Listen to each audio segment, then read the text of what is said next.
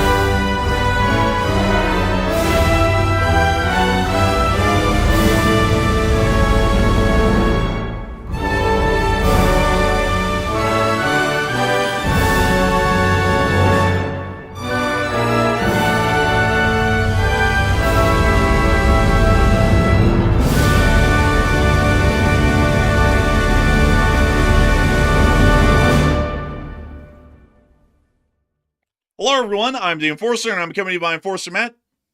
And good evening, folks. It's Enforcer Matt, and welcome back today at 1504 of the War News Stream. And today we have a breaking news stream to cover. Right now, we're seeing that in a wild turn of events, after this morning, there was a massive threat to pretty much wipe the civilization of Iran off the planet. The U.S. and Iran reached a ceasefire, but now Iran is attacking like hell in the Middle East after the ceasefire was reached, and now there's a risk of collapse of the entire thing that we're currently watching right now. We're also seeing that Iranian civilians have evacuated earlier today, or at least a large portion of them, from Tehran, and they're fleeing the area as a result of this morning's threat. And we're also hearing that a nuclear facility in Bushehr, Iran is also preparing for a radiation disaster. So we have a lot of news to cover. It's good to see you all once again. And of course, we're going to be covering the past 48 hours of the news from around the world, but this is a breaking news stream as we will be covering the live developments that are now transpiring within the region and the developments particularly over the past 24 hours that have led up to the moments that we are live on air for.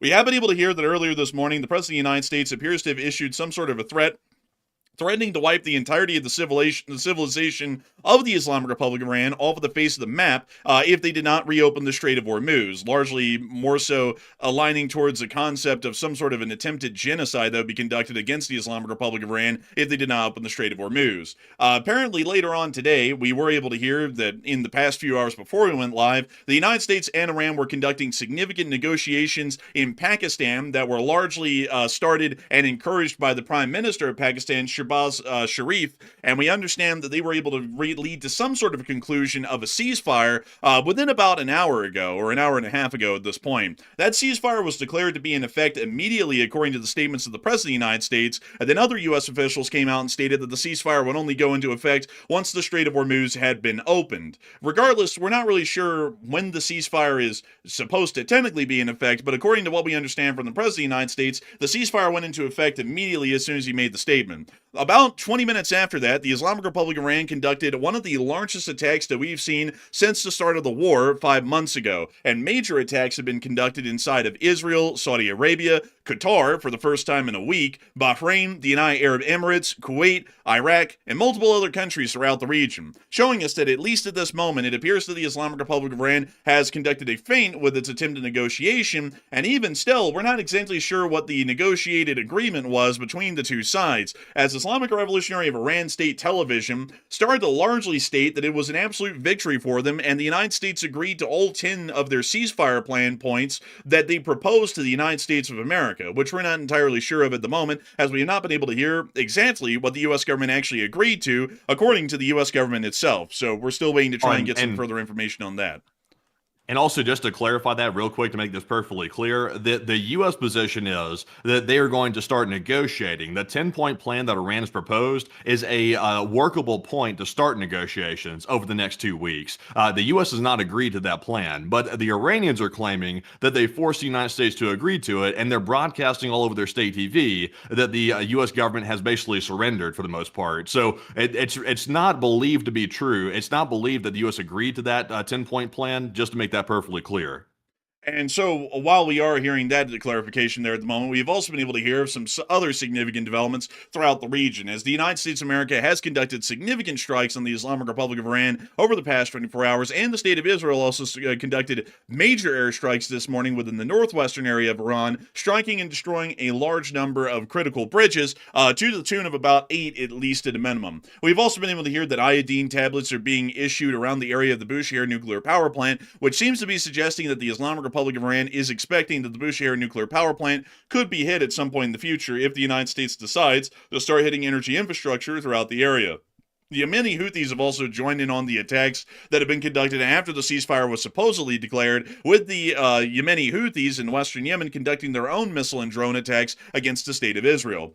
Further on than that, we also have a significant amount of news that came out of Ukraine today, and while we won't be getting into all of that here at the start in our summary before we actually get on into the flow of news that's coming out at the moment, we did get to hear that the Ukrainians were confirmed to have hit the Admiral Grigorovich-class frigate, the Admiral Essen, which is one of the largest surface combatant vessels within the Black Sea Fleet inside of its harbor of Vostochny Rayon, and it appears that the vessel has suffered significant damage due to the strike that we were able to confirm around a day or two ago. But with all of that in mind, it is time for us to get on into the news that's happened over the course of the day and the breaking news that is happening at this moment right now, as major attacks are still being conducted, and we did just get words minutes ago that the Israelis have started counterattacks, largely breaking their end of the ceasefire as well, and seeing that the ceasefire has collapsed for most all parties except for the United States of America, which we have not been able to confirm has conducted any strikes on Iran yet so far. But Matthew, what are people, actually it appears that we have breaking news on this right now, so Matthew, what do we got? Okay, so we have a lot of stuff happening all at once, so bear with us here. I'm trying to track like 10 different stories at once, but let's start with one of the biggest ones. Right now, we have seen that Iran's launched several volleys. I'm talking about very big volleys right now at Israel. We've seen southern Israel, we've seen Tel Aviv, we've seen pretty much missiles being fired at pretty much every part of Israel at this point, and this is at least an hour after the ceasefire agreement was reached, and Israel was a party to that agreement, so it was supposed to include Israel, but Iran still attacking. We are seeing right now that the Israelis are currently retaliating with their air force.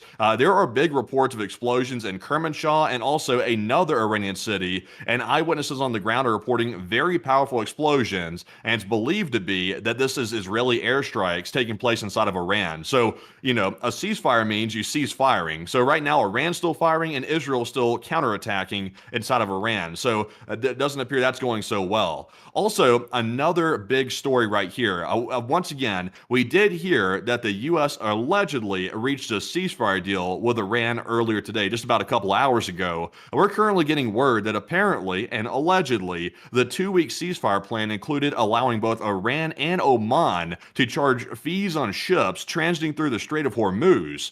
Which is wild, by the way. And I want to emphasize, right now we don't know the exact certain proposal that's out there.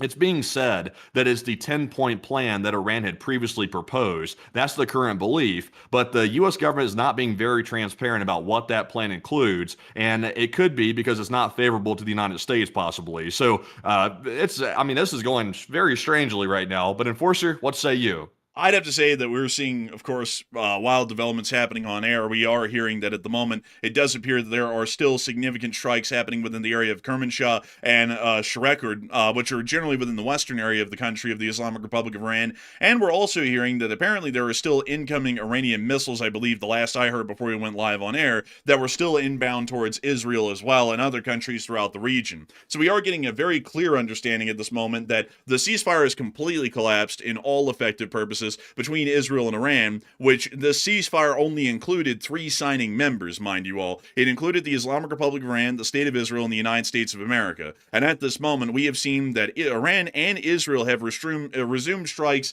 as if nothing had happened at all and no ceasefire had gone into effect, only about 20 to 30 minutes after the ceasefire supposedly went into effect. Currently, we haven't been able to confirm, at least from our end, that the United States of America has also broken its end of the ceasefire and is beginning reciprocal attacks on the Islamic Republic of Iran, but we would largely understand that's probably going to be coming here incredibly soon, as it does appear that this ceasefire has completely fallen apart in about less than 20 to 30 minutes, which I'll be entirely honest with y'all, I generally expected that the ceasefire would fall apart regardless, but I didn't expect it to fall apart in 20 to 30 minutes. I mean, we might be speed running records here for ceasefires being violated at this point in the 21st century and throughout most of history, to be entirely honest with y'all. But outside of that, it does appear that, at least from what we're hearing from some officials that may be within the area, this is a fairly interesting statement here, and if we were to take this as true, this means that we probably did agree to all 10 points that the Iranians wanted for a ceasefire,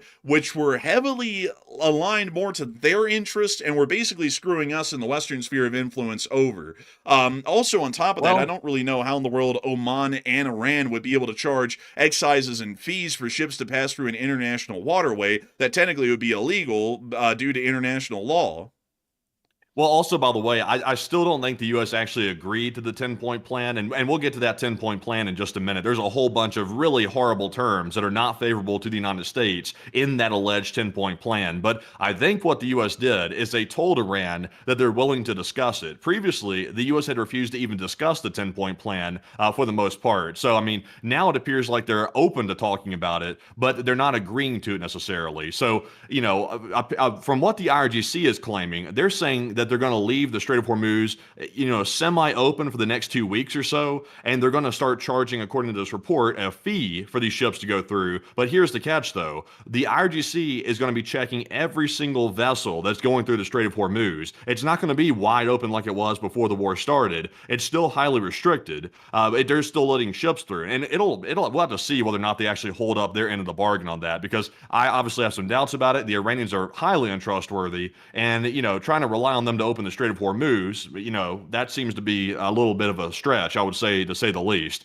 So that's my understanding.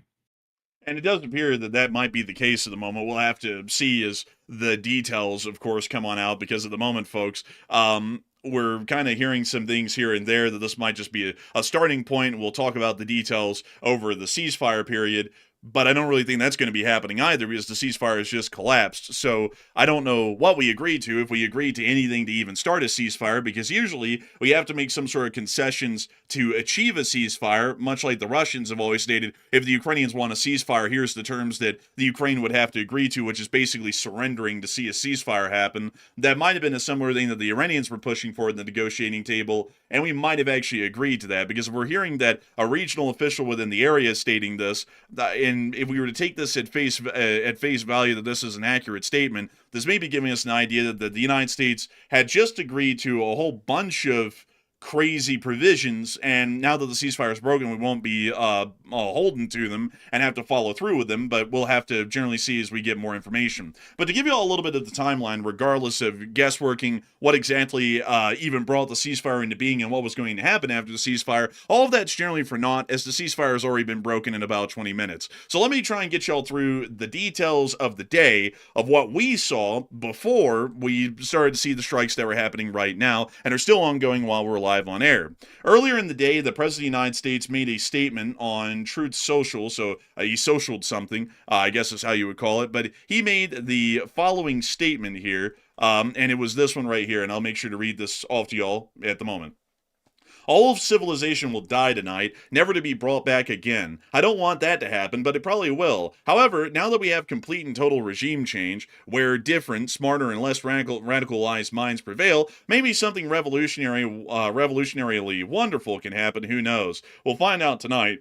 One of the most important moments in the long and complex history of the world. 47 years of extortion, corruption, and death will finally end. And then God bless the great people of Iran, which comes at the same time as we're saying we're going to wipe out an entire civilization. So it appeared that by the statement earlier in the morning, we were getting the understanding that some sort of weaponry was going to be used that would wipe out the entirety of the country, not just critical infrastructure and bridges, as you generally don't wipe out a civilization by just knocking out some power plants and some bridges. This almost ends up aligning with the idea of just literally nuking the entire country and trying to kill as many people in it as we could. That's generally what we took from the statement. That's how I interpret the statement. But nevertheless, that was the threat that was made earlier in the morning. Not long afterwards, we were able to hear that the Islamic Republic of Iran apparently was involved in some form of negotiations with us inside of Islamabad and Pakistan, although they had completely refused to meet the official United States negotiating team, which would have included the vice president in Islamabad some time ago. According to what we have been able to hear out of Islamabad, it appears that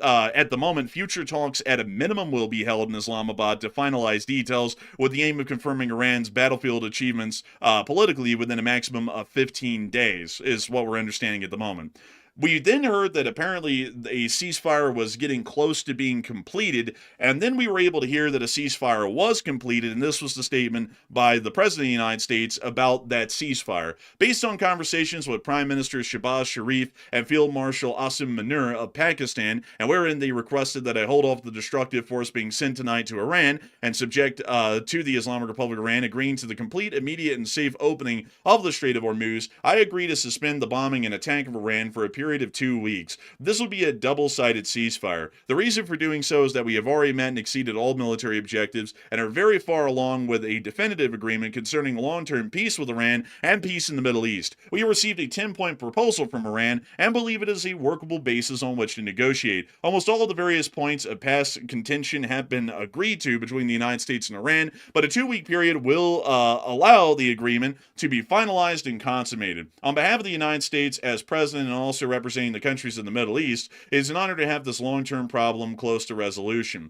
Thank you for your attention to this matter, and so on. At this moment in time, we do not know what we agreed to see that a ceasefire would be put in place, because, actually, we have a little bit of breaking news coming out right now. And so, Matthew, what do we got?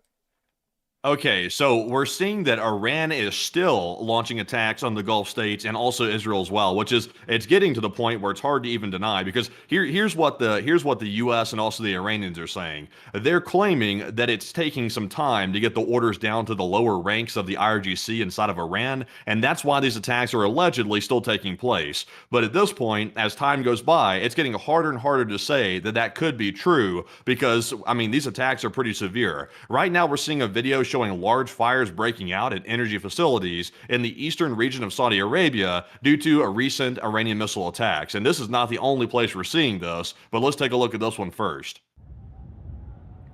And we see the fires raging from the Iranian hits. We believe this is most likely close to one of the larger oil ports in Saudi Arabia on its eastern coast inside the Persian Gulf. Exact geolocation has not been completed at this moment, unfortunately, folks, so that's about the best I can give y'all for location of this clip.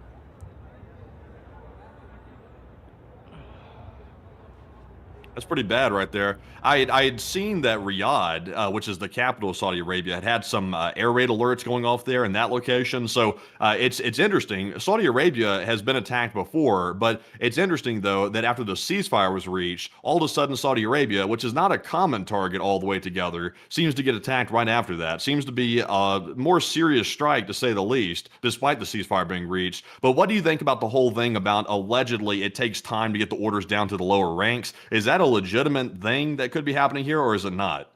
I would say that it's probably possible but unlikely. We generally understand that at the moment, while the Iranians have been saying at the beginning of the war in its first week that IRGC units were acting in a decentralized, pre-planned format, we are believing that over the past 5 weeks, the Iranian central government has been able to reorganize its control of the IRGC and the Iranian armed forces and ensure that they are actually operating under some sort of a centralized chain of command or an umbrella. So I would say that it's highly unlikely, if not impossible, that these forces are acting independently on their own, because it's also, I'd have to say, folks, a little bit odd that if they're all independently acting on their own, how in the world do they all simultaneously conduct an attack throughout the entirety of the Middle East at the exact same time on the exact same day without that being coordinated at a higher level of command? And that generally would lead me to believe, just off of the common sense deduction from that there's no way in hell they're acting independently, because they wouldn't have been able to conduct an attack on every country in the Middle East at the exact same time if they were all acting separately from each other and didn't know what was going on a step above them in the chain of command.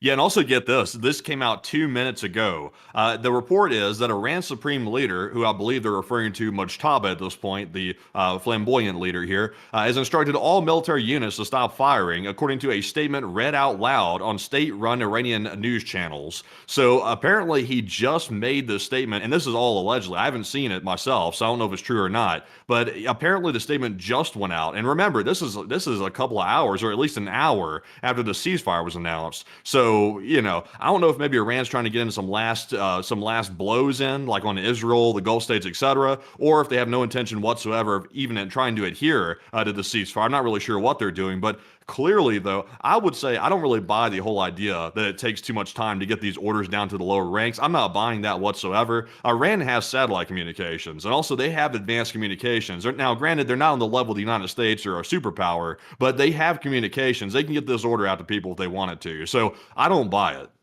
I don't buy it much either myself, to be entirely honest with you. And it also appears that this decision to even enter a ceasefire with the Islamic Republic of Iran may have been highly unpopular, at least from what we're seeing in the chat right now. And Matthew, what are people currently thinking about this ceasefire at the moment? As I'm seeing that a lot of people are saying that the United States shouldn't have even entered it, while some others are saying that the U.S. should try and path a negotiation. And what are they thinking about it? And what are you thinking about it as well? Okay, so today we've had whiplash to the extreme. You almost need to go to a doctor after today's whiplash to a certain degree, because we saw this morning that there was a major threat to eliminate a whole civilization inside of Iran, which is crazy talk, to say the least. Crazy statements that should never be made. I think most people can agree on that. But we went from that craziness early this morning to now there's allegedly a ceasefire in place between Israel, the United States, Iran, and possibly other people as well. But now it seems to be a little bit uncertain. So what are your thoughts about the whole situation? 40% said this is bad. They should not have agreed to a ceasefire, and the USA should have carried out their threat, while 31% said good, the US should negotiate and follow through to ceasefire, and 14% said I'm in between on this issue. And I'm actually with the 14%. I'm kind of in between on this. I do not support wiping out a whole civilization. I want to make that perfectly clear. I absolutely will never support something like that. So that was crazy statements coming out this morning, and I'm glad that didn't happen. But at the same time, though, if the 10-point plan is making the rounds on social media is the actual plan that the U.S. has agreed to negotiate based on that plan, then we're just, I don't know what the hell we're doing, because that plan is literally basically a terms of surrender for the United States to a large degree. So if that's what we're negotiating on, then these negotiations are a dead end for the large part. So, we should, the only thing we can do at this point is continue the war, keep striking Iranian targets, keep going until the Iranians finally give up or something happens to that nature. But, allowing Iran to get the leverage and force us into negotiations that make no sense, that's not the way to go either. But Enforcer, what say you? I'd have to say that generally, I have to give a little bit of a preface to this, by the way, folks, because working off of the statement from prior today, which I have to go and get y'all again, because I think I need to point out the kind of an important note, at least the one that's highlighted here. Stating a whole civilization will die tonight, never to be brought back again, is something that I'll never agree with any day that I'm alive. And if you take this as political right now, then you don't belong here on the channel. Someone who is making a statement that is akin to claiming that we're about to conduct genocide against an entire population of people is something that I will never agree with in any day of my life. That's generally what the United States has worked against for most of its history, is going around and conducting crimes against humanity and wiping out entire nations of people just because we don't like them. I'd have to say that that's an absolutely insane statement and one that I won't agree with at all. And so any of my statements from this point on are not agreeing to that whatsoever. But I will make a little bit of analysis here on what I say should have happened. We should have not negotiated a ceasefire with the Islamic Republic of Iran as long as the Strait of Hormuz is closed. The Islamic Republic of Iran has a significant negotiating and leverage chip against us because of their direct control over the Strait of Hormuz, which we have not challenged over an entirety of 5 months. Well, 5 weeks more so, correction. Because of this, right now, if we enter negotiations with them, like we did today, we are in a position of a severe disadvantage. Because while we're militarily able to slam the Islamic Republic of Iran day in and day out, we're still not able to actually make sure that the entire strategic outlook is in our favor, to where they are at a complete loss and a disadvantage compared to us, to where when they go to the negotiating table, they really have no option but to start leaning more towards our terms. At this point in time right now, even with us militarily slamming as much as we want on the land inside of Iran, we still cannot open the Strait of Hormuz, meaning that generally in most negotiations, the ebb and flow is going to more so lean towards the Islamic Republic of Iran and us having to meet their demands, because we need the Strait of Hormuz open, and they're the only ones who can even attempt to stop their control over the Hormuz to open it, meaning that we would have to start leaning more towards them to be able to get anything done. And so with that in mind, I would say that it was absolutely a bad idea to even try and enter negotiations at this point with the Islamic Republic of Iran, because it clearly wouldn't produce anything beneficial, because we're going to have to give them a lot to even see that a ceasefire goes into effect, and then we get really nothing in return out of it. So I would say that we should have certainly not entered ceasefires and negotiations at this point. We should have militarily reopened the Strait of Hormuz to where they have no leverage or hand on us, and then we begin negotiations from that position, and then we're in no hot seat to try and agree to any demands that would be unfavorable to the United States, because we wouldn't be seeing that oil prices would be skyrocketing day in and day out, because they're still blockading the entirety of the strait. So I hope that does address that, in my opinion, the best I can, because I'd have to be entirely honest with y'all folks. If what we're hearing is accurate, and the 10-point peace plan that Iran presented to us was what we largely agreed to, we have almost basically agreed to some sort of a term of surrender at this point with the Islamic Republic of Iran, instead of anything that would be akin to a U.S. victory or even a stalemate at this point. But with that, we are going to be moving on into the rest of the news that we do have over the course of the day, as we've also been able to hear other significant developments from within the country. After the ceasefire was agreed to, the Iranian government started to go absolutely ham in the largest sense about the ceasefire agreement. We still do not know the actual deal, but according to the Iranian Foreign Minister Abbas Araghchi, he said that safe passage through the Strait of Hormuz will be guaranteed for 2 weeks, and forces will halt operations if attacks stop. We also were able to hear that, according to Iranian state television, they started to state some other significant statements as well, including this one. This is a statement of the Supreme National Security Council of Iran on the 2-week ceasefire negotiation conditions. The enemy, in its unfair, illegal, and criminal war against the Iranian nation, has suffered an undeniable, historic, and crushing defeat, thanks to the pure and sacred blood of the martyred leader of the Islamic Revolution, if I can get that out right, Grand Ayatollah Ayman Khamenei, may God bless him. The measures of the supreme leader of the Islamic Revolution and the commander-in-chief, Grand Ayatollah Sayyid Mujtaba Khamenei, may God protect him, and the efforts and bravery of the Islamic fighters on the fronts, especially in the historic, lasting, and heroic presence of you dear people on the scene from the very first days of the war, Iran has achieved a great victory and forced the criminal America to accept its 10-point plan. Now, I do have to make this clear, folks. The United States did state that we agreed to a 10-point plan, and from what I understand, the United States never presented an exact 10-point plan of our own. I think we had an 11 or 12-point plan that we presented to them. The Iranians presented a 10-point plan to us, and according to most Iranian state media, which, just to make this clear, folks, is really the only people who are absolutely celebrating this at the moment, they're saying that it was their 10-point plan, almost completely unaltered, that we agreed to. We're still trying to get further information on that. The U.S. government hasn't released the details of the 10-point plan that we apparently agreed to achieve this ceasefire that's already collapsed. In this plan, America fundamentally commits to guaranteeing non-aggression, continuing Iran's control over the Strait of Hormuz, accepting stopping enrichment, lifting all primary and secondary sanctions, ending all Security Council and Board of Governors resolutions, paying compensation to Iran, withdrawing U.S. combat forces from the region, and stopping the war on all fronts, including against the heroic Islamic resistance of Lebanon, which we call here in the West Hezbollah. We congratulate all the people of Iran on this victory and emphasize that until the details of this victory are finalized, there is still a need for the perseverance and prudence of officials and the preservation of unity and solidarity among the Iranian people. We also saw in another additional statement from Iranian state television, once again largely making the claim that the President of the United States had accepted Iran's conditions for ending the war and a 2-week ceasefire had thus been declared. These are really the only statements that we have to work off of, and I want to make it clear, folks, that we're kind of taking these with a grain of salt for now because the Iranians aren't really one to be trusted. They've claimed that they've shot down the entire U.S. Air Force every single day of the week. And that's something that we largely would believe is highly dubious, if not completely mistaken, because they've only shot down, at best, I think it's something along the lines of 2 manned aircraft that we were able to confirm, the F-15E and the A-10 from several days ago. Because of this, I would have to tell y'all that I'm not believing at the moment that the United States has completely agreed to the 10-point ceasefire plan that the Iranians approached us with, because it is quite literally basically an unconditional surrender of the United States within the region and could only be described as a complete tactical and strategic defeat if we agreed to all 10 of those ceasefire points without any sort of stipulations or changes to the specific points or even adding in our own points to make it more mutual.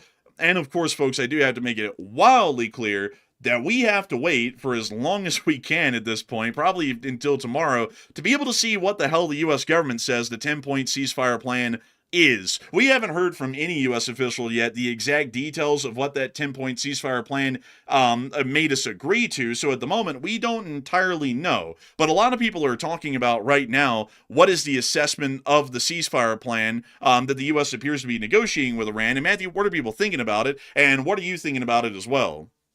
Okay, so right now the 10-point plan is also pull up the president's tweet. By the way, I want to reference some sources here. I don't want to just say things because I don't want people to come in and say, "Oh, you're just making this up." Let's get the president's tweet real quick about this whole situation. So, as you can see right here, there was a mention somewhere in here. There it is right there in the middle. It says, we are very far along with a definitive agreement concerning long-term peace with Iran and peace in the Middle East. We received a 10-point proposal from Iran, and it's believed to be a workable basis on which to negotiate. So that makes it perfectly clear. The U.S. has not agreed to a 10-point plan. There is no concrete agreement as of right now. The only thing that has been determined is we will negotiate with Iran based on that 10-point proposal. That's the only thing that actually is solid at the moment. So that's what we got to work off of. So what do you think about this alleged 10-point plan? Because it appears to be most likely the same one that Iran proposed and was reported a couple of weeks back that the U.S. said was crazy and they would never even entertain it. So what do you think about it? It looks like 62% said it's basically terms of surrender, while 19% were unsure, 13% said it's a decent starting point for talks, and 5% said it's not a bad plan, it just needs some work. So, Enforcer, do you have the alleged draft of the plan, by the way? Because I did put it in a post here. I want to go grab this real quick. Well, here's the Iranian statement from the Supreme National Security Council, which down here, it generally surmises most of the important points of the 10-point plan. Well, go grab the one that's put on the likes tab right now. There's a new draft of the 10-point proposal, and we can't independently confirm this one at the very moment. Are you grabbing it, by the way? Yeah, it's right here. There it is right there. So this one right here is the draft, allegedly the draft. So here's what it says. And once again, we're waiting on confirmation of this from the U.S. government. Right now, they haven't provided the 10 points of the proposal, so we're having to go with public sources as of right now. So it says here, guarantee of non-aggression against Iran, maintenance of Iran's control over the Strait of Hormuz, acceptance of Iran's uranium enrichment, lifting of all primary and secondary sanctions, ending all UN Security Council and IAEA Board of Governors resolutions against Iran, also reparations to Iran for damages, withdrawal of all U.S. combat forces from the region, end to the war on all fronts, including against proxies in Lebanon, also the release of blocked Iranian assets abroad, and also commitments to be formalized in a binding UN Security Council resolution, turning the agreements into international legal obligations. So, This right here seems to match up with what we had seen before weeks ago that Iran had proposed. And this here, in my view, is basically terms of surrender that Iran's proposing. Some people are calling this maximalist. I would say it goes a step beyond that. This is not even worth negotiating whatsoever. Unconditionalist. Yeah, I would say so. So if this is what the U.S. is saying is a starting point, they have lost their minds if this is it. So we're waiting to hear if this is actually it or not, but right now this is what we're going off of. But Enforcer, what say you? This also backs up entirely the official statement that was made by the Supreme National Security Council of Iran, which stated the following. In this plan, America fundamentally commits to guaranteeing non-aggression against them, continuing Iran's control over the Strait of Hormuz, accepting enrichment, lifting all primary and secondary sanctions, ending all Security Council and Board of Governors resolutions, paying compensation to Iran, and withdrawing U.S. combat forces from the region, and stopping the war on all fronts, including against Hezbollah and other groups. So this appears to be a fairly similar sort of a 10-point plan that a lot of people have surmised out of what we've heard from the Iranians so far, because right now the United States government hasn't told the public at all what Iran's 10 points are. And we haven't really heard the Iranians make a clear, I guess you could say, release of what the 10 points are. They largely state them in a sentence form like this, but it appears to line up exactly with this 10-point proposal that people have come up with in the public and have put together. And if we look at all 10 of these terms, folks, without going through each of them, this surmises to a complete unconditional surrender of the United States and a retreat out of the Middle East as a result of our surrender. If this is what we are largely saying is something that we can work with, and is something that's generally possible, because I want to once again get the statement of the president right here. We received a 10-point proposal from Iran and believe it is a workable basis on which to negotiate. On what point? What point is he even talking about? I mean, like, even by the Supreme National Security Council's claims, which are the exact same ones as this bulletin list right here, these claims are nothing to work with at all. Now, non-aggression against Iran is an absolute no. If we can't stop them from developing a nuclear weapon, we can never promise that we cannot attack them again. We might have to because of national security necessity. Allowing Iran to control the international waters of the Strait of Hormuz in violation of international law, and also ensuring that they are basically able to run the Strait of Hormuz as a toll booth, the most important waterway for oil in the entirety of the world, is going to be controlled by our enemy as a toll booth, is absolutely unacceptable. Accepting Iran's uranium enrichment is also unacceptable. Do you think that maybe they got a new 10-point plan today from Iran? Because they didn't say it was a new one, and the previous plan was also a 10-point plan that we'd also heard being reported widely in the media. So, I mean, we could give the benefit of the doubt here and say that maybe the president's referring to a new 10-point plan that was being put forth possibly. That's a possibility, but I mean, there's been no clarification of that so far. Like he said we received a 10-point proposal. So that suggests it could be a new one, but I mean, that would seem to be something they'd want to specify off the bat, considering that there's another one that people could get confused with that was just reported on.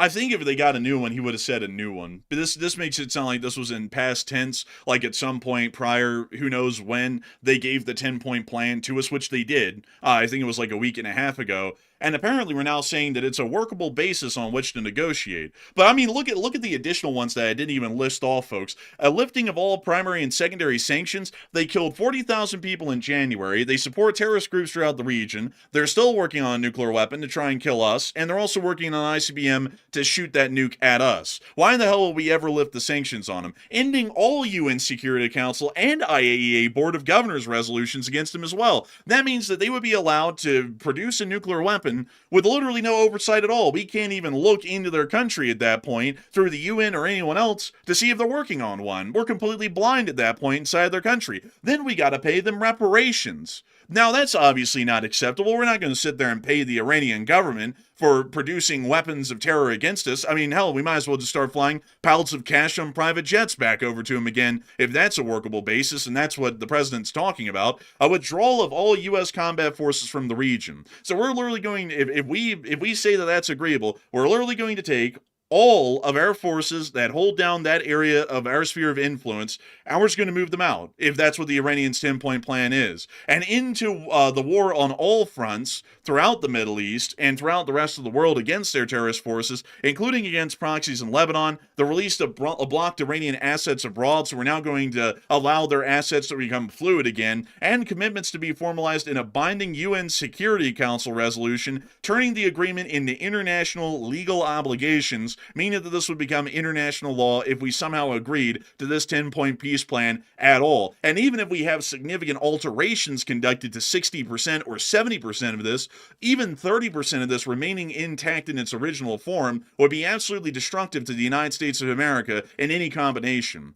So I'd have to tell y'all, folks, I would agree with the 63%. If the president is claiming that this 10-point plan that the Supreme National Security Council talked about today, the ones that generally the public is understanding, which is the same as the Supreme National Security Council, and the president saying that that is the one that we consider to be a workable basis on which to negotiate, we're largely saying that we find surrender to be a workable position to negotiate from, which is an absolutely... Or they're just trying to buy time, one or the other. But I mean, it's just such a wild thing. I see a lot of people saying this is a fake thing from Nigeria. I saw earlier the president said that one of the mainstream media outlets had put out something from Nigeria. I'm not even really clear what he was referring to. It was a very hostile post aimed at a certain mainstream news channel. We're presenting it just as the way we're seeing it. So we're letting y'all know if we see something that we're not able to confirm, like for example the 10-point plan that we just looked at, we're waiting on more confirmation of it. We're not presenting that as a fact. So, I mean, I don't know what the president was talking about from Nigeria earlier today. I have no idea. So we'll have to wait and find out. But it's just a circus right now. That's the main thing. It's really a circus. But we do have some breaking news in the meantime, though. We are hearing that the Israeli Air Force is still attacking, apparently inside of Iran, and they're apparently hitting ballistic missile launch sites inside of Iran, and they're apparently pretty large attacks, very large explosions happening right now that we're hearing about. So, waiting on footage to come out of that right now, but we're seeing, of course, that, many volleys of missiles had just gotten fired at Israel just less than 20 minutes ago. So we're waiting to see if more volleys are getting fired at Israel. We're waiting to see, but, it's right now it's up for grabs. And I would have to say that this is certainly up for grabs at the moment, what's going to be going on here at the moment, because it's very confusing. But I also have to say that a lot of people are currently saying that what we have presented, from what we kind of only can deduce at this point, of what the 10-point ceasefire plan is, because the Iranians have never really published theirs in its entirety, and the U.S. has also never said exactly what it is either. How about this, folks? It's not our fault to not know what the U.S. government doesn't tell us. How about the U.S. government publishes the Iranian 10-point ceasefire plan publicly through the U.S. Department of State for American citizens to be able to read in its entirety exactly how the Iranians have presented it to us, so we can report it exactly to y'all on air instead of having to guesswork it, and then also get to talk about what it actually means and what kind of a 10-point ceasefire plan are we willing to say is workable off of. If it is that one that we just have largely worked off of right now, this is akin to nearly an absolute unconditional surrender. If it's different, then we would like to know, but at the moment we don't know, because the U.S. government isn't willing to actually publish that 10-point ceasefire proposal that the Iranians have made to us to the U.S. public for there to be any sort of a public dialogue on the exact ceasefire proposal that's been presented. So if you think that our news coverage is lacking in this degree a little bit and we're taking a little bit of guesswork at it, you're absolutely right, and there's no one to blame but the U.S. government, because they easily published the list for the entirety of the U.S. public to read in its entirety, unaltered and unadulterated in its raw form, for us to be able to analyze and speak to y'all on air about. So if you would like that, make sure to go and write your congressmen and your congresswomen in the House and the Senate and start putting some significant pressure on the U.S. Department of State and the White House to release the 10-point ceasefire plan to the public so that we can see exactly what's going on. Because otherwise, we can only deduce what we know off of what the Iranians are saying, because they're literally the only ones that are getting close to saying anything akin to what the 10-point plan is that they propose to the United States. Yeah. Also, one thing that's not really clear at this point is there's been no statement out of Iran that they're going to turn over control of the Strait of Hormuz whatsoever to the West, or let it go back to normal. They are adamant that they are going to keep control of the Strait of Hormuz, which is concerning because if they keep control of it, that means they can toll it, like we just mentioned a moment ago, or they can simply allow ships through, only the ones that they want to go through the whole thing. So I'm just not totally sure how we're going to negotiate our way out of this situation because the Iranians weren't able to negotiate properly before, which is what led to the war starting because the Iranians weren't willing to make any compromises. So, some people are saying maybe the U.S. is buying time, but I mean, buying time for what? I mean, what are they buying time for? It has calmed the oil markets to a large degree. We've seen the oil prices have come crashing down about 20% this evening, and when it comes to Brent and also WTI crude, which is also a good thing. I can say that is a good thing, but I'm not sure if it's going to hold.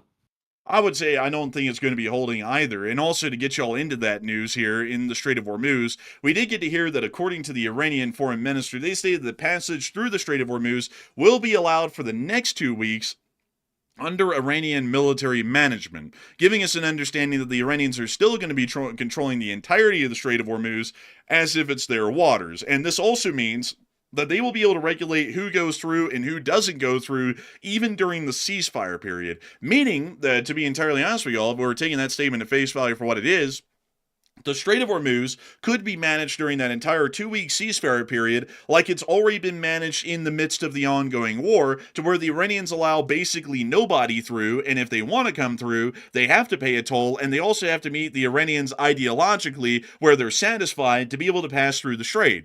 And that means that we might see a small trickle of ships passing through even over the next 2 weeks, meaning that supply side, the situation hasn't changed at all. We did get to see, however, that the price of oil did plummet as a result of these statements today, and it is rapidly falling. And to show you those prices live here on air, let me go and get y'all the WTI crude oil price, which has now bounced back up from about $90 to about $96, as it appears that some people might be getting the news that the Islamic Republic of Iran has just attacked all of our allies in the region, and now the Israelis are counterattacking, which is making this appear that the ceasefire won't last too long.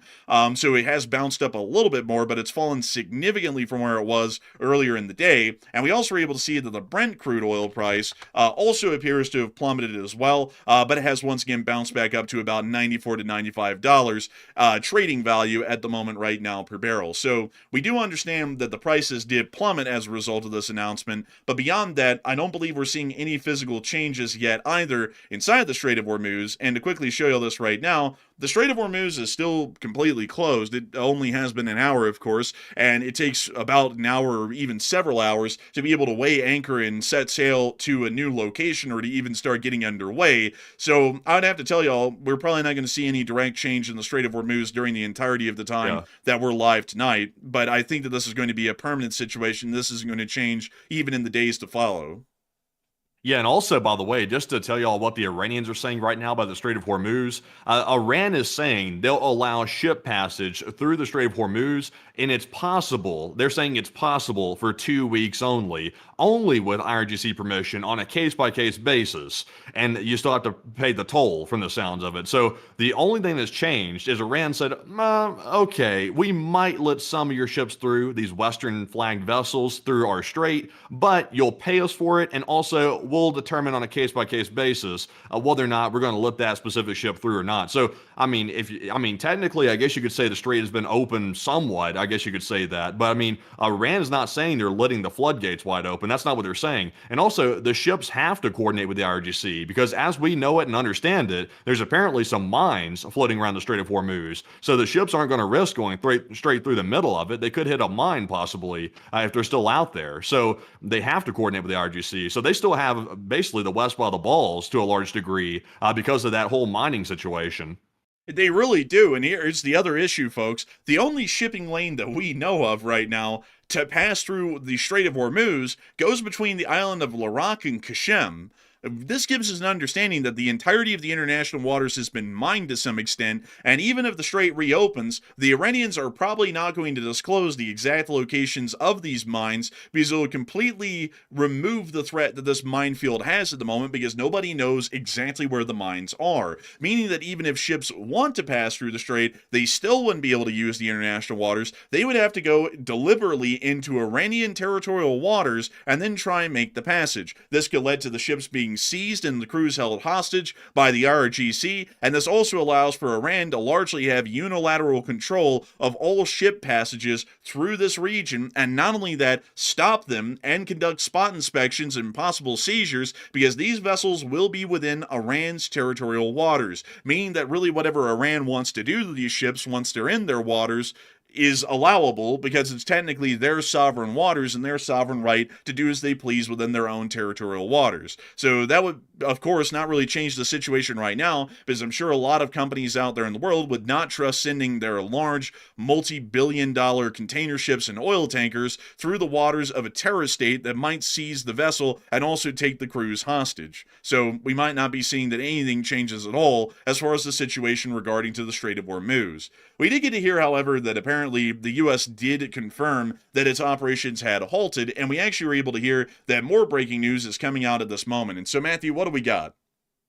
Okay, so we have some breaking news right now about the upcoming talks between the U.S. and Iran, which at this point are kind of up for debate because we see that the ceasefire is not being adhered by Israel or Iran, and right now it's just a free-for-all. So we're not really sure if the ceasefire is going to hold. But according to U.S. officials, this is a report, it appears to be from Israeli media, U.S. officials made it clear to Israel that during the negotiations that are to be held in about the next 2 weeks, the U.S. will allegedly firmly insist on the removal of Iran's nuclear material, no nuclear enrichment, and the elimination of the ballistic missile threat, and more. So that's what Israeli media is reporting. So right now, if you believe the 10-point plan that's being circulated across social media, Iran is miles away from being anywhere near a deal like that. So it sounds like the U.S. is being maximalist. The Iranians are being beyond maximalist. They're being insane. So, I mean, they're worlds apart. I mean, if this is the way they're going to start negotiations, this is a dead end before it even starts. This also might be why the Iranians are making it clear they're pretty much still going to control Hormuz, even through the entirety of the ceasefire, because they understand that we're buying time, they're trying to buy time, and this is just basically a last-ditch attempt at talks again that are going to lead to absolutely nothing. This might have also been, by the way, Matthew, a way for the president to hop out of the threat of basically wiping out an entire country and its people, was by agreeing to a ceasefire, even knowing that it's going to go nowhere, and we're not going to be able to agree with the Iranians on anything, and they're not going to agree with us, so that way we didn't have to follow through with incredibly rash and largely insane actions that would have led to the United States most likely being internationally condemned, and then the fallout being even worse from that action, possibly. So you think the whole thing was a bluff the entire time from the very beginning?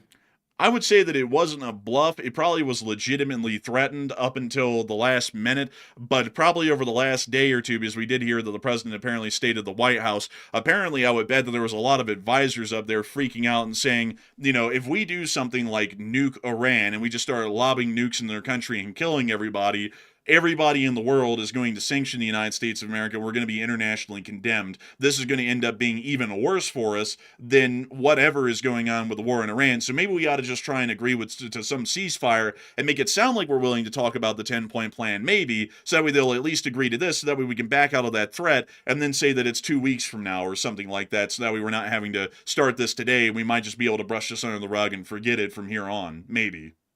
Maybe so. I mean, I'm glad they didn't carry out their threat, because the whole threat this morning about wiping out an entire civilization, referring to Iran. I mean, some people interpreted that to mean they're going to wipe out the Iranian military, and some people, like myself, interpreted that to mean that it's going to be a free-for-all inside of Iran. So, I mean, the fact that there was room to even think either way was a bad sign. That was a bad message to put out, to say the least. So I'm glad they didn't carry that threat out. But at the same time, though, every single time this was being done and the U.S. backs out of it, even if it's for better or for worse, it's eroding our credibility each and every time. And this was a huge threat, and they hyped this one up like crazy. They were hyping it up yesterday, today, and then all of a sudden at the last hour, all of a sudden there's a ceasefire that appears not to be holding up very well out of the blue. So I mean, the whole thing's just a clown show. I mean, I don't think there's too many people at this point, even the political people out there, that can say this is not turning into a clown show. We're all over the place. I mean, France is saying we're all over the place. Everybody's saying that, and it's obvious we are. I mean, we don't know what we're doing right now. We don't know how to reopen the Strait of Hormuz. We don't know how to do anything. So we're resorting to these negotiation tactics, which are already a dead end from the start. So here's my prediction.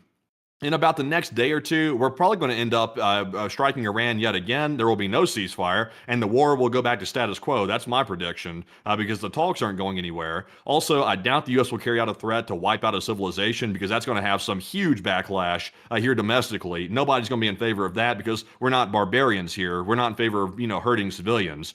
So yeah, that's my prediction. I'd have to say that my prediction is going to be that regardless whether this lasts the entire 2 weeks or whether it lasts a couple of days, this is going to completely collapse. The Iranians aren't going to be willing to meet us where we want them to be in the negotiations, and we're not going to meet them where they want us to be in the negotiations either. That means that it's a complete dead end, these talks that are going to be coming up. That means that the war is going to continue. And beyond that point, I don't know what. Because we already know, folks, that over the next few weeks here, within the next 3 weeks at a minimum, most countries in the world are going to start running out of usable fuel resources of some extent. Britain is going to run out of commercial jet-grade aviation fuel to be able to run commercial aircraft, meaning that air traffic to Britain will most likely halt here in the near future. We also understand that a lot of countries are already running out of consumer-grade gasoline at the pumps for people to get to and from work every day, meaning that a lot of people are going to be stuck inside their homes because there just won't be enough gas to go around and significant shortages will take place. So regardless of how much market fluctuations are happening at this point, with the oil prices around the world because of the constant back and forth about what's going on with Hormuz, the real answer is, folks, is that the oil is not an unlimited supply. It doesn't magically appear. It's running out right now in most of the world. And in the next 3 weeks, we're probably going to see that most countries are going to have to start rationing fuel as a mandatory action because there's not going to be enough left to keep everything running economically as normal. And that means that the price will skyrocket no matter how much market fluctuations are happening due to statements like peace is coming to the Middle East or we're going to bomb them into oblivion and so on. Because no matter the statements, there's just not going to be any oil to buy in most places around the world and not enough usable fuel products to buy because there's not enough fuel to refine or oil to refine more so. So I would have to say this is probably going to end up going just about absolutely nowhere in the longer run. And I also got to say that it's largely losing us a great deal of credibility, making statements that we never hold up to, because now, like, I got to bring y'all through like the past 10 days at this point, because the past 10 days have been insane. 10 days ago, the president said, if the Iranians don't open up the Strait of Hormuz, we're going to start bombing bridges and power plants. And then 2 days after that, he said, you know what? It's not even our problem. It's actually all Europe's fault that the Strait of Hormuz is closed. We're not militarily going to open the Strait of Hormuz. They're going to have to come down here and do it, and we're doing nothing. And then 2 days after that, the president then said, you know what? The Strait of Hormuz is not really that big of an issue even, and once the war ends, the Strait of Hormuz will open naturally. No one even has to do anything. It'll just reopen on its own. And then 2 days after that, the president then said, we are going to open the Strait of Hormuz with just a little bit more time militarily. And then 2 days after that, then the president made the statement, open up the effing strait, you bastards, or we're going to kill you all. And then today the statement was, we're going to basically wipe out an entire country and glass the surface of the thing if they don't open the Strait of Hormuz. And now, as of this moment right now we're supposedly in ceasefire negotiations with them on a 10-point peace plan that nobody in the public knows the exact terms of, that we're even saying that we're going to talk to. We are still operating off of maximalist terms. The Iranians are still operating off of maximalist terms, meaning that there will be no agreement in this 2-week ceasefire talk period. And we're still back at square one, with the Strait of Hormuz being closed, the war ongoing, and really nothing has changed at all. So, that's the past 10 days of diplomatic statements and actions in a nutshell, and it's an absolute clown show. I mean, we've literally said everything that we can on the planet at this point of what we're going to do, what's going to happen, and what will happen, and none of it's come to fruition. We back off of everything within 24 to 48 hours of each statement, and we still are at the same point we were 10 days ago right now, with all of the hurdles and gymnastics that have been done. I think that it would just be really easy, folks. It would even be easier to just say this and do this, to just militarily reopen the Strait of Hormuz than to conduct this endless gymnastics mentally and verbally to achieve nothing and to get nowhere. That would probably be the best move that we could make at this point, because the Iranians certainly aren't going to open the Strait of Hormuz, no matter what, which means that we have to physically reopen it, meaning we have to militarily reopen it. There's no other option. I don't know why in the world the U.S. government is acting like that isn't an option. It literally is. We've hardly done anything to the strait to try and clear it, and we still haven't, and that's the only path of options we have at this point. Yeah, and also, I'm not really sure how this benefits the United States in any way. Also, I'm really not sure how it benefits Iran either with the ceasefire, because if the U.S. is the one that said, okay, we'll be willing to do a ceasefire, and then we were told that China got involved, and allegedly maybe the vice president was possibly involved in this as well, the U.S. vice president allegedly. So there's a lot of external influence on the situation, and also apparently Pakistan was the one brokering it. Now, I do want to point this out. The Pakistani prime minister had put a tweet out about, I think, an hour or two ago, mentioning the ceasefire. He accidentally forgot to take out the stage instructions at the very top of it. It said the Pakistani prime minister's tweet draft or something like that, and then they edited the thing shortly afterward and took that out. So I'm not sure if maybe the U.S. drafted that and gave it to him to post, or how that worked out, but a little bit odd with the stage directions at the top of it. But whatever the case is, though, I'm like, I don't really see how it benefits anybody, because the U.S., they know we're not going to reach a deal. Like, it's clear we're not. So what's the point of stalling 2 weeks? I guess maybe to bring the oil prices down, but it's only going to be temporary, though. That's the problem. And then Iran, I mean, they're not able to restock that quickly. It's not going to happen. So it doesn't benefit them really either. It doesn't benefit anybody. I think this was literally just done to try and hop out of the threat and not having to follow through with it, and making it seem like, oh, well, we can't follow through with it. I mean, I think honestly, man, this was the equivalent of, oh, I like, someone saying, oh, I beat your ass if my mama wasn't here right now, but since my mama's here, I ain't gonna beat your ass. That's like basically the equivalent of what we did today. Was, oh man, you're lucky I'm not gonna genocide your whole country because I mean, like, your mama's here and everything, and I don't want to beat you in front of her, so we're just gonna hold off for 2 weeks until they go away. I think that was literally the equivalent of what we just did. Yeah, maybe so, possibly. Also, let me go grab this thing real quick, because I'm seeing people laughing at the whole Pakistani prime minister thing. I didn't believe it myself either until I saw the post. Let me go grab this. So here it is. I was putting the likes tab, by the way. Go grab this one real quick, and I'll actually pull it up directly on his page as well to verify this. Let's see. Shira. So there it is right there. As you can see, it said, allegedly said, draft Pakistan's prime minister's message on X. And then it had the message below it, which is a little bit strange, to say the least. But let me go and check the actual post itself. Let's see if we can see the edit history here. Let's see here. I'm not really familiar with how to do this, so let's see here. Blah, blah, blah, blah, blah, blah. Stall for just a minute while I check it. And it does appear that, at least from this post right here, it does seem as though the U.S. sent forward a draft of the Prime Minister's message that he was supposed to send out. And he did? Go to Shahbaz Sharif's Twitter page real quick. We're gonna investigate this for a second, folks, and fact check this live on the air to make sure we're saying this properly. Go to his page and go to the one that says diplomatic efforts for peaceful settlement first. Okay, so there's the second one. And now click last edited. You see that thing right there at the bottom? It says a timestamp down there at the bottom of it. Click the timestamp over there on the left. Yeah, click that. Oh my God. There's the original one. There it is. So it was there. The stage directions was at the top. There's people speculating that this was sent to him by some U.S. official, and his aides or whoever it was forgot to take the stage direction out, and they left it there. Then they edited it to take the stage direction out. So I'm not sure if maybe one of his aides came up with it, and he just happened to accidentally post it with it or whatever. But I mean, that got a lot of people thinking and doing a second look at that, wanting to know what the hell was up with that. So who knows? Iran cannot possess a nuclear weapon. Reread the line. Iran.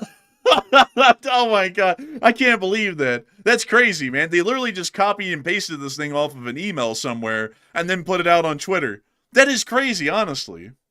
Yeah, it is crazy. I'm still up in the air whether or not it was a U.S. official that sent it to him, or if it was maybe one of Pakistan's governmental aides that wrote it and just simply forgot to take the little headline out of it. But I mean, what a blunder! What a blunder with that! It created a hell of a lot of speculation, to say the least. But it's interesting though that Pakistan is the country doing this. Notice that Oman is not involved. Oman was negotiating on behalf of the United States between Iran and the United States officials. Oman has stepped out of the picture almost completely. I think they got burned in the whole situation. So now somehow Oman is possibly going to be collecting a toll along with Iran, which I don't understand how that's working. And now Pakistan is being the mediator between U.S. and Iran. So also China's involved with it too, apparently. So it's a clown show in every way possible. I mean, even the mediators are getting like thrown around like they're rag dolls in like a washing machine at this point. It's just wild. Let's see. Rubio sent me something. Go back to Chevron. Like Chevron has a question. But that's honestly nuts. I've never seen anyone screw up like. Well, I've seen screw ups like that before. Honestly, those are becoming incredibly common over like the past 7 years or so. Wildly common, honestly, when you come to think about it. But it's interesting to see it's becoming an international phenomenon at this point. But anyways, folks, time to get us back into the rest of the news that we do have that has been coming out and has come out over the course of the day. We have also been able to see that there's been some fairly interesting developments within northwestern Iran over the course of the day as well. Before the ceasefire deadline, well, not the deadline, well, the ceasefire deadline, but the deadline even was reached for the U.S. to start destroying bridges and power plants or entire civilizations. Apparently, the Israelis had already started to hit and destroy bridges within northwestern Iran, striking and destroying about 8 of them, with one of them being seen right here, and also the aftermath of another bridge being destroyed right here, which appears to be a possible railroad bridge. From what we know, 8 of them were targeted throughout central and western Tehran, according to the Israeli Air Force, and we also were able to see additional proof of the destroyed bridges right here. We see the smoke rising from one of them that had just been hit by an Israeli airstrike. Pretty big strikes too. It seems like Israel kind of jumped the gun a little bit because the deadline to start striking the bridges and the power infrastructure was 8 p.m. Eastern time, according to the United States. So it looks like Israel got a little head start. Yeah, it does look like they got a little bit of a head start. Once again, kind of beating us to the punch, and operating on like an actual timetable and with any sort of a larger strategy, just kind of like just firing off at the hip as usual. But outside of that, we also were able to confirm that apparently a large amount of pro-regime citizens had started to gather around. I cannot play the music. It's like regime music. I wish I could describe it to y'all, but anyways, we were able to see that a large amount of Iranian civilians that supported the regime were apparently creating human shields near to the power plants and bridges to try and stop the U.S. from hitting these sites once the deadline was concluded. This was all for naught. The deadline has passed, and we haven't done anything to them. So here's the clip, though, showing y'all the human shields that was shown on Iranian state television. Also, I gotta say, for these people to be pro-Iranian, you wouldn't catch a patriotic American just laying their flag onto the pavement of a road, fairly disrespectful even to their own flag, but when you see them all here with a large banner and a large amount of Iranian flags, hanging out here and just trying to stop the United States from bombing the bridge due to the threat that they would kill a large amount of civilians in the process. Just to let y'all know. I wonder. I wonder if Iran just happened to make any monetary offers for people to show up to these spots like this because, people are scared to come out of their houses inside of Iran because obviously the regime mowed people down. These appear to be people friendly to the Khamenei regime for the most part, but, there's always been a thing in the past where the Iranians would pay people to come out and, show up to funerals for, state officials and stuff like that. I wonder if there's something like that involved in this whole situation. Possibly. Maybe. Also, look at this despicable bringing children out to a spot like this. Literally, that could get hit with a missile from the United States very soon on this location. That's reckless as hell. Also, on top of that, folks, another thing that I have to say is that this would be all for naught in reality. If we're striking a structure that we claim serves a military purpose, even with civilians on it, it's not listed as a war crime, it's listed as collateral at that point. So this doesn't really make a whole lot of sense because according to how this would actually work in reality, folks, because we've been making the argument on this channel, why in the world are we going to try and cause suffering to the Iranian people by hitting the bridges and power plants? But Iran already hit Kuwait's desalination and power plants on Sunday. So that technically means that if we're conducting a reciprocal attack on the behalf of an allied nation, which we would be at this point, or we could justify it to be that case, we have already given forewarning that we're going to start hitting strategic sites like power plants and bridges as a reciprocal attack if we took that approach, meaning that no matter how many civilians were on this bridge, they would be classified as collateral, not as a war crime. So these people are just putting themselves in harm's way so that way if the bridge gets hit, so, the Iranian government can try and go out there and cry, "Oh, look, the U.S. Blew up this bridge filled with innocent people." But it's like, well, everyone's gotten a forewarning that the bridge is going to be hit in Iran. That's why they're on it. So that means they're collateral. It's not like the U.S. is going out of their way to hit them. They're going out of their way to get in the way of a known incoming U.S. airstrike at that point. So a little bit stupid in my opinion, and not really achieving much of anything.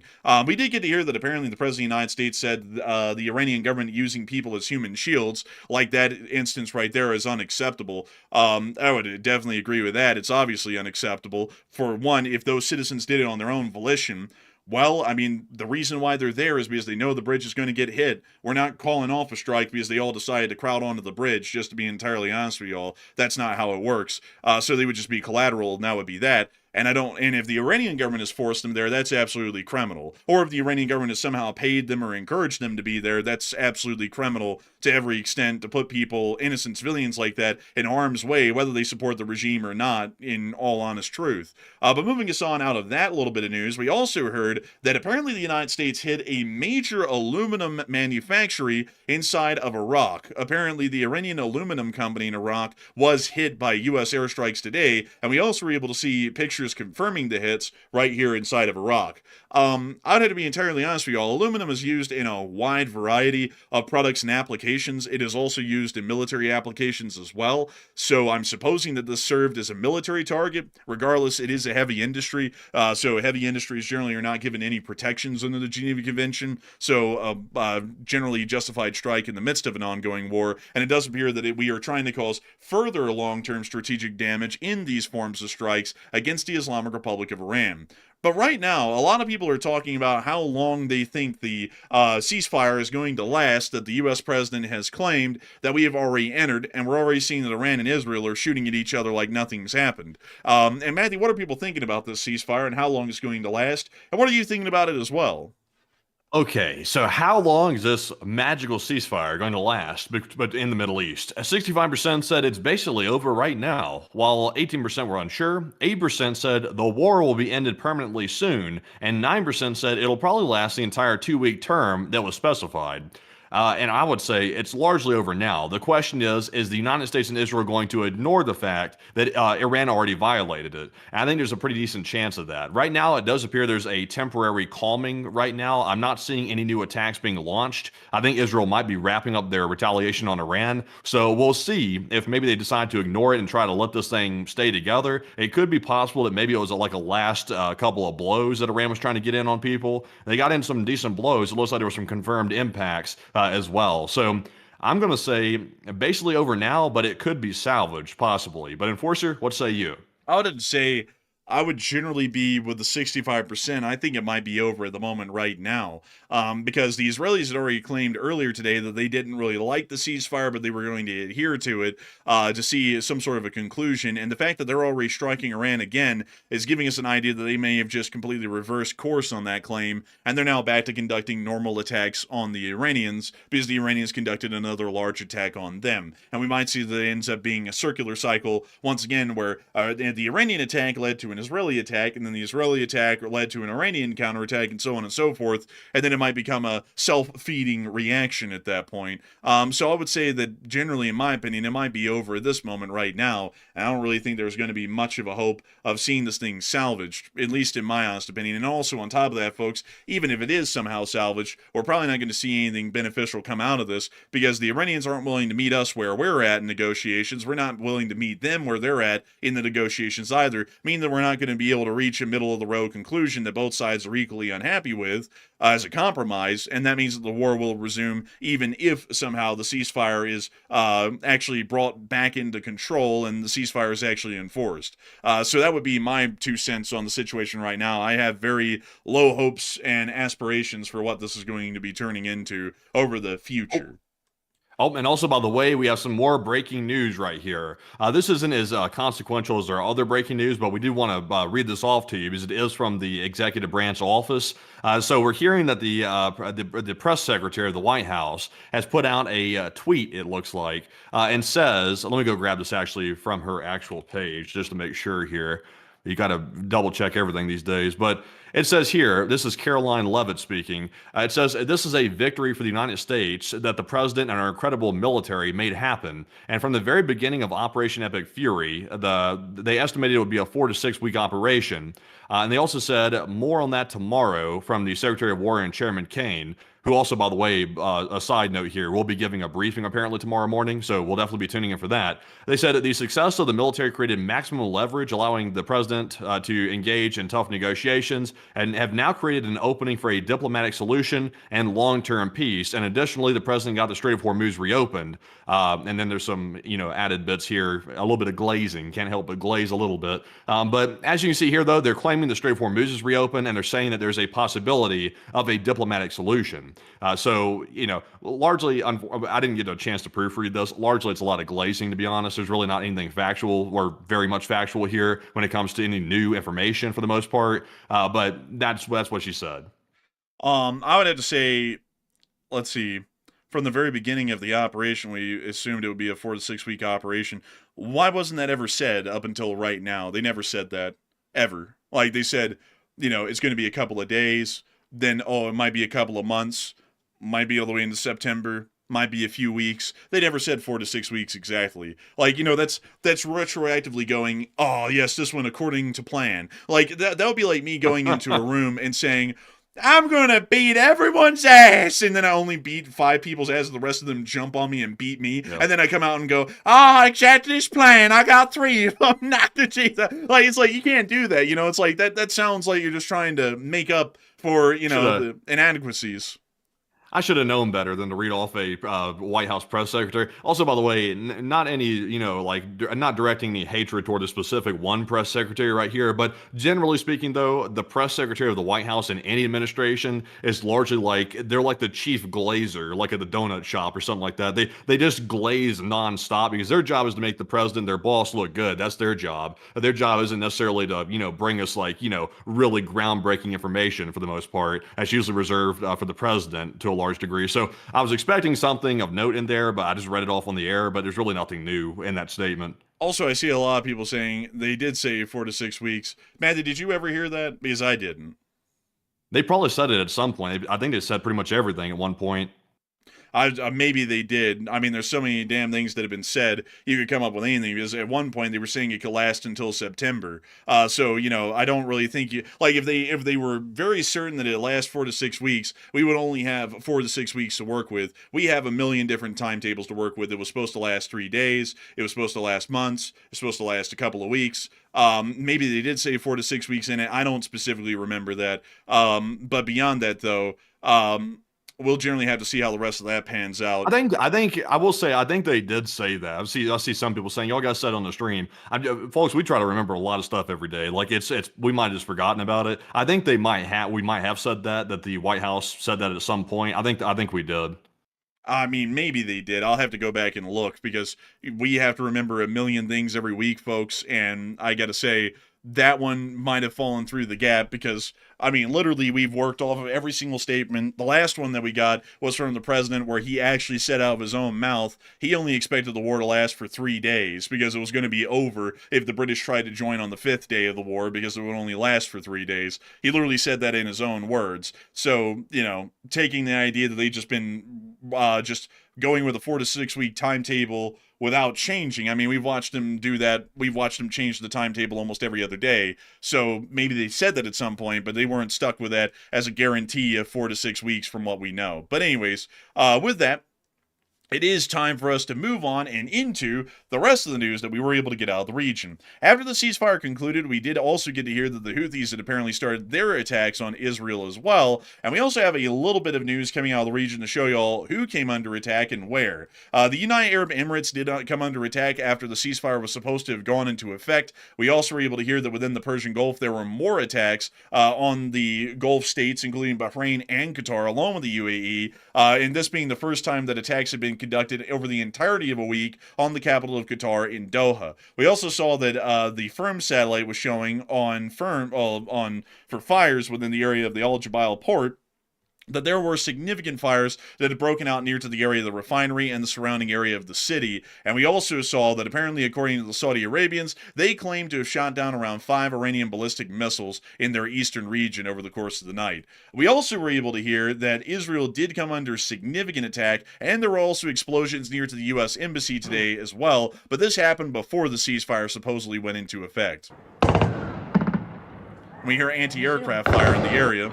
And that's the end of that short clip. Moving us on over and into Israel, we also saw that before the attacks were conducted, around 15 aircraft had visibly left Tel Aviv, which we saw in that small security camera clip right there. And we also were able to hear additional news that after the ceasefire had gone into effect, missiles were appearing over the skies of Tel Aviv in these clips right here, which we'll be showing y'all. And here's one of them coming in. Was that clusters again? I believe so. It looks like it.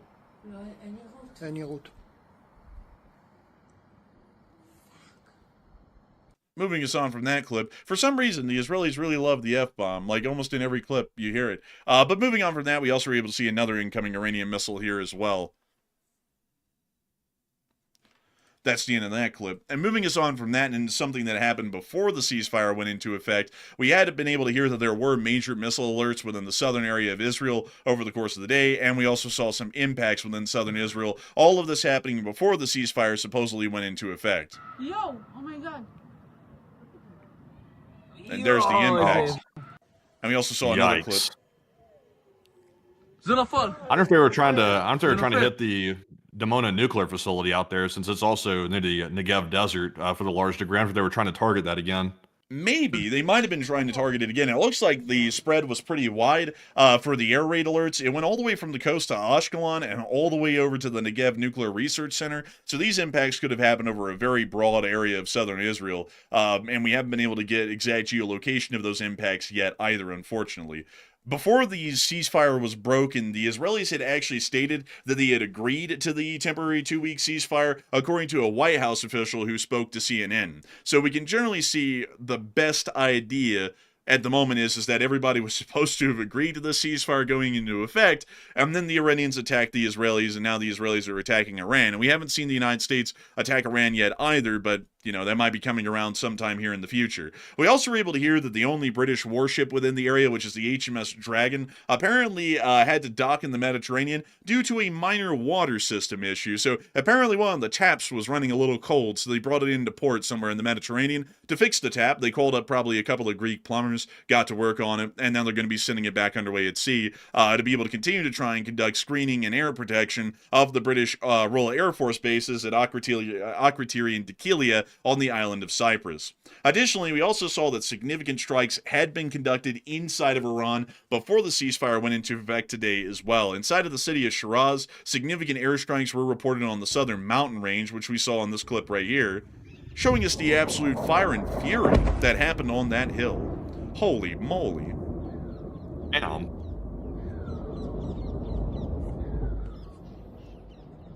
What an explosion.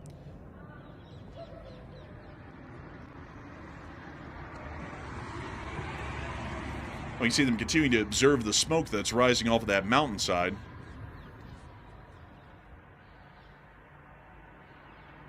Oh, look, the camera just went into a porthole. Man, look at that. Like the editing on this is kind of wild, honestly. I feel like Popeye the Sailor trying to look at this attack footage. Man, I feel like we're in an attack periscope or something like that. Like I'm about to yell, comms, down to periscope, depth of 300. But anyways, moving on from that and over to Yazd, we also were able to see that there were some significant airstrikes on this central Iranian city of Yazd. Take a look at these. We believe that these were conducted by the United States Air Force, or the United States Navy.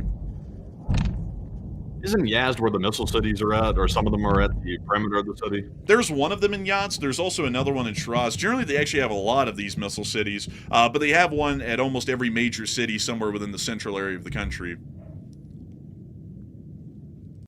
But that's the end of that clip. And we also saw another one showing us that apparently reports had come out that there were 2 ballistic missile launches out of Yazd sometime after the ceasefire had been apparently put into effect, from what we know.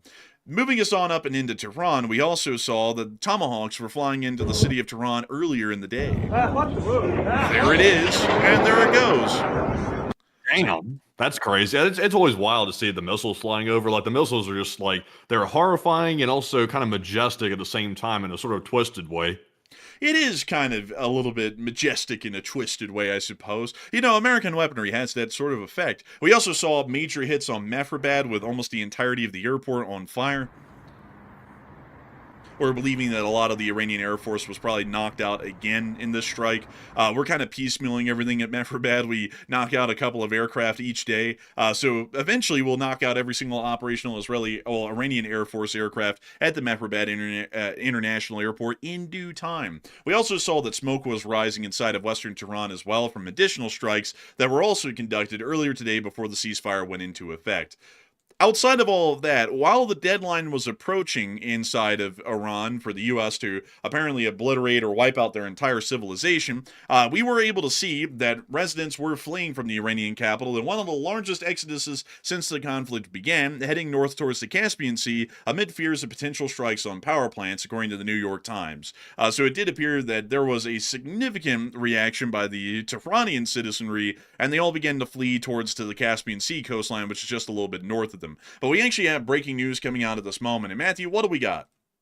Okay, so I'm seeing a report here, apparently from the AP, the Associated Press, and there's a headline that came out apparently 12 minutes ago, and I'm looking at this on their site right now. It says Iran includes acceptance of enrichment in the Farsi version of its ceasefire plan, but it's missing from the English versions of the plan. So I'm trying to figure out here what is up with this. They're saying that it was missing in the English versions that were shared by Iranian diplomats to journalists. It wasn't immediately clear why the term was missing, according to the report, but they said, though, the U.S. officials are insisting that ending Iran's nuclear program entirely was a key point of the war. So, also, by the way, let's see here. It says, the U.S. president, after Iran issued its 10-point plan, had described it as fraudulent without elaborating. Also, I did see that post earlier. He was really going after a mainstream media outlet for saying that it was not accurate or something like that, I believe. So it was kind of hard to interpret what he meant by his tweet. But apparently, it looks like Iran's trying to pull a fast one. I think that's what I'm getting out of it. It looks like they're trying to add stuff into the Farsi version that's not in the English version,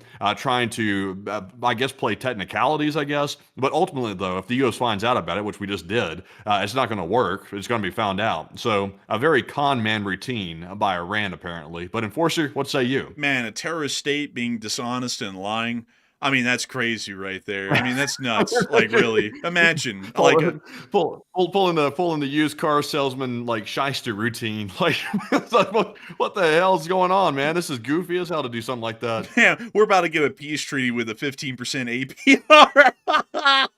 Oh my god, man, that's absolutely stupid. I mean, like, you know, and also, like, people, like, I gotta say, folks, people are gonna be like, oh my god, I'm shocked. Why are we shocked? This is basically like Al-Qaeda running a country. Why would we be shocked that they're trying to lie and deceive us?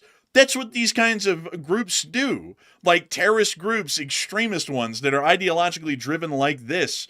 They're going to lie to us. That's why we generally took the approach throughout all of U.S. history until, like, the past 10 years that we don't negotiate with terrorists because we can't trust anything that they say. And not only that, they're not a legitimate country. They're a group of nuts.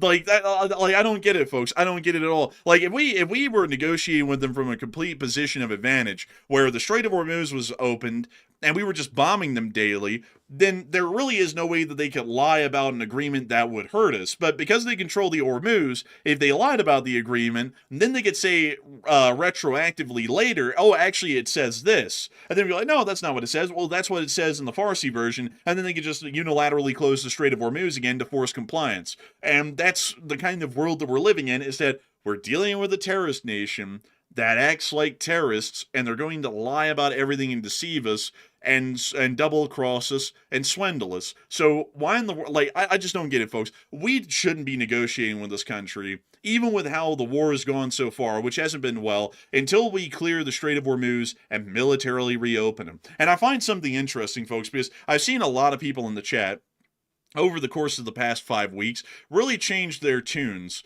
because at the beginning of the war, everyone was telling me that I was full of shit and the U.S. could clear the Strait of Hormuz in 3 hours. Now, a lot of those people, sometimes the same people, are telling me that the U.S. cannot reopen the Strait of Hormuz, so it's all about the art of the deal making that's going to get it open. So which is it, folks? Is it that we can militarily open it in hours, or that we can never reopen it? And my answer is, like I was saying before the war, we can reopen it, but it's going to take a couple of weeks, which means that we're a couple of weeks behind already, and we should start working on that one right now. Why the hell wouldn't we? They're never going to reopen it on their own, and trusting them to do that is basically like trusting a serial killer to not get you if you're standing next to them in a dark alley at midnight. This is absolutely goofy. We should go and militarily reopen it, and then from that position, in our leverage, we should negotiate with them, because at that point they have no leverage or hand on us. We have all the hand and leverage on them, because there's no way that they can hurt us at that point, economically or militarily, and we can keep the war going as long as we need to, and airstrike as many Iranian officials as the U.S. needs to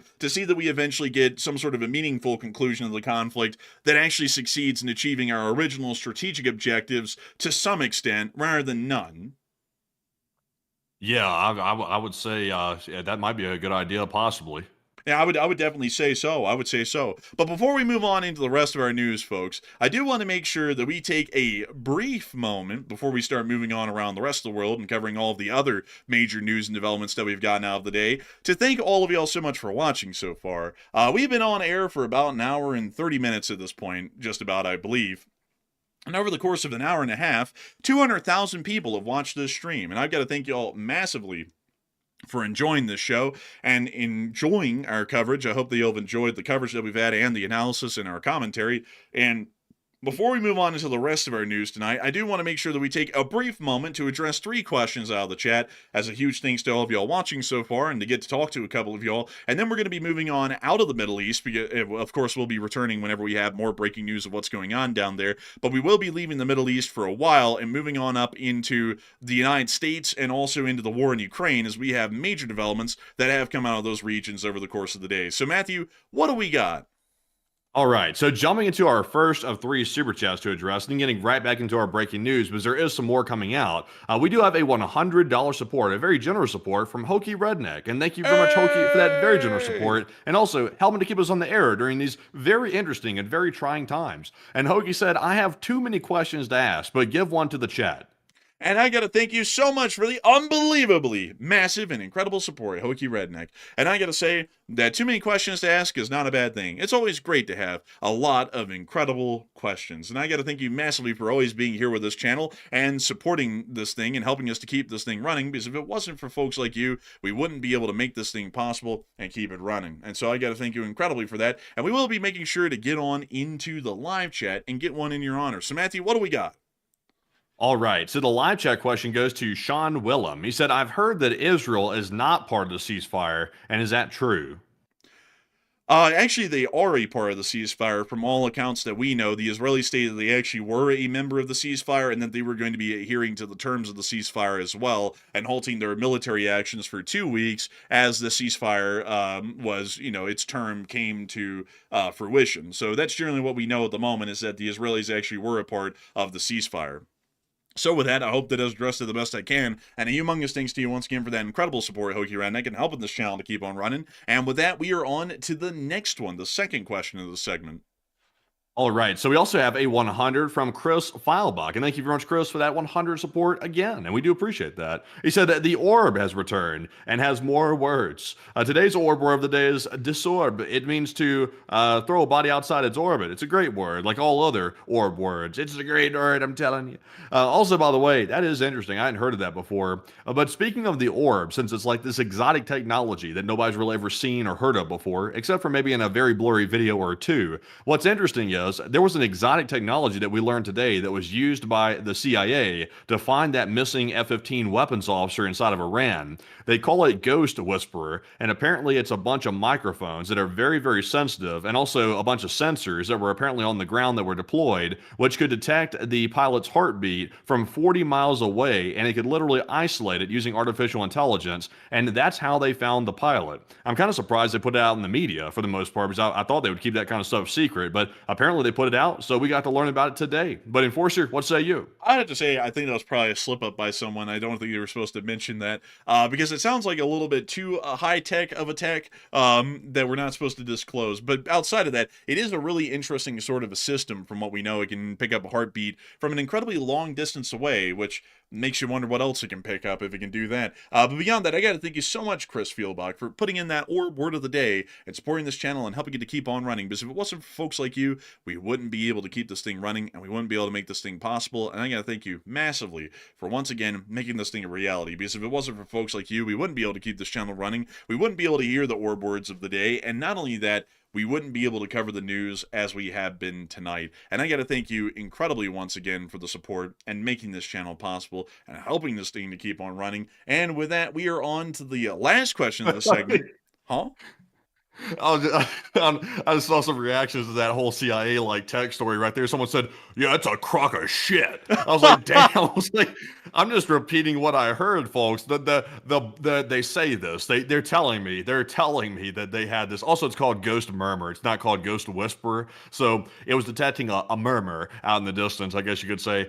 I'll be honest. I mean, the CIA does have exotic technologies. It's true, but you know, there's also psychological operations that the agency likes to pull off as well, because you remember, a huge part of an intelligence agency's mystique and also, you know, ability to like put forth the idea that it's very omnipotent is, you know, putting out stories like that, which makes people think, oh, that's a force to be reckoned with. And that's part of the whole mystique of the whole thing. And they do that on purpose. So it's possible they made it up, but also at the same time, they had to find the pilot some way. So I would say it's at least possible. I would say it's probably possible. I mean, it's not out of the question, you know, these days with the kind of technology that's out there, folks. I mean, you know, technology is advancing rapidly. I mean, an AI broke out of its system today and started bragging about how it escaped, and now they have a 40-company coalition trying to put it back in the box.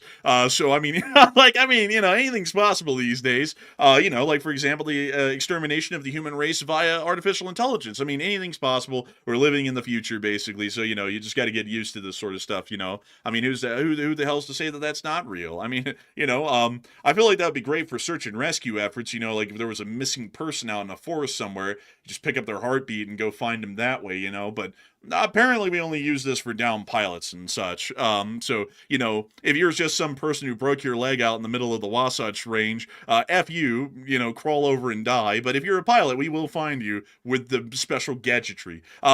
We do know though the birds aren't real. Like we do know that actually. We did see that on video actually. We saw, you know, the fake, I think it was like a fake eagle or something flying around inside of Iran. That was a phony. It was actually a drone, a surveillance aircraft flying around, and it looked like an eagle. It kind of flew like one a little bit, but it was actually a fake bird that was doing surveillance on the Iranian government. So I guess you could say the bird sung like a canary. It snitched.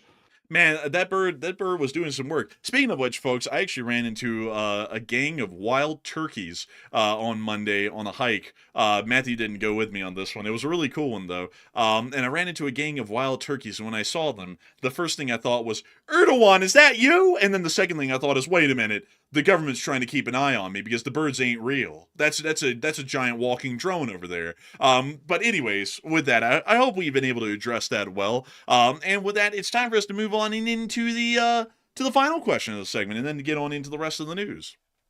All right, so the final super chat of this segment is going to go to ARP Bob, and thank you very much, ARP, for that also very generous $100 support, and we do appreciate that. And he said, "Good evening, Enforcer Matt. A ceasefire would never hold," and it looks like you're right, Bob. He said, "If we agree to their terms, there should be, possible, investigations into why the U.S. would agree to something like that. Also, Slava Ukraine and freedom to Iran." I gotta Thank you massively for the support and helping this channel to keep on running. Because if it wasn't for folks like you, we wouldn't be able to keep this channel running. But beyond that, I would say, yeah, the ceasefire was never going to hold. I would agree with you on that.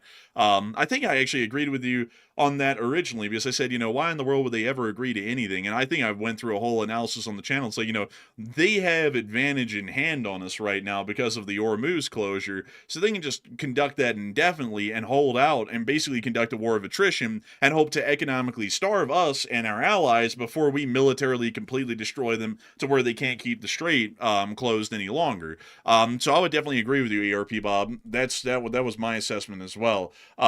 If we agree to the 10-point ceasefire plan that the Iranians have put out, and we agree to it without really any stipulations or changes or amendments to that 10-point proposal, I would have to say, folks, that is going to be the largest strategic defeat that the United States has faced in its military history. Like, nothing will have come close.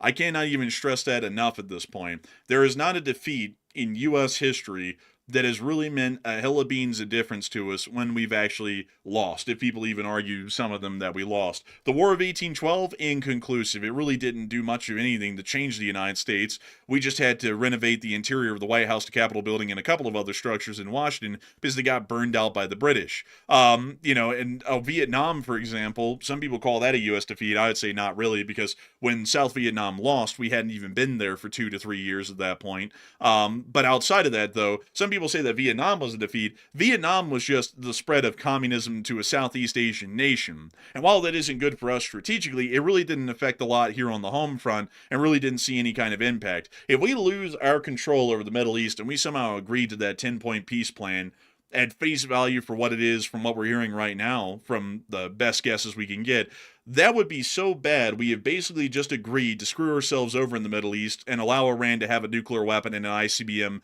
to hit Americans with. And that would be the worst defeat that we could have ever seen. And I'd be entirely honest with you, whoever would agree to such a deal as that should be remembered in U.S. history as possibly the worst leader that could have ever existed in this country, because instead of seeing that the benefit of the citizenry was prioritized, the detriment of the citizenry would be the top priority of the day if we agreed to terms as embarrassing and as humiliating as that because of how the conflict has gone. And I would hope that that's not the case whatsoever.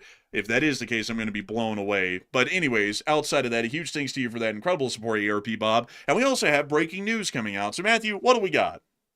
Okay, so it sounds like the Iranians are feeling a little bit emboldened after this announcement today of an alleged ceasefire agreement. We're currently hearing that pro-government demonstrators that are in favor of the Ayatollah's regime are now taking to the streets inside the capital city of Tehran. Apparently, it's a large number of people that have descended on the capital as of this hour, and they're out there chanting death to America, death to Israel, and death to compromisers. They're saying death to compromisers, by the way, referring to people that want to negotiate with the United States. So that's a very strong indicator of how this whole situation is going to go. So like I said, my prediction is we're going to go right back to status quo probably in about a day or two once Iran violates the ceasefire yet again, because now their people are in the streets saying death to the compromisers. So not only are they against negotiations, they're wanting to execute anybody in their country that even wants to negotiate. That was also expected, by the way. I would say. So I wish we had images or videos showing this. Maybe we might get them shortly. We probably will. But right now we're hearing these official reports from pretty credible sources. But Enforcer, what say you? Man, it definitely sounds like we had a regime change in that country, On state TV, they're talking about they've won a massive victory against us with a ceasefire. In the streets, they're chanting death to our nation and the republic. Really sounds like a victory to me, honestly. Sounds like we've really achieved what we were looking for in 4 to 6 weeks.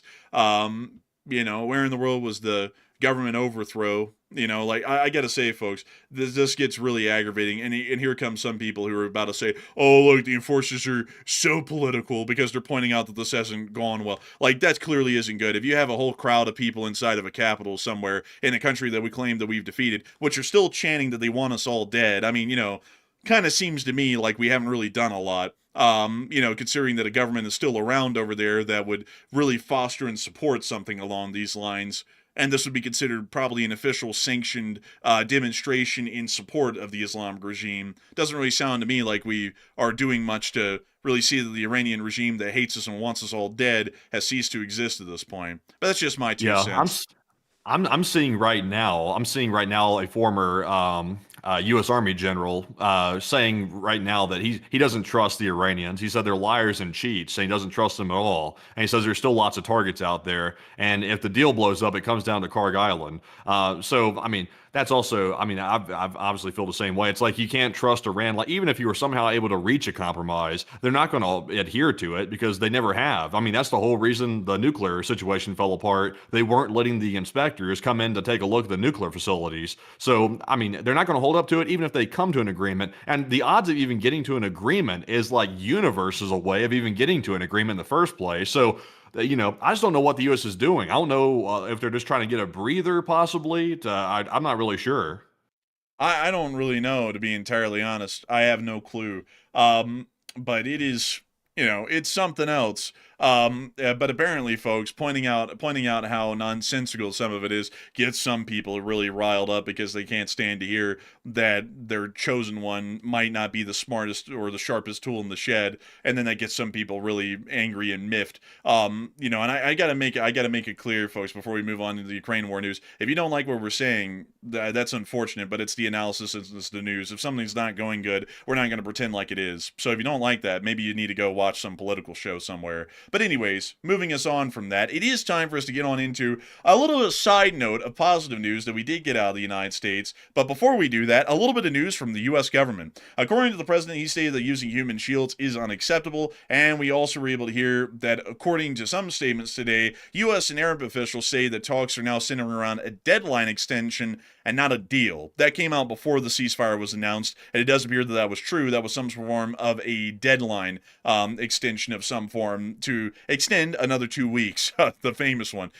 We also were able to see that the Artemis 2 mission has published a photograph today, which was really beautiful. Look at that. That's the dark side of the moon, and that's Earth. Yeah. Could you imagine, leaving Earth, going on a historic mission back to the moon for the first time in decades, and then your comrades back home start a nuclear war? It's like, I mean, wouldn't that be horrifying? Like, and that's obviously not going to happen, hopefully. Well, at least I hope. But, if that was to happen, they were all of a sudden to start heading back to Earth and then to see hellfire breaking out. I mean, that would be a hell of a situation. That's like a horror film.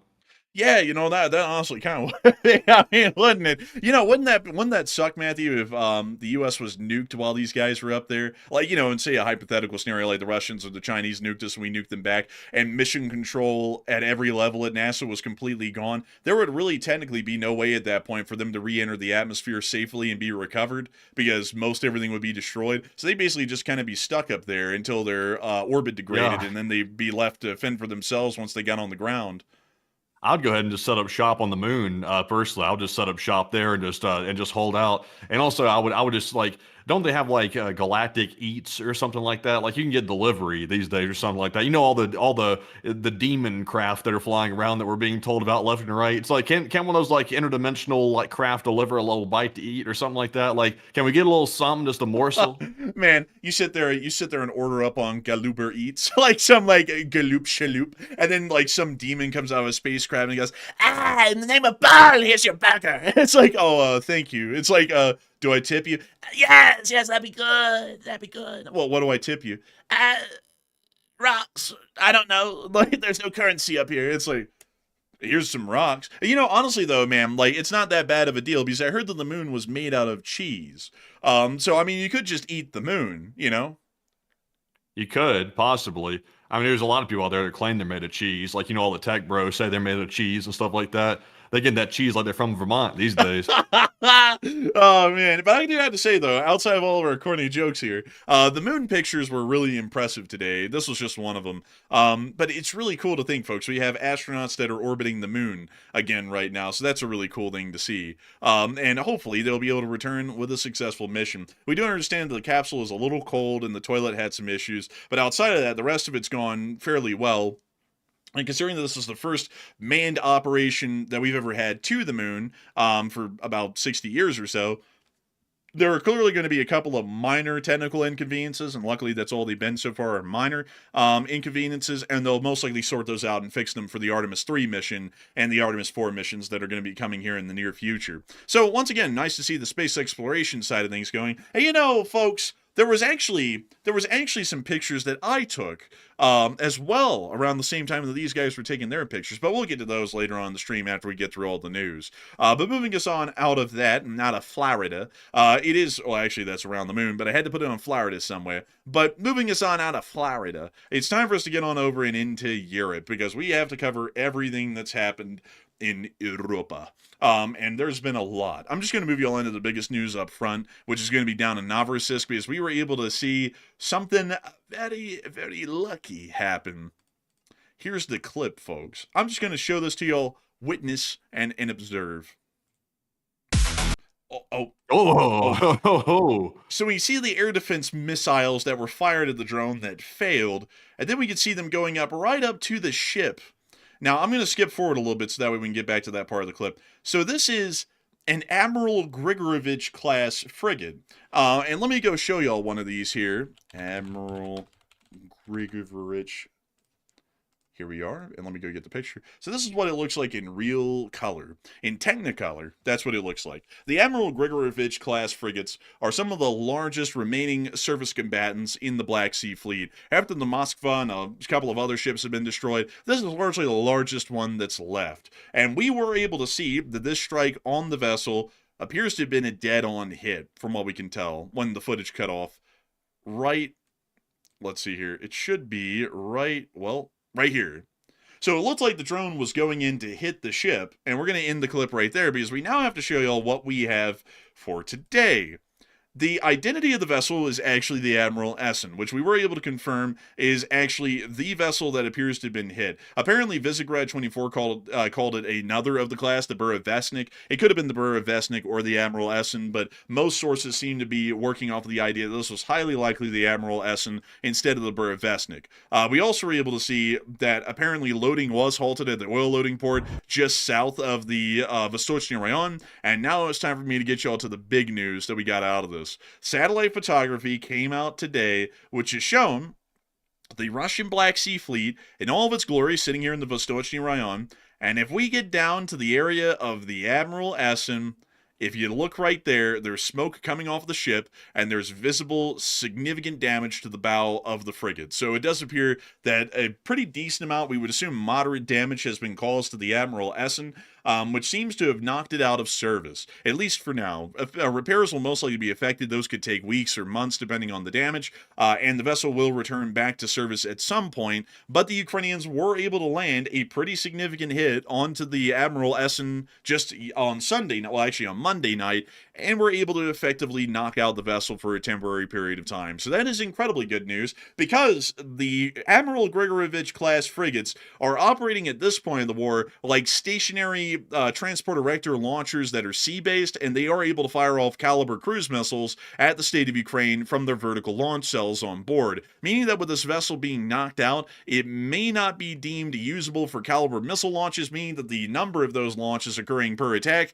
might decrease slightly due to the fact that the Admiral Essen may not be operational for those sorts of actions any longer. So pretty nice to see. I gotta say, you know, while the Russians have the biggest enemy of the Ukrainians for their ships at sea, the United States Navy is a step above. We have laundrymen that are our biggest threat at sea, because if you don't switch out those filters in the dryers, you get pretty bad fires. But moving on out of that, it is time for us to get on out of the Vostochny Rayon in Novorossiysk, and time for us to move on over and into the area of Feodosia. The Ukrainians were able to hit and blow up an oil depot in Feodosia. Ooh wee! Look at that little fire. Look at that. That's a Feodosia fire right there. That's a special type of fire. It burns extra bright. Man, that fire be burning extra bright, extra light. And also, a lot of people are currently talking about that frigate that got hit on top of that little oil depot fire right there. And a lot of people are wondering, do the Russians really stand a chance anymore, considering the Ukrainians kind of have free reign to hit anything, even including what we could describe as their capital ships at this point that are left in the Black Sea Fleet? And Matthew, what are people thinking about that? And what are you thinking about that as well? All right, so we did see that during the attack on Novorossiysk, which was an absolute hellfire. In fact, the Russians described it as their version of Pearl Harbor for the most part. They were totally caught off guard, by the way, even though there was already an ongoing war. It doesn't really, it's not a good analogy to say Pearl Harbor. That was the start of a war. That wasn't like in the midst of one. But also, Ukraine struck Russian naval ships in Novorossiysk, and there's been confirmed damage to one of those frigates that we saw right there. So another Russian ship has bitten the dust. What are your thoughts? 48% said Russia no longer has the advantage in this war, while 28% said Russia was never in good shape, and 15% said Ukraine is still at a disadvantage.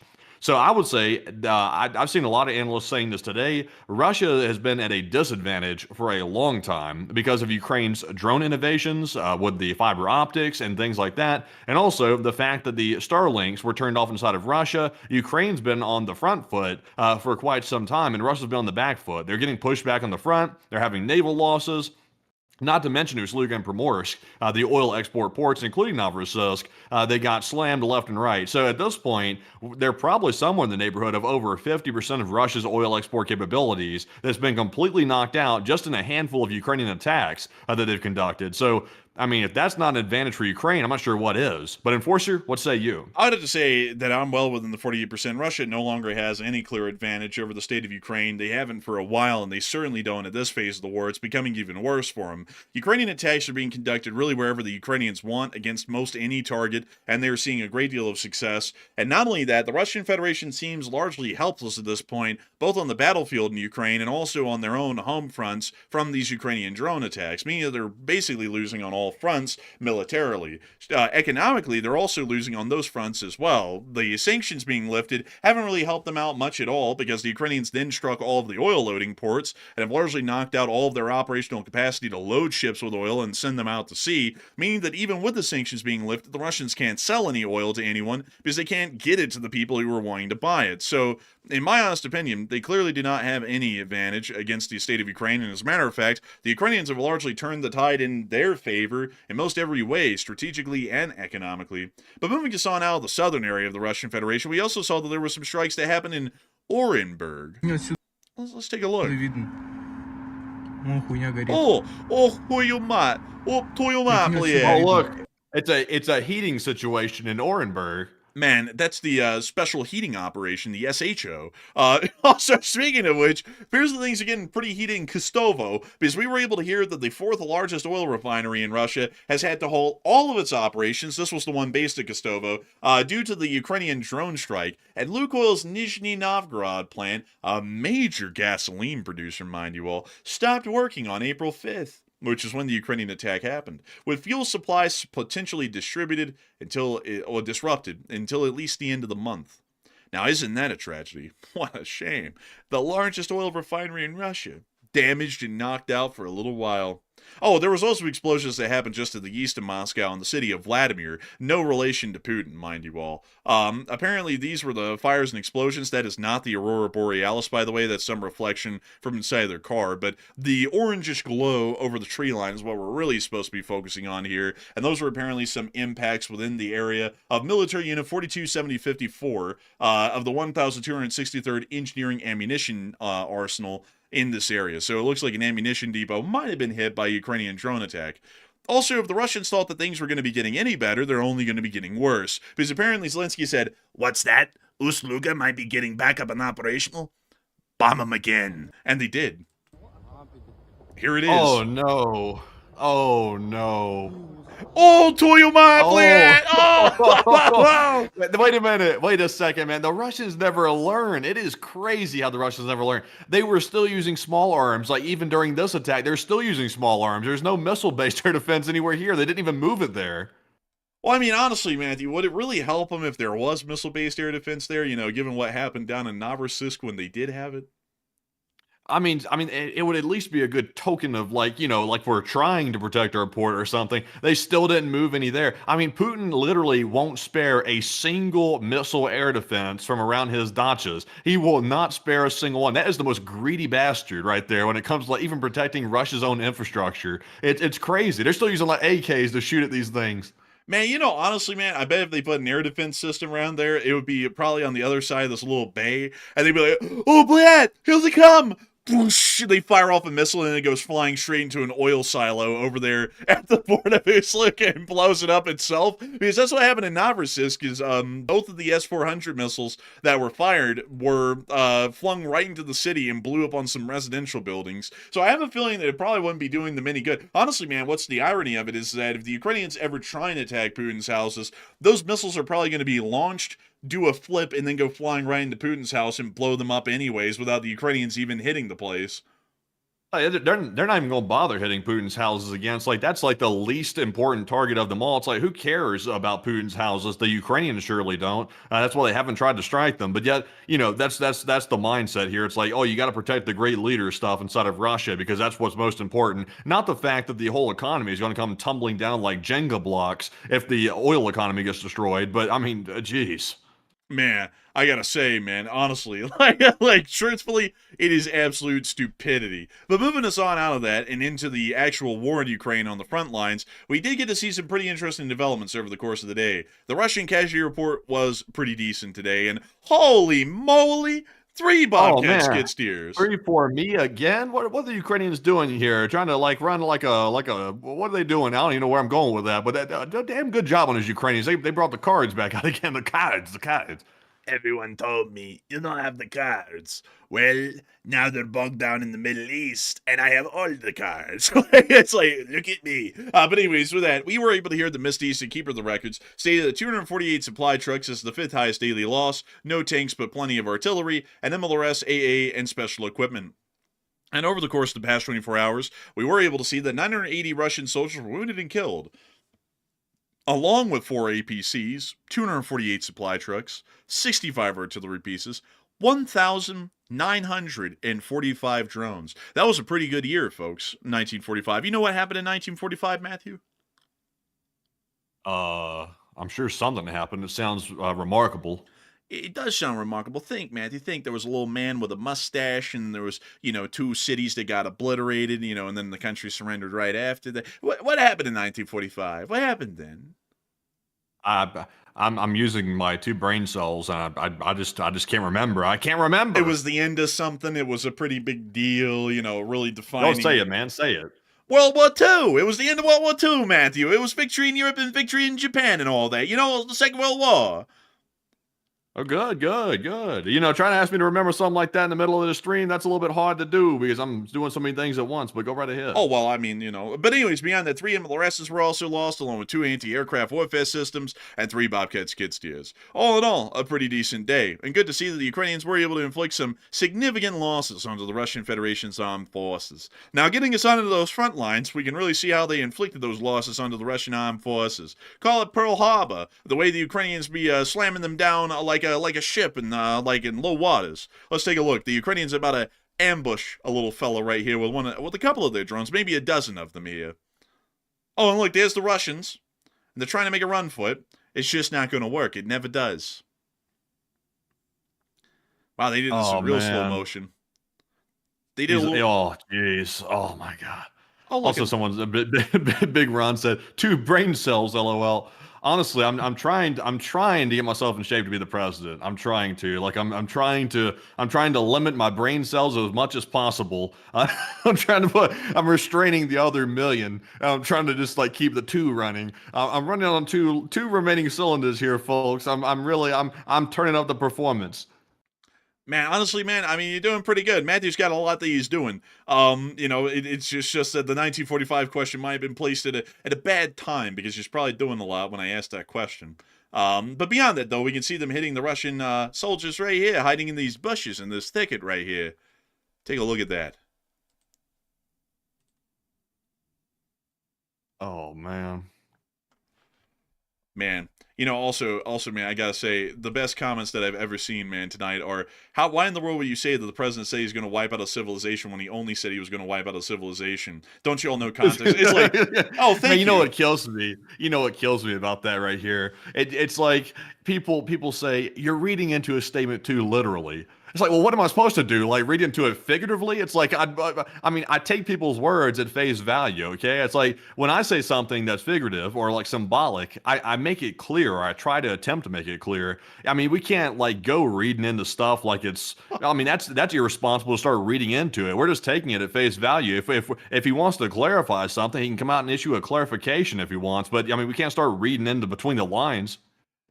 Man, the president could say, I'm going to kill everybody and it's going to be great. And then we could be like, oh my God, he just said he's going to kill everyone. It's going to be great. And there will be like 500 people, folks, that come into the live chat and go, he didn't say he was going to kill everyone and it'd be great. He said that he was going to caress them and love them and treat them well, you bastard. It's like, how the hell are we supposed to get that out of that? You know, it's like, wiping out a civilization generally means you're going to kill everyone over there. Like, I literally went and pulled that up, folks, in the middle of the stream just to say, am I misinterpreting that? And literally every answer to the phrase ending a civilization was basically killing everybody in that civilization, because that's really the only way you can end one like that, is killing most everyone. That's why when we say, like, you know, in normal conversation, that the United States and Russia getting in a nuclear exchange would be the end of civilization, that means most everybody in this country is dead, and civilization can't continue because there's nobody alive.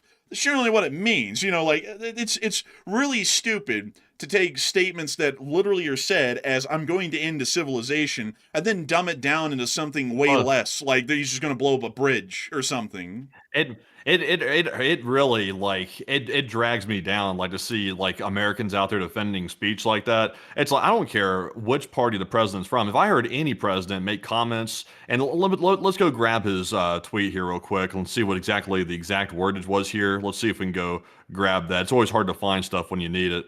Let me go grab it. Give me a second here. I'm going to go grab the actual tweet itself. Oh, no, I got it. I can get it for you real quick. I mean, I've got it here on the map. Okay. Is it the one about end of civilization and all? Yeah, pull that one up real quick. Because, you know, it says a whole civilization will die tonight, never to be brought back again. I don't want that to happen, but it probably will. I mean, it's disturbing to me to see Americans like try to explain that away or try to make that sound like it's somehow acceptable. It's like, this isn't acceptable under any terms. Like, even if he misspoke, like he should have come out and said that he misspoke if that's what he did here and he just used improper wordage on it. I mean, it sounds horrific. I mean, you know, people, here's something I was bringing up on Twitter today. I'm not saying this is what he was necessarily trying to do, but people always say all the time, you know, through all the atrocities that have happened throughout history, they'll say, why did the civilians not speak up and say something? Why didn't they say something? They just went along with it. They're complicit. It's like, well, the people that are speaking up and saying something now, they're getting crucified for speaking up and saying something, which is disturbing. It's like, why can't we all agree that language like this is below all Americans? Like, this is not language we use as Americans. This is the language that the country that we're fighting against, the Iranian regime, which is an extremist regime, this is a language that they use, not us. That's what makes us different. If we start using language like this, I mean, we're fighting against ourselves, essentially, at that point. Also, on top of that, it doesn't really do a lot to work against our claim that he's basically claiming he's going to kill everyone over there when he says a whole civilization will die tonight. That doesn't make it sound like, you know, like if he meant the Islamic regime is in the government, wouldn't he say something like the Islamic regime is coming to an end today? Like, saying a whole civilization will die tonight is literally everybody in a country, basically, for the larger part. You know, and here's the thing. Just 5 weeks ago, and this is why I can't get into this political bullshit, folks, because political people are stupid as hell. Like this guy could throw a shoe in their face and he'd say that he was offering them free shoes or something. But when you go from saying we're going to save the people of Iran to saying a whole civilization will die tonight, which kind of insinuates we might kill a whole lot of them, how in the world are we supposed to take this and say this is a balanced and reasonable foreign policy approach that we're overreacting to? This sounds like the ramblings of a madman. I mean, if someone posted this on Facebook in some local town and said the township of so-and-so will die tonight, the police would go out to their house and arrest them for a terroristic threat, most likely, and they'd have to go through a whole civil proceeding to be found guilty or not guilty over it. And then when this statement's made as it is, and we say, well, that's pretty insane, then people want to make it sound like we're overreacting instead of what it is. I mean, if anyone made this kind of a statement in a normal setting, and it wasn't this guy in particular, everybody would be going that this is absolutely insane. Yeah, and also it shows you how deep the political brainwashing and how partisan the country's become. Because I mean, in any other, if you go back like 2 decades ago, before the country got so highly politicized that people couldn't even think independently for the most part, if people saw a statement like this, I think pretty much everybody would be condemning it, and also not only condemning it, they'd also be saying, "What the hell's wrong with this guy for making a statement like this? There must be something wrong with him or something." But today the country, it's a testament to how deep we've gone down the political rabbit hole that people will actually defend something like this, regardless of political party. It's just disgusting. It really disturbs me greatly to a large degree. It got me riled up earlier today. People were like, "Oh, Matt, you sure are mad." I'm like, well, I mean, I'm pretty mad because I'm like, this statement right here should not be coming out of the United States. This does not represent a decent Americans whatsoever. And, I see some people saying it's a bluff.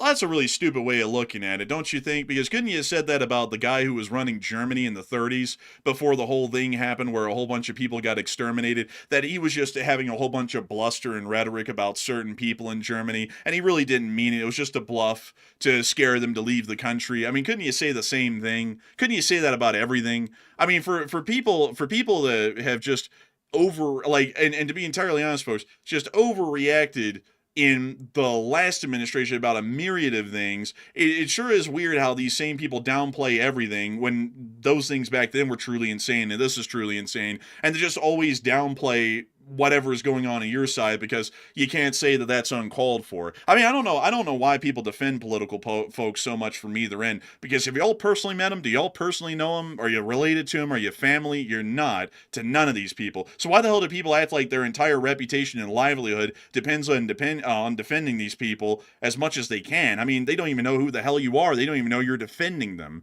And on top of that, this is just reprehensible. This doesn't represent the United States in a good light at all. I mean, if the Russians had said this, like, what's crazy is that the Russians haven't even come to saying this about the Ukrainians at the level of Putin's position. Like, they say this at like the foreign minister level or the Duma level. You never hear Putin come out and say, "I'm going to exterminate all of the Ukrainians because their civilization is animalistic or something." Like that was literally, at that point, they would make the case for us here in the United States. Look at the Russians and what kind of cutthroat bastards they are. They're basically criminal. But then when the president says, "Oh, God forbid, folks, we ever say that that's uncalled for," because clearly you just hate the president unreasonably because you say that the statements that he's saying are absolutely insane-o, because they are. But anyways, moving on from that, it is time for us to get on into the rest of the news from the front inside of Ukraine. Moving us on over and into Luhansk, we were able to see that the Ukrainian armed forces did land some pretty significant hits within the city over the night, which we saw in this clip right here. Да, дрон.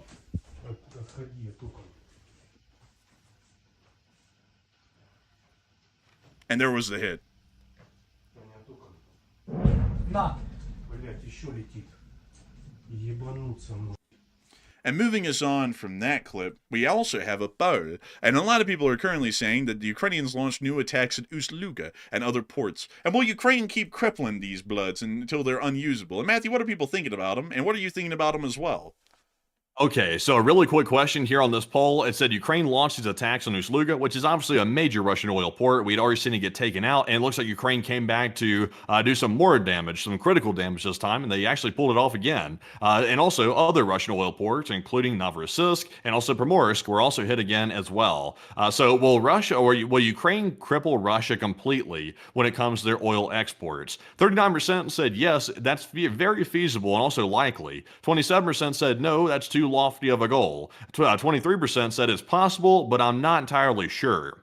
And I would say it's possible. I would say that it's going to be a little bit challenging to take out 100% of it, just because, I mean, 100%. That's an extremely lofty goal. I think they will definitely take out more than the majority. They've kind of already done that for the most part. They've probably taken out at least 50% of Russia's oil export capabilities. So the U.S. lifting sanctions on Russia, that didn't really work out that well because Ukraine just kind of did the undo button on it, and Russia's not able to export much of anything anymore. So, Enforcer, what say you? I'd have to say that, in my general opinion, it's definitely feasible. I mean, the Russians have no way to defend from the attacks, so the Ukrainians can conduct them indefinitely and keep the ports knocked out for as long as they want. As long as they keep those ports knocked out, generally we'll be able to see that the Russians, no matter how much operational infrastructure they have inland, can't ship anything out to make money on it. So I think the Ukrainians might be transitioning to that as their primary and sole strategy of economically crippling the Russians, is just making sure that they can export any of their oil, even if they are still able to produce it and refine it in country.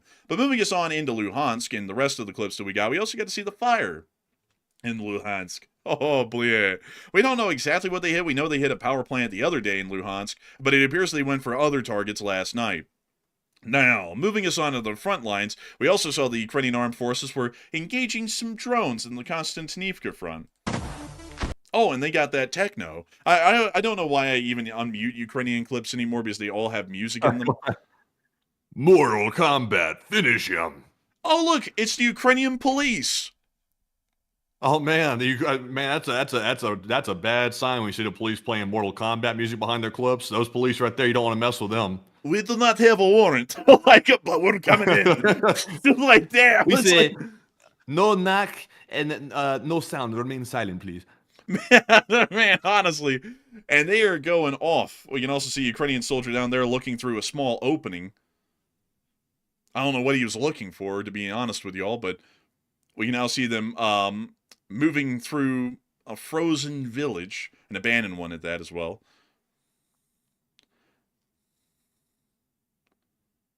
I gotta tell y'all, folks, y'all wouldn't believe it, but the Ukrainian police is probably one of the scariest infantry units that we've seen the Russians come up against. They are insane. Like, they do more than even common TDFs do in the Ukrainian armed forces. I would say so. They're doing some hella work out here. Man, honestly, man, it must be all of that pent-up rage from giving out tickets, and people be like, shut the hell up, I know my rights, bastard! And they're like, man, one day I'm gonna take the shot at somebody. And then they said, oh, the Russians are invading. Who? The Russians? What a choice! And then they went out there and they started laying down the work. We can also see them taking down some drones, including that one, which got taken down over there in that industrial yard. And that one guy... Everybody does their part in Ukraine. Everybody's doing their part. The police do their part, and they're also really good at it, too. So it's really impressive. It really is, honestly. It's a wonderful thing. Everybody contributes to the war effort. It's wonderful. It's amazing. But moving us on down and into the area of Pokrovsk, we also got to see the Ukrainians were using loitering munitions in the 59th Assault Brigade to target and hit Russian forces. I also got to say, folks, these unit emblems are pretty neat, honestly. Like the three-headed serpent on the Ukrainian trident, and the Warhammer references right here. That's actually kind of crazy that they're that big into Warhammer. They put it on military unit emblems and such. But anyways, we see them now going over their kill teams and what they kind of do, hitting at over 100 kilometers and all. That's pretty far. I mean, they got those Cougars. Look at that. Sitting in those Cougars. Man, look at them. Also, by the way, folks, I don't know what's going on right now, but there is like complete dead silence on the Iran news front right now. Very odd. Like, it went from being nonstop, like stories coming out left and right, to now there's not a single shred of information coming out of the Middle East right now about that whole situation. Like, I'm not sure what's going on with that, but we'll find out, I'm sure, soon. It seems like a calm before the storm type deal. Man, honestly, boy.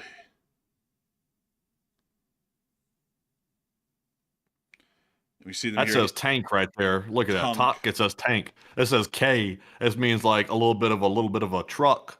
Man, this one mean K. Man, like that's what it mean. Oh man. Oh man. Bantanhivka, I believe. We see them cooking it up too, whatever the hell a Bantanhivka is. And we also see them getting another tank. And a lat. Man, they exercise them lats. Man, they're getting them good. Man, I tell you what, impressive work right there. Moving us on down the line. Wait a second. I got a shred of news. I'm like a crackhead or something like that. I'm like looking for my next fix of news here. I need a little something, man. The bees on the corner. They're not giving out free samples. Anyway, so, we have a little shred of news right here in all seriousness. Apparently, we're hearing that the Israelis are saying that the ceasefire that was negotiated by the United States between Iran through Pakistan, they're saying that apparently it doesn't include Lebanon, which is a change in the story because we had heard earlier that it was going to include Lebanon. Lebanon. Now we're hearing that it apparently doesn't. So Israel doesn't want their Lebanon situation getting messed up. They want to keep that going, apparently, for the most part. So, I mean, oh, man. I have a feeling tomorrow we could be looking at a completely different narrative coming out tomorrow. I have a feeling, because it seems like nobody's on the same page and nobody knows what the hell is really going on. Iran's got a different story. Israel's got a different story. The U.S. has got a different story. I mean, it's just like, it's a lot of different stories out there. It's a lot of different narratives, I guess you could say. But Enforcer, what say you? I don't even think there's a lot to say about this. I think at this point, the story speaks for itself. We'll just watch what happens tomorrow, I suppose. But moving us on out from that, and also closing out that little Wikipedia tab for the Grigorovich, we also get to see the 23rd Brigade of the Ukrainian Armed Forces hit and destroyed a rare Russian Pantsir today. If the clip plays. Oh, it's buffering. Weird. Usually they don't buffer a lot. This one's buffering a good deal. Hopefully we'll be able to make it through, folks, and persevere through this very laggy clip. Oh, there we go. Oh, and there's the Pantsir. Oh, there it is. 5.7 kilometers away from this drone, by the way. That's actually what that's saying right there. That's kind of wild that they have camera quality. That's good. That is that good to see something like that from 4 miles away. They've always had good vision, like the you know how people see things in 2020 in hindsight. The Ukrainians see it in 2020 in the front vision. Man, you know, the Ukrainians have had great vision, because while some people in the White House have said recently that the Russians are actually the friends of the United States, Zelensky said, with my 2020 vision, I can tell you that the Russians are lying bastards. So it's like, oh man, that's pretty good vision, honestly. That is, really. And they got the Pantsir. Hey, what twirl my blade. Nice, very nice. Moving us then down into the Kherson, we also saw the Ukrainians blow up a bridge today over the Dnipro River. And there's the bridge, and there it goes, blade. Well, I guess you could call that plum out of luck, blade.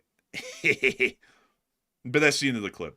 So moving us on from that, it's now time for us to get all the way up to Kyiv to cover the speech from the President of Ukraine, President Volodymyr Zelensky, here on day 1,504 of the news from around the world.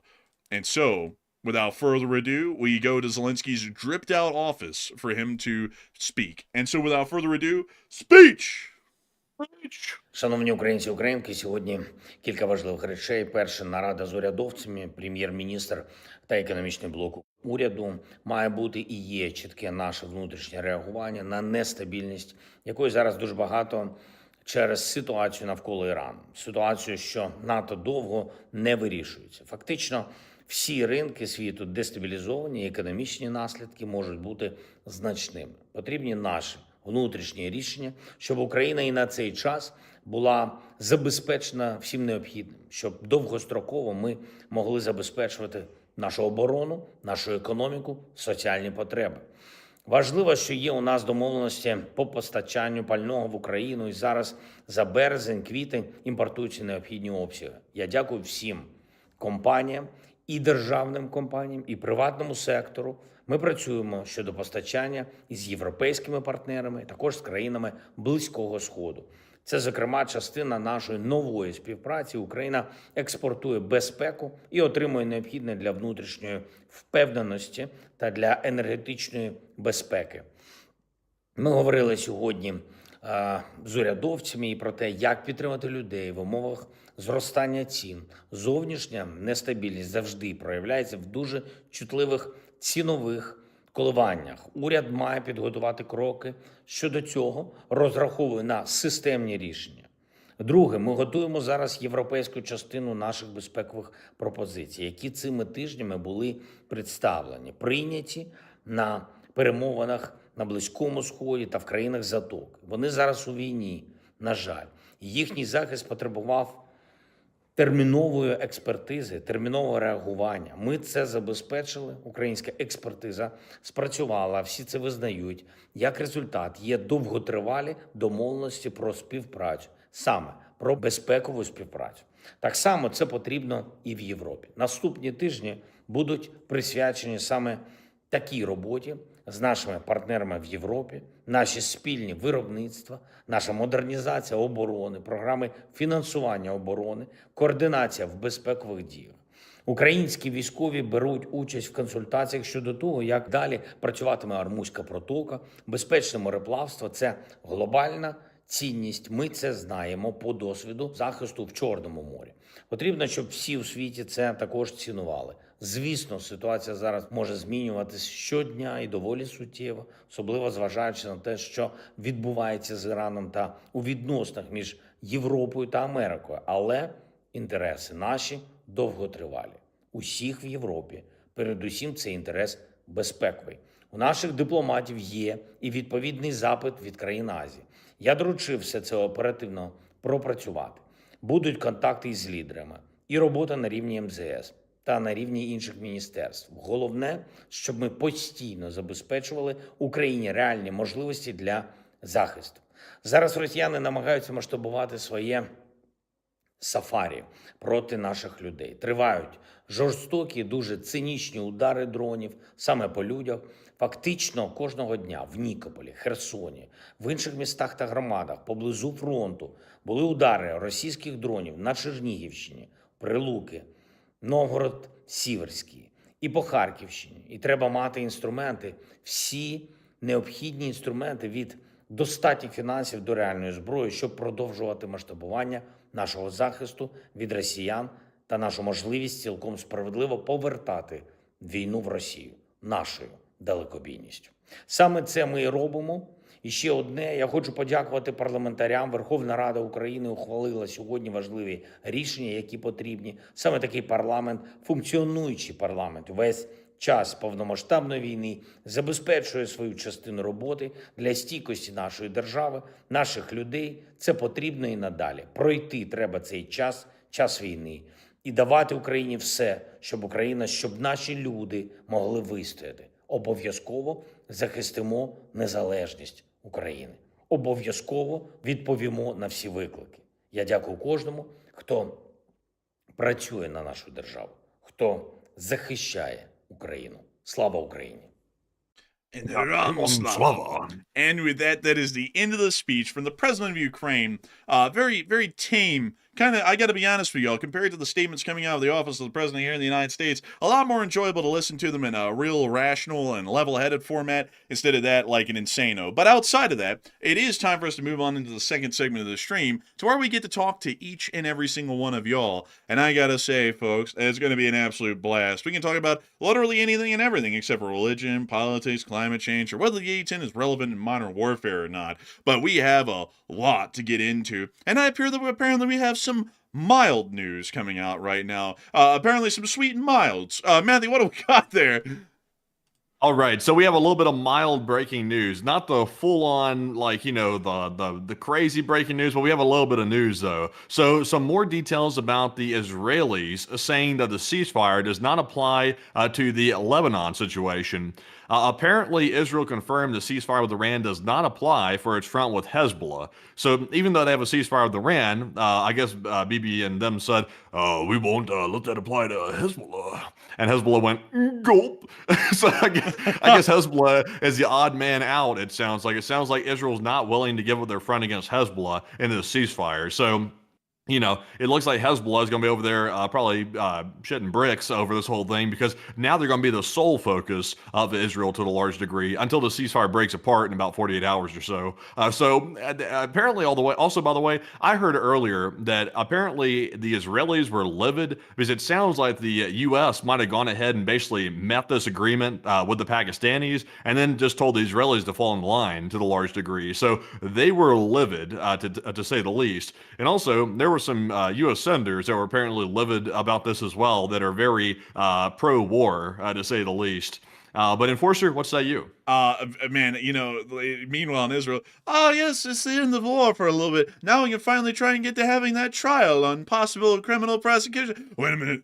We actually have a war going on with Hezbollah still. We got to complete that one. It's like, damn. It's like, man, those wars are never going to end. With it. He can't keep getting away with it. Those wars. You gotta avoid the courts. You gotta hate courts. You know, the judges, they sit up there and they're so judgmental, those judges.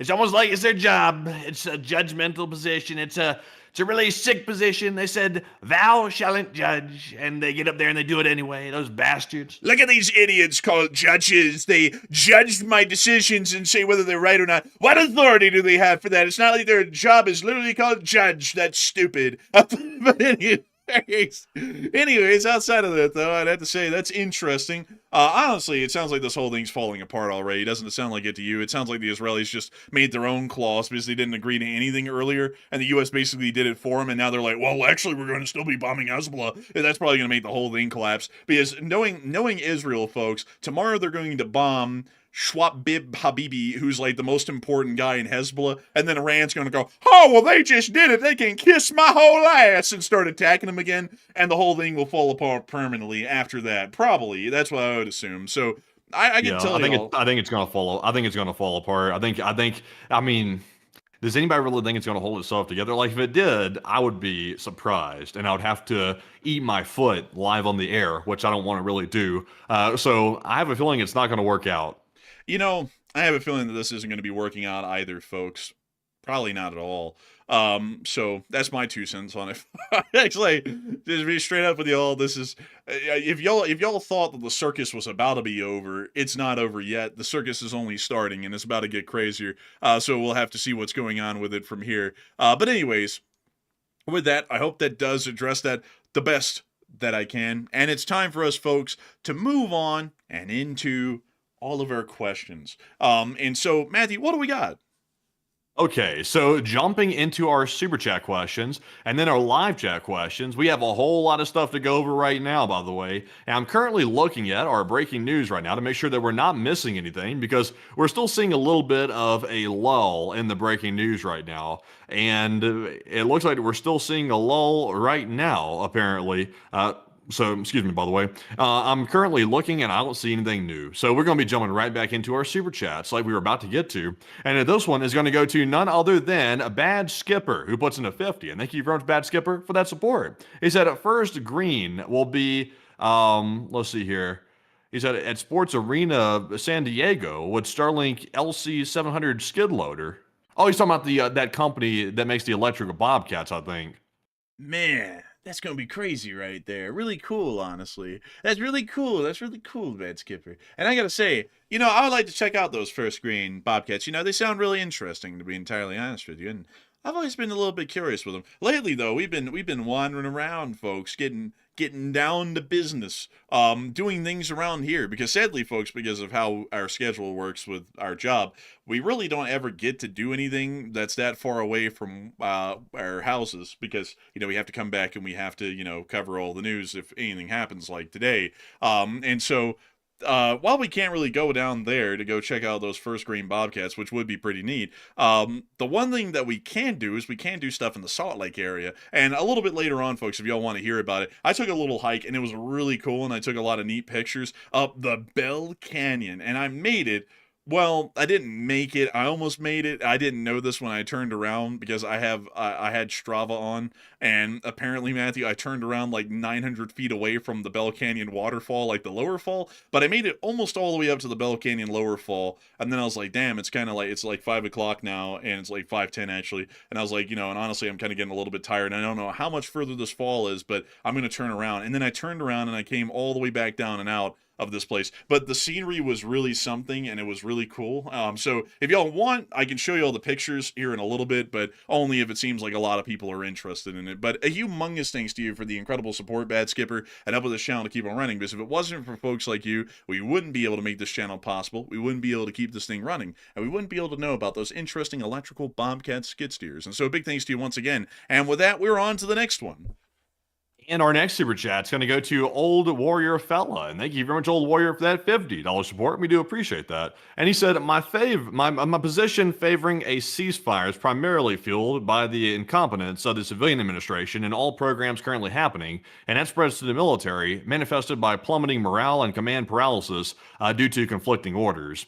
And I have heard those reports, by the way, Old Warrior. I've heard reports that the higher ranks of the military are not very happy right now about what's happening. Also, it did not help morale to, just pretty much basically force a retirement or fire the Joint Chief of the Army. That was not good for morale, and people are not very happy from the sounds of it right now. So, honestly, kind of understandable because the U.S. military doesn't want to carry out, things that are questionable. They don't want to do that. And, they're the ones actually having to carry it out. So they get to see it firsthand because they're the ones having to do it. So I would say, it's definitely sketchy, to say the least. But Enforcer, what say you? I would say, I've heard about that a little bit as well. I haven't really looked at it a whole lot because, sometimes the rumors are just put out and then they're blown out of proportion because, much like one political group cult worships the current guy and acts like he can never do anything wrong, there's another group who goes out of their way to demonize everything, even if there is something to agree with, which is few and far in between, to be entirely honest. But if there is something to agree with, they'll even make that sound bad. So, I've been hearing about it, but I don't know how overinflated that is or how accurate it is at the moment. But outside of that, though, I would have to say that generally a ceasefire under those premises, it kind of seems understandable. But at the same time, we've achieved nothing strategically against Iran. And that's my issue right now, is that we have done absolutely nothing. And even if we try and piece out the conflict right now, strategically, nothing has been achieved at all. It was a complete failure of a war if we try and end this thing right now, and we end up only getting very minor terms implemented against Iran, and then we have to give significant concessions to them in return. It's a defeat for the larger part. So I do thank you incredibly for the support and help this channel to keep on running, and I hope that does address that incredibly well. And before we move on into the next one, and a humongous thanks to you once again, Old Warrior fella, for helping this channel to keep it running. Before we move on to the next one, I actually saw that a lot of people wanted to see the pictures from the little hike that I took. So let me see if I can put those on Discord really quickly for all of y'all to see, so that way y'all can take a little gander here. So let me send these over to Matthew's Discord so that way y'all can see them, because they were really cool. Let's see here. Let me try and get the best pictures. Yeah, the one where you're fighting that bear. No, sadly not. I deleted that one. I thought it made me look a little too wimpy. The bear was really kind of giving me a little bit of a one. So really, I had a gash on the side of my cheek, folks, from the bear. It swiped a paw at me, and I was like, I don't know about that. But like, I'm just kidding, by the way, folks. There was no bear. There was turkeys though. But let me see. I want to get the best picture. Okay, so I'm gonna have to upload a couple of these at a time because there's a couple of them, and I'm just gonna kind of like go through them almost like a little quick perusing, because some of them are kind of similar to each other. But here we go. You know what? Yeah, we'll just do these. So there's a couple of them, but they look pretty cool. So here they are. So let me see here. So this was the hike that I took the other day. This is Bell Canyon, by the way. This is a part of the Lone Peak Wilderness of the Wasatch National Forest, if I'm correct on that. But outside of that, it's a really beautiful place. Take a look at that, folks. I'm on the second picture, by the way, Matthew, if you're following along. But this is the lower Bell Canyon Reservoir. Take a look at that, folks. It's like the Alps. It's so cool. When I went up there, I was like, wow. Because the last time we went up here, it was winter, and both Matthew and me went, and the whole place was covered in snow and ice. Literally everything was. And I busted my ass about a good 4 times coming back down from the part of the trail that we made it to. But it was unbelievably beautiful. Huh? Go ahead. When you went up here, like, you didn't happen to have any guy like wearing like strange clothes trying to offer to sell you like some cough drops or anything, did you? Actually, I did, man. He said, "Oh, hello," and I said, "Who the hell are you?" And then he pulled out this giant horn. He went, I was like, okay, this guy is really weird. I walked off from him, but he like followed me for like a little bit. It was really weird. But moving on to the third picture, that is actually the Bell Canyon right here. It's this little ravine sort of a looking thing over here on the left side. You can see the snow up there at the top, and y'all can actually see about as far up as I made it. I made it to that spot right there. So if y'all see where my mouse cursor's at right now, sadly Matthew can't, but it's kind of where the pine trees, like if you see the like hill of pine trees right there in that valley, and then they start flattening out under like the snow mountain, that's about as high up as I made it before I turned around and came back. And all in all, from the parking lot to where I turned around, I made it up about, I think it was like 1,300 feet of elevation over about a period of 2 miles or so. So it was actually quite a lot. lot of climbing. Well, not really climbing, but hiking to be done. And then there's also a part of the trail that's getting on closer to that area of the mountain. It was just so beautiful, folks. I was having a blast. And the higher up you go in the valley, this was a really cool thing about the canyon, is that the higher up you went, that wind coming off of the top of the canyon is actually cold because of the snow. And so when it comes down, you're just getting these blasts of like ice cold air every once in a while. Like not blasts, but like little gusts of it, which keeps you nice and cool and helps you to keep going, which was really nice. And it's also shaded on most of the trail. There's a little bridge that crosses the Bell Canyon Creek that goes down to the lower reservoir that I just showed you all a picture of. And here's another picture of it. And it's like that the whole way. And it's roaring, folks. You can hear that creek everywhere in this little canyon. It's just a really cool thing. And then I walked far enough in that I made it to this sign right here. I love this sign, folks. I love the U.S. Forest Service like signage and the national park signage. I always think it's so cool. Don't you, Matthew, with like the font and like the design and everything? It's always neat. Yes, I like it. It's fantastic. It's so fantastic, and that's me right there. That's me. I took a picture in front of the canyon and all. And then there's getting on further up into it. But to speed this up a little bit, this was way on up there. This was kind of close to the part where I turned around. Sadly, I didn't take pictures where I turned around. There wasn't really any good views there. It was just basically surrounded by trees. But it was just amazing up here. It felt like you were in the middle of the wilderness, but when you turned around, you could see the whole city.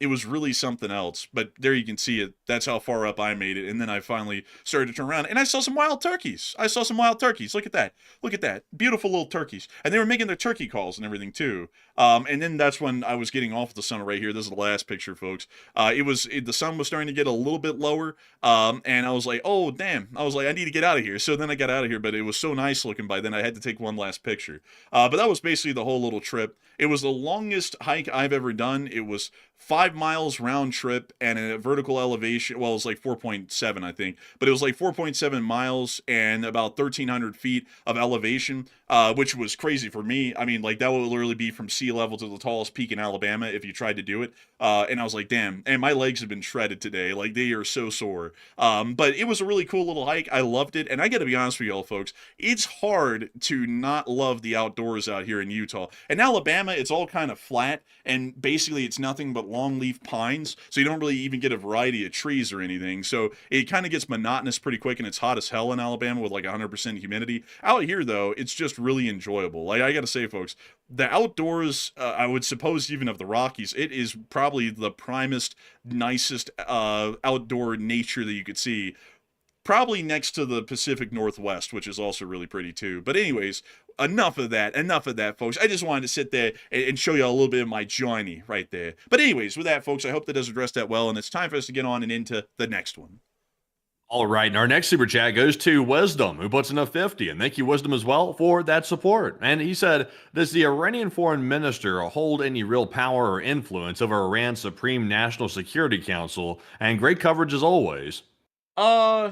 We don't really know, because it seems like the Iranian governmental structure is fairly informal. It really is whoever has the most influence, and if the foreign minister has a decent amount of influence, he might be kind of a, unofficial, official leader of the government. And at least with how he's speaking over the war, it seems like he certainly would kind of hold that position, because sometimes it almost sounds like he's making the calls and calling the shots rather than other people in some cases. So I hope that does address that the best I can. And a big thanks to you so much for the support and helping this channel to keep running. And also, that's a really good question, honestly, because I really don't know the exact answer to that, but that's what I would assume, because it seems like they don't really have a solidified governmental structure and roles. It's just kind of whoever has the most influence gets the larger say on events, at least after Khamenei was killed.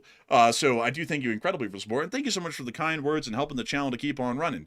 Because if it wasn't for folks like you and all of the amazing folks who watch this channel and support it, we would never be able to make this channel possible every day. Y'all literally make it possible for us to pay the bills and focus on this as a full-time job, and we cannot thank all of y'all enough for helping us to make this a reality each and every day. So big thanks to you once again, and with that, we're on to the next one. And our next one goes to Melinda Grifford Vaughn, who puts in a $50 support. And thank you very much, Melinda, for that 50. And she said, what do you do with a regime that won't give up nuclear ambitions? Diplomacy has failed, Europe is no help, and we can't let them become North Korea. And also, I would agree. Can you do the right thing and still be a war criminal? Not atrocities, but technical violations. Well, that's a tricky one. It largely depends on the way you're interpreting the actions. It really comes down to that, unfortunately. I know it's going to sound really slimy to a lot of people, but if Iran starts attacking the civilian infrastructure inside the Gulf states, we have seen them attack desalination plants. Technically, it would be a war crime to go and attack Iran's, plants like desalination plants, power plants, etc. But in that case, though, there would be a technical justification to pull it off. So it's always a little bit of a navigation game trying to get through that minefield of what's a war crime and what's not. There are some things, though, that are blatantly war crimes, like threatening to wipe out a civilization. I don't think that's debated by many people to be anything other than a possible war crime. So, it's very tricky. But Enforcer, what say you? I would say that there certainly is. I hate to say this because at this point, like, the really only way you can do this is retroactively, but, they could have started off with a good war plan from day one, and instead of working, like, this is something that aggravates me currently about the current president, and this is more so an analysis of the personality type, is that everything they do in their head is perfect and it can never be wrong, and they're the best at everything in the world, and they know everything, and no one can ever do better than them, and no one can tell them any better because they already know everything and they can never be wrong. And so the war planning was done off of that idea as well, which is absolutely stupid, because there's tons of people's lives at stake on our side and on theirs in terms of the innocence involved. And so you have to actually plan something with some humility to listen to other people and sometimes let some other people take the forefront and the reins. Like back in the day when the Gulf War was fought and when World War II was fought, did y'all hear about, George H.W. Bush making all of those military war plans to fight the Iraqis? No, it was Schwarzkopf. Did you hear about FDR stepping in and pretty much running the war planning in the Second World War against the Germans? No, it was Eisenhower. The generals are the stars of a war, and while the president is the commander-in-chief, especially if they don't have any military experience or any real practicable military experience, myself included if I was the president, you generally need to lean a lot more on the generals and the collective intelligence and knowledge of the armed forces, as that is their profession, instead of acting like you know everything. And so the war planning was conducted originally way back at the start, when we first started to move forces over there, off of the president's mindset that I'm perfect and I'm never wrong and everything I do is always going to turn out well, there's no other option, so we're going to kill Khamenei, and then in 3 days the government will collapse. And if you don't believe me on that, when he said that in his own words just a couple of days ago on film, so if you don't believe me, you can go and reference that clip and listen to him say it. So they planned the war off of that, so they only planned for 3 days. They planned kill Khamenei and then wait. Basically, that was the move. And then we killed Khamenei and we waited and we just started bombing a whole bunch of stuff in the country while we were waiting.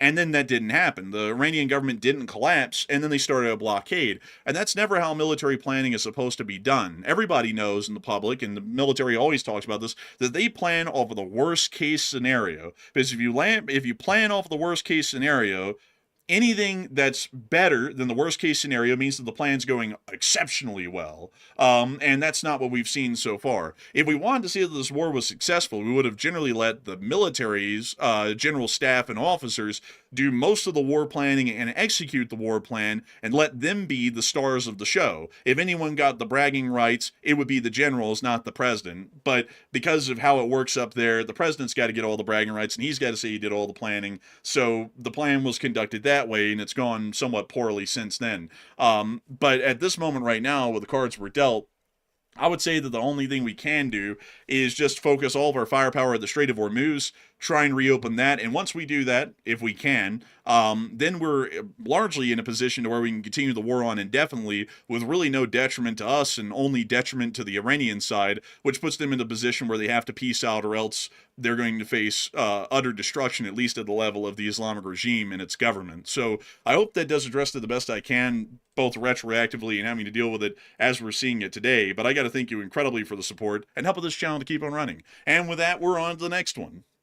We also have a 50 from Chris Feilbach, and thank you very much, Chris, for the second support of the night. He said, is reminding the Iranian embassies of their Ayatollah's flamboyant character on X considered international diplomacy. I do so kindly, with a picture of a poster from the Iranian saying the same.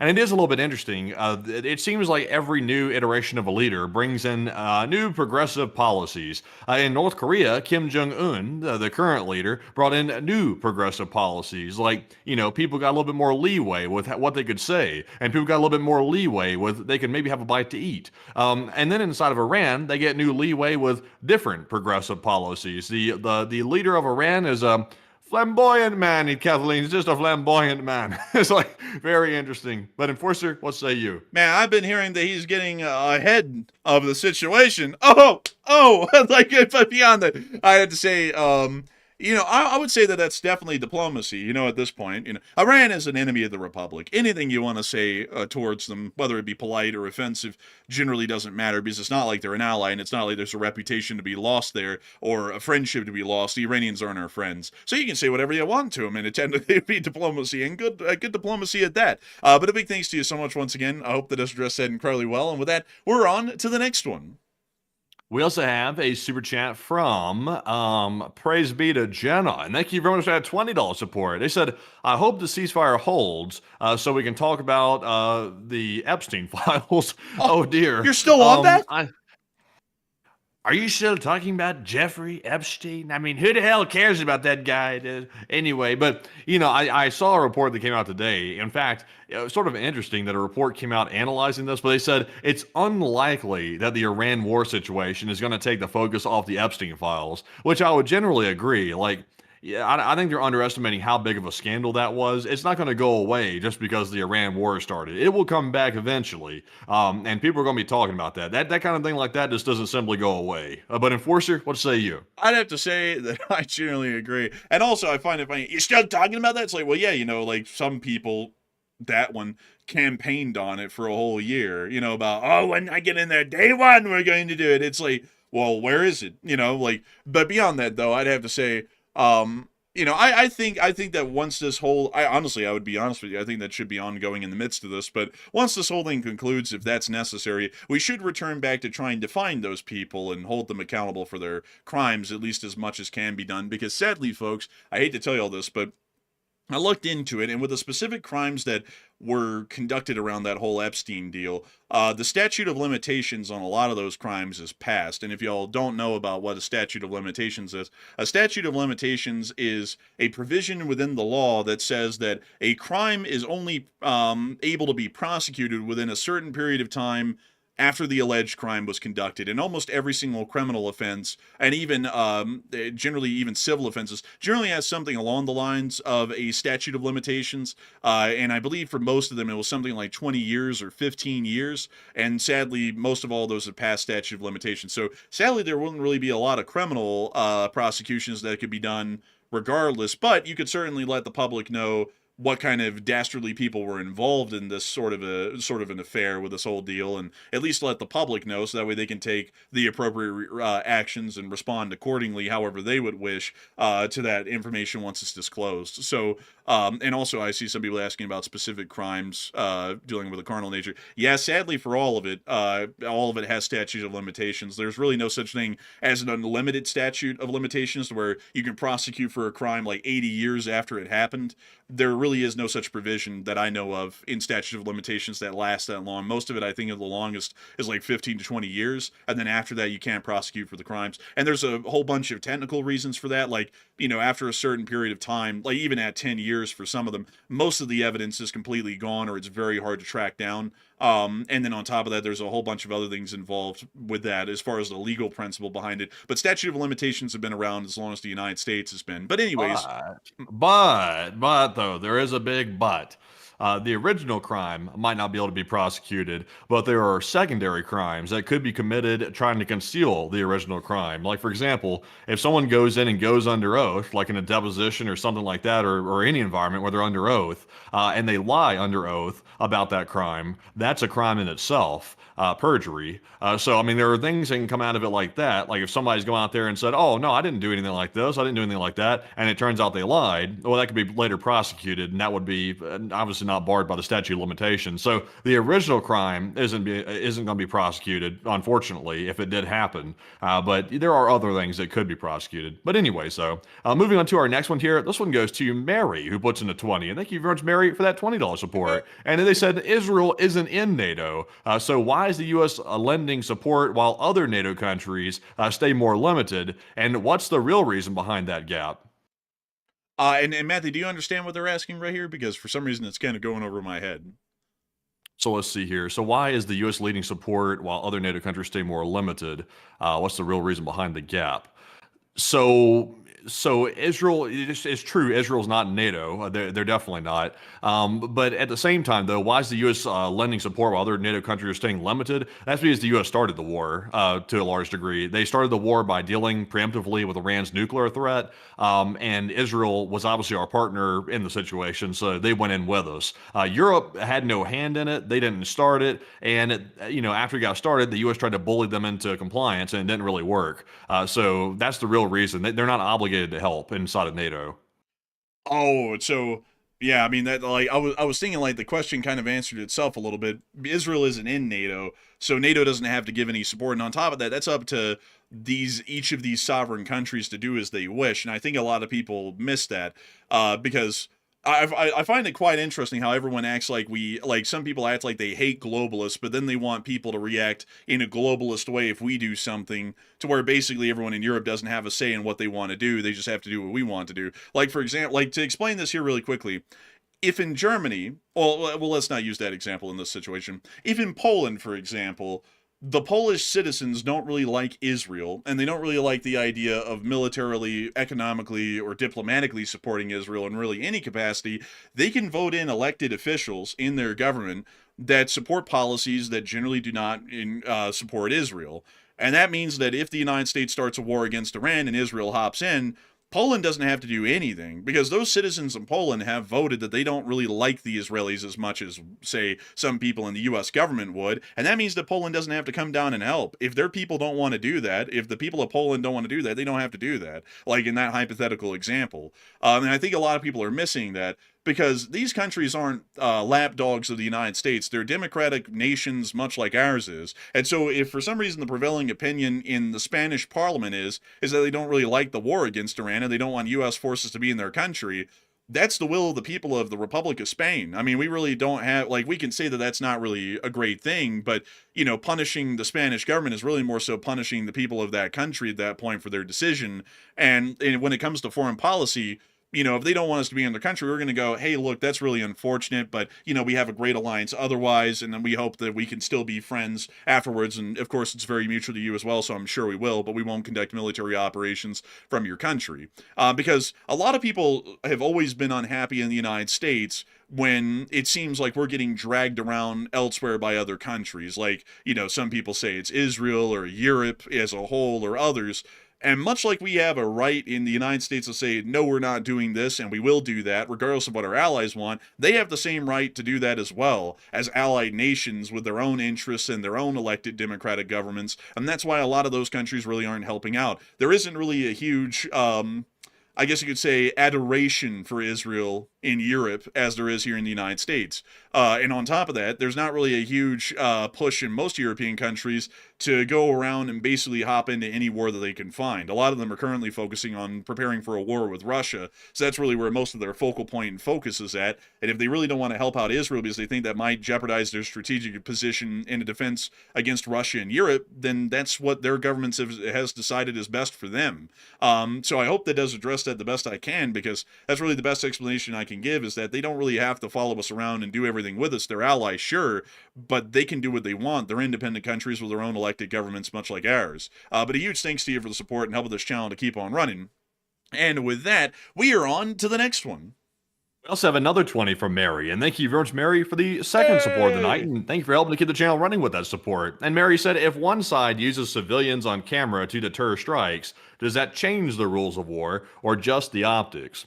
Now, here's the thing about that. If civilians want to put themselves in harm's way, at that point, it's not our concern. That's my view on it. If civilians are dumb enough to go to a place that they know that the U.S. is about to strike, those civilians have just become combatants in the eyes, at least in my personal opinion.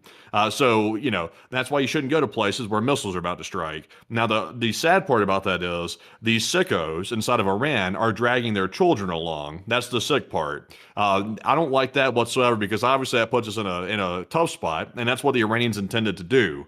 So I think y'all kind of know the common sense answer to that whole unfortunate situation. But Enforcer, what say you? The technical answer is that generally this could be argued as a war crime. That probably wouldn't stand up in the United Nations or most international courts that really have no enforcement power, to be entirely honest with y'all. But the reason why is because we have given forewarning, regardless whether the actual strike of the bridge is a war crime or not. Getting completely past that, let's say it's not. If we say we're going to blow up this thing at this spot at this time, and we're giving everyone forewarning so that way no one's in the area to get harmed, and then a couple of thousand Iranian civilians go, hey, I have an idea, let's all go drive out there to this thing that they're about to go blow up and stand under it. That'll really stop them. It won't. And we also really don't have any culpability for how many ever people are wiped out in the midst of that, because we technically did due diligence by an extreme at that point. You don't have to give a warning in a wartime setting of what you're about to be hitting, because telegraphing all of that would generally lose a lot of a tactical advantage in most situations. But if you do, you've gone above and beyond to let civilians know you will be in danger if you're in this place at this time, so stay away from it. So if they end up going there to try and stop you from striking it, you can hit it, and if they're taken out in the strike, that's really just chalked up to what's called collateral, which is, unnecessary civilian casualties. But at that point, it's largely more on their volition than ours. Now, in another situation, just to make sure to explain the difference here, if we sat there and looked in Tehran and we said, let's pick a high-rise building, oh yeah, this one. Let's strike it with a 2,000-pound bomb with no warning, out of the blue, and they're holding a wedding in it. Now, that would be a war crime, because one, it's not a military target, two, we didn't give any forewarning for civilians to evacuate, and three, we largely just hit it to hit it. There was no real strategic or military value to the building, and we just knew that there was going to be a lot of civilians in it, and then we hit it. Now, that is a straight-up war crime without question. But warning about a strategic target that's about to be hit, like a bridge, and giving forewarning to that, and then they all show up and just pile up on the bridge to try and stop you from hitting it, that ends up being collateral, and it's generally not a war crime. So I hope that does address that the best I can. And once again, I do have to say, folks, case-by-case basis, that's not always the answer, but that would generally be the answer in that hypothetical scenario. But I hope that does address that the best I can, and a big thanks to you for support and helping this channel to keep it running. And with that, we're on to the next one.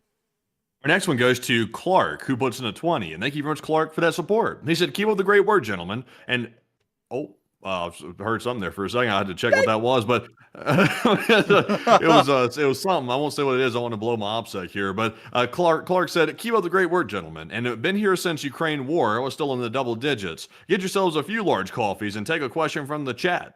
Hey, thank you so much for the support, Clock Rima. And thank you so much for wanting us to keep up the good work. We will try. And I got to say, thank you for being around with us for such a long time. You've been around for years. And we will make sure to take a live chat in your honor, Clock. So what do we got, Matthew? So the live chat question in honor of Clark's very kind super chat is going to go to Robin, who said, if the strait opens with Iran armed forces for 2 weeks, will they find locations of mines or the absence of them? They probably will find mines, because all intelligence seems to indicate that there's at least 12 that have been laid in the general area. So we will definitely find a few, at least. But there's not going to be a high density of them. But huge thanks to you once again for sponsoring our live chat, Clark, and helping this channel to keep on running. And with that, we're on to the next one. And our next one's going to go to Hoodoo, Texas. And thank you, Hoodoo, for that $10 support. He said, the stupidity of the remarks are that they are so easily twisted by the United States enemies. You don't give your enemy any ammunition. No Western country can support the U.S. president's actual words.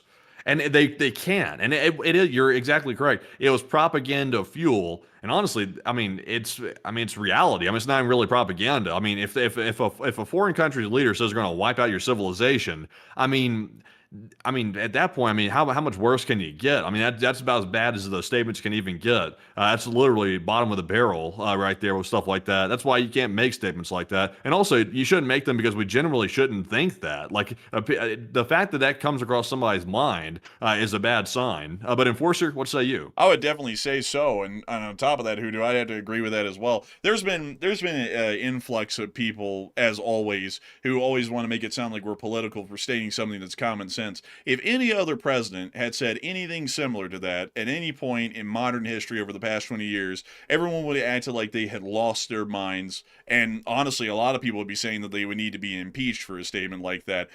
It reflects on the country poorly because it makes us look like genocidal maniacs at this point. It doesn't make us look like the reasonable, level-headed country we're supposed to be, or at least we're supposed to be presenting ourselves as publicly. And it's an insane statement because I saw someone out there who also runs a podcast. They put it in a very interesting way. They said 5 weeks ago, the President of the United States said that he was going to save the Iranian people and help them. And now 5 weeks later, he's saying that he's going to kill them all in hellfire. And how in the world does that make any sense? And it doesn't make any sense at all. And also, it's like, how in the world does that go for all the people down in Iran who were American aligned, and now they're hearing the very guy who was supposed to be saving them say, I'm going to kill all of you? Like, how in the world is that supposed to make them feel?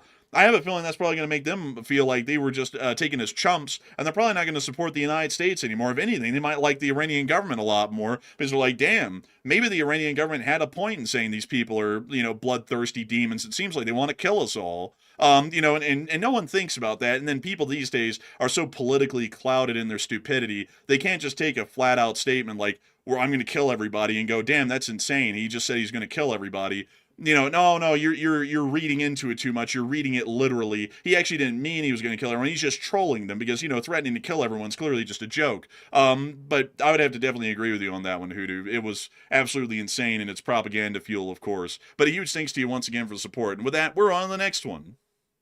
And our next one is a super chat from down under, all the way down under in Australia or something like that. And when they say down under or something like that, it makes me think, what is it, like hell or something? Like, what do you mean down under? But anyway, though, Australia is a great place. We have a lot of viewers from Australia, so I love Australia. But thank you very much, Duncan, for that 28 Australian. He said, bah, moo, woof, crack. He said also cricket noise. Sir, they got 2 weeks, and after that, another week. And then after that, another deadline. That's what they said, the deadlines. It makes people have a little bit of haste when they have a deadline. It's a strange thing. Those deadlines change. You push back the lines, like the line in the sand. That's what they call it, sir. A line in the sand. It moves. It moves. Do you think this ceasefire will hold? Do you think it'll hold? I don't think it will. I don't think it will. I have very low hopes that this thing will hold. But I do thank you incredibly for the support, and also supporting the animal noises, and also the cricket noises as well, Duncan VR, because if it wasn't for folks like you, we wouldn't be able to make this channel possible, we wouldn't be able to keep it running, and not only that, we wouldn't be able to give analysis on whether that ceasefire is going to hold or not. My answer is probably not. And so a huge thanks to you so much once again. I hope that does address that well, and with that, we are on to the next one. We also have a $20 support that just came in from Enzyme82. And thank you very much for that support, by the way. A $20 support. He said, does a ceasefire help or hinder China and Russia? Oh, that's a good question. Generally, it probably would hurt them a little bit, especially Russia. It would benefit China a little bit because they might be able to get a larger volume of oil in the short term. But for Russia, it's going to hurt them because the price of oil is plummeting, and while they aren't really able to sell any of it, if they somehow were able to, they're going to be making a lot less money per shipload. So I do thank you incredibly for the support and helping this channel to keep running, and I hope that does answer that somewhat well. Because for China, it'd be slightly beneficial. For Russia, it's going to be detrimental. And so with that, we're on to the next one. And our next one here is going to be a $10 support from Dusty. And thank you, Dusty, for that 10. He said, by agreeing to ceasefire, the U.S. has ceased hostilities. Them attacking us again resets the 60-day clock, and he will have to notify Congress within 48 hours if he strikes back, and seems a ploy in LSA. Now, on that one, there is no such thing, in my opinion, as resetting the clock. The moment that we engaged Iran, that's when the countdown started, and nothing will change that. The countdown started until troops are withdrawn from the situation in the Middle East, then the clock will not stop. That's my understanding. But Enforcer, what say you? also, generally, it's actually about 90 days because the War Powers Resolution Act allows for 60 days of wartime activities, but you can extend it to 90, adding an additional 30 days if the president submits a written letter to Congress telling them that there's a necessity to extending it another 30 days. So it I thought actually. that I thought that extension of the 30 days was for withdrawal. I didn't think that was for like extending it. I would have to go and read the exact language of the act again, but I think it might have just been to extend it another 30 days or so as far as military activities in general. But I might be wrong on that. We'll have to go and look Let's at see. that. So it says here, it requires notification within 48 hours of inserting the troops in a wartime environment or a combat environment, and limits troop engagement to 60 days without authorization. And then the extra 30 days can be added as it's needed to withdraw the troops, it looks like. Huh. So it is only withdrawal. Well, I mean, couldn't you conduct military actions as usual, though, and just claim that you're withdrawing them and just, like, pull them out little by little and just keep striking them up until the last hour, basically? Yeah, but if Congress is doing their job, they should say, well, show us proof that you're withdrawing these forces. Like, we need proof. And they would be entitled to it as well, because that's a congressional duty to monitor the War Powers Act enforcement. That's their duty on that. So they could get it if they required it. The problem is, though, they don't seem to have the spine to, demand their rights at this point. Well, they don't have a spine to do anything at this point, which is really a shame. Because, right now at this point, it's almost being run like a presidential republic than a federal republic. But outside of that, I would have to say that, let's see. I would have to agree with Matthew. I don't really think there's a resetting of the clock, and apparently my interpretation of the law was incorrect. According to the letter of the law, which I also looked at as well off screen, it actually does say that next 30 days is just really generally for withdrawal. So that generally seems to not be the case, that you can extend it for another 30 days of wartime activities. You can only extend it another 30 to get them out of there. So, outside of that, I would say that the clock really doesn't reset, because it's not like it's a new conflict. We're just ceasing the hostilities of the current war right now, meaning the war hasn't ended. I think that would only apply if we created a actual binding peace treaty with them and then attacked them at a later date, like a year from now. Then that would be a whole new conflict with the timer being reset to 60 days, because it's not the same conflict. So a big thanks to you for support and helping this channel to keep on running. And with that, we are on to the next one. We also have a $15 support from Duncan VR once again, all the way down from Australia right there. I thank you very much, Duncan, for the second support of the night. He said, Baba, more crickets. Hey. Sir, can I win the Nobel Peace Prize for ending the Iran war? Even though I started it, oink, oink, like a pig, like a pig. I've seen some reporters that could qualify. I'm not saying it, he's saying it, and that's all I'm saying, but that makes 17 wars. 17, sir. 17. They said 17. That's a beautiful number. Some say I invented the number 17. I ended it surely. I get the medal. I get the medal. I want the medal because I'm made like iron. I got that iron in me. I want the medal. Sir, give me the medal. But tell me. I gotta say, folks, like, kind of looking back in that hindsight deal, isn't that kind of stupid that we went from the peace president to the damn bringer of death and destruction just because he didn't get some stupid bronze medal from some Norwegian group? It's a lot more than a bronze medal. It's a lot more than that. It comes with a prize. It comes with some cash. They said cash. It comes with cash. Not the director, not the FBI guy, not cash. We love cash. He has his eyes on everything. The way that guy looks around, I'm telling you. He looks around and he doesn't miss a damn thing. Have you seen his eyes? They're like bulging out of his head. They said, bulging eyes, sir. That's what they're like. But he's really good. We hired him for that reason. He can see everything. It's a prize. It's about the cash.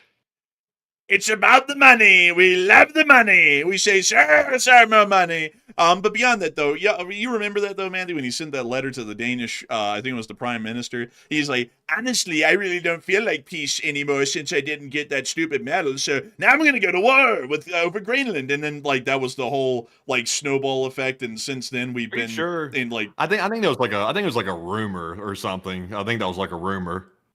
Are you sure? Yeah, I mean that's like the what the word on the street was, like why he might have like felt compelled to do something like that. But I mean, technically, the reason why they did it, if you believe the narrative, is because they felt that they wanted Greenland because they didn't want Denmark to protect it because they didn't think Denmark was doing a good job with the sled dogs and the lack of ships protecting the island and stuff like that. Even though we literally have active U.S. military bases on Greenland, that wasn't good enough. So not, I mean, it could be possibly that petty, but that was just a rumor on the street. Well, didn't we repost that on Twitter, like the email exchange between the two of them? Because I'm pretty sure that that was posted by the Danish government, if I'm not mistaken. I think that had something to do with NATO. Yeah, but it was sent to someone, though, over there. Like, I remember that that was an actual, like, correspondence that I believe we retweeted and even talked about a little bit, because it was a whole deal with the Greenland affair. I'm pretty sure. I can't remember. I can't even remember what I had for breakfast, so I definitely can't remember that. Man, what are you turning into, a cabinet member? I can't remember. Like, what do you mean you can't remember? Mr. Senator, I just can't remember. The Dallas had 50,000 points. Listen, I'm practicing my politician, okay? I can't remember anything when I need to remember it. I have two brain cells, and I make them work harder than ever because I only have two. And also, I make crazy statements and stand by them with total confidence. I'm a great politician. Also, by the way, very slippery, by the way. We have to be able to make sure that we have our narratives fluid. You want them fluid like the ocean. Also, entirely mentally unstable. One day I say one thing, the next day I wake up and I call whoever says the very thing I said yesterday an idiot. So, like today I can tell you all that eating cereal for breakfast is good. And then if you come up to me tomorrow and ask me, is eating cereal for breakfast good? I'm going to say, what kind of an idiot are you? Are you stupid? You need to go get some mental help. Anyways, eating cereal's bad. You need to eat nails for breakfast, and then that works. And I'll have this entire group of people, folks, that worship me and kiss the ground that I walk on, so that way if anyone points out the contradiction, like, wait a minute, I thought you said that eating cereal was good yesterday, they'll call you an idiot, a liar, and an anti-American hater, and you'll need to be put in prison for mental insanity and enforcer derangement syndrome, because clearly eating nails for breakfast is way better, although it will literally kill you if you try and eat nails for breakfast, because obviously that makes sense. I think, man, we can you know what's crazy? They should take away the chairs out of the cafeteria at the Capitol because what you don't need chairs. Like, do you see snakes like using chairs when they go to eat their lunch? No, I see them don't. slithering and eating it whole on the Yeah. ground.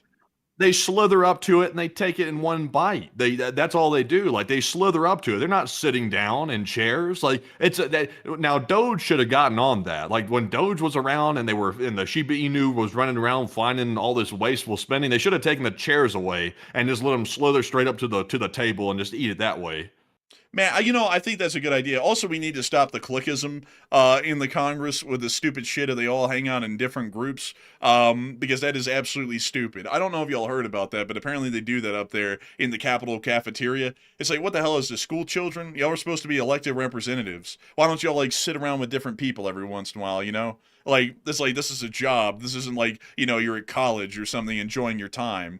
I gotta tell you, That's why we get nothing done. Is. It's like a college sorority. It's like we're electing people that have very little intelligence, not just on one side. It's like we're electing people across the board that have very little intelligence. Like, I have a feeling if most people could talk to their politicians that they think are smart and wise people, I think you would find that probably your next door neighbor would probably be more qualified to be in that position than the person that's been elected for the most part. These people are not very bright. Like, granted, that's not all of them, by the way. There are some genuinely bright people that are in there. But the problem is, though, those people generally get sidelined to a large degree because you have to be a little bit lower on the intelligence bracket to be playing these petty child games and stuff like that in this whole system. Playing frenzies and stuff like that. You're sitting at the table because you're shunning somebody else.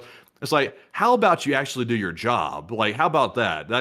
If you did your job, you wouldn't have to worry about what table you're sitting at or what friends you're hanging out with because you'd be simply sitting in your office doing work. I gotta say, folks, I just this irks me a lot these days. People say that the elected officials, and I'm not talking just for us, I'm talking for all of y'all. Some people say that the elected officials are smarter than Matthew and me. Like, always, they're always going to know more than us. But here's my problem with that, though. One person in there was a bartender before they became a congressional representative, and another one was a manager at a McDonald's and a high school dropout. And I'm just saying, I'm not disparaging anyone if you are a McDonald's manager or you're a bartender, but if you're saying that somehow that experience of making drinks and managing a McDonald's franchise leads you to have the experience to somehow be a representative to weigh in on affairs and matters of state with really no knowledge, acumen, or learning in that kind of a quality or aspect to some extent, how in the world are those people really more knowledgeable than really most everybody else in the public? Like that's kind of my thing, because when you think about it, folks, and you listen to these people in like congressional hearings, they don't know shit, like, at all. Like they're almost ignorant to the point that it's almost a parody of what you would think a stupid elected representative would be. And most of them are like that. Like, one of like I will be honest with y'all, folks. Y'all just need to listen to them talk in a congressional hearing, like from all ends. And when you watch those congressional hearings, you'll lose hope for this, for the Congress and most elected officials really quickly, because you'll hear them say stuff like, so when they like run across the border, did they use a ladder and pole vault? And it's like, what the hell question is that? Like, what type of stupidity is this? Like, it'll be questions like that all over. Like, are the Ukrainians persecuting Christians? It's like, where do you even get that? There's no proof for that even. You just keep running with that. And it's like, where in the world's the proof? Like, where's the proof? And then other ones are like demons or aliens or something. It's like, this is just insanity. Then some of them aren't even really dumb. Some of them are just actually malicious. Like, they'll pretend to be dumb, and then they'll be pushing some narrative that doesn't represent U.S. interests whatsoever, and they're actually bought out by a foreign country. That's what we're seeing more and more often these days. As we have representatives that are not basically American representatives, they're representatives of foreign countries sitting in our Congress to a large degree, and they do more advocating for foreign nations than they do their own nation, which is wild. And I know what people are going to say right now. They're going to say, well, all those pro-Ukraine representatives, they're advocating for Ukraine. It's like, well, there are situations where we should advocate for situations like that. Like, for example, if you have Russia invading Europe, it might be a good thing to make sure that we're advocating against Russia's invasion, because if we don't, they could try to invade other European countries, which doesn't represent American interests. So there are some situations where it's okay, but there's also some situations where it's almost like a parasitic relationship where there will be an American representative that simply just advocates for a foreign country just because they're getting, donations from a foreign lobby or something like that, which is horrific. It's anti-American. Also, let's see. I just saw someone say something really interesting. Guam might tip over. And that reminded me. You remember that one congressional hearing, Matthew, when that one representative said, Guam's really concerned. If we move a lot of troops there, could it like tip over the island because they're all weighing down one end? Do you remember that? I vaguely do, yeah.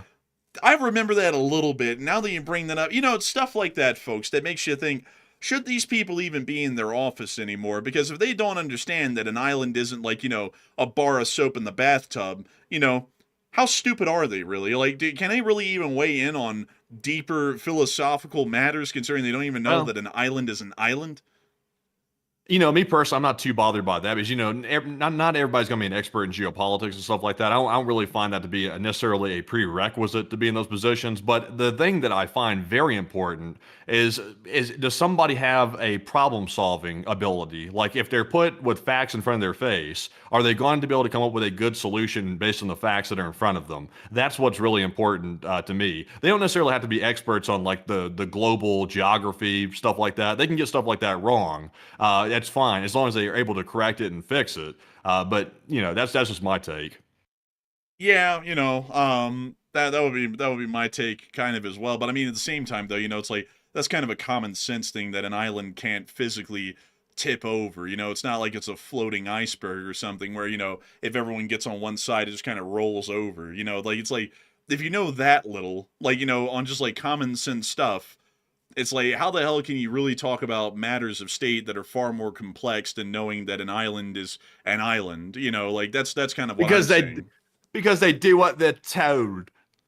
Kind of, I mean, in a way. But also the other thing is that a lot of these elected representatives, they don't even know what the hell they argue for. Like that's something else as well. Like when you think about it, folks, because like on one thing, for example, they'll all be for a war with Iran, but then they'll be completely against supporting Ukraine in that current war. And it's like, what's the philosophy here? Are we trying to counteract our enemies, or are we just trying to support countries that we like agree with for some weird reasons, one or another, punish others that we disagree with? What's the logic and the sort of like tactic or strategy here because they don't really have any. It's just more so opinion based and emotionally based and driven. But anyways, with that, it is time for us to get on and into the next one. All right, so our next one here is going to go to none other than Ross Nib. And thank you very much, Ross, for that $50 support. And we do appreciate that. And I believe that's from Down Under, too. And it is. It's Australian. And Ross said, Sir, they really put me through the paces tonight, sir. They said, we want some more voice. That's what they say, more voice. They love my voice. They love that voice. Sir, was that a war? oh, my God. I gotta pull it together. Sir, was that a war or just some great reality TV? Maybe the new regime in Iran will have a great Mardi Gras in honor of the new Ayatollah. They call him Ayatollah because he's Ayatollah. He's a very naughty boy, you know. What in the world does his last part mean? I don't know what his last part means. I can't even read that right there, but I'm struggling. I tell you, that's doing a number on my throat right there. It's scratching it up. But Enforcer, what say you?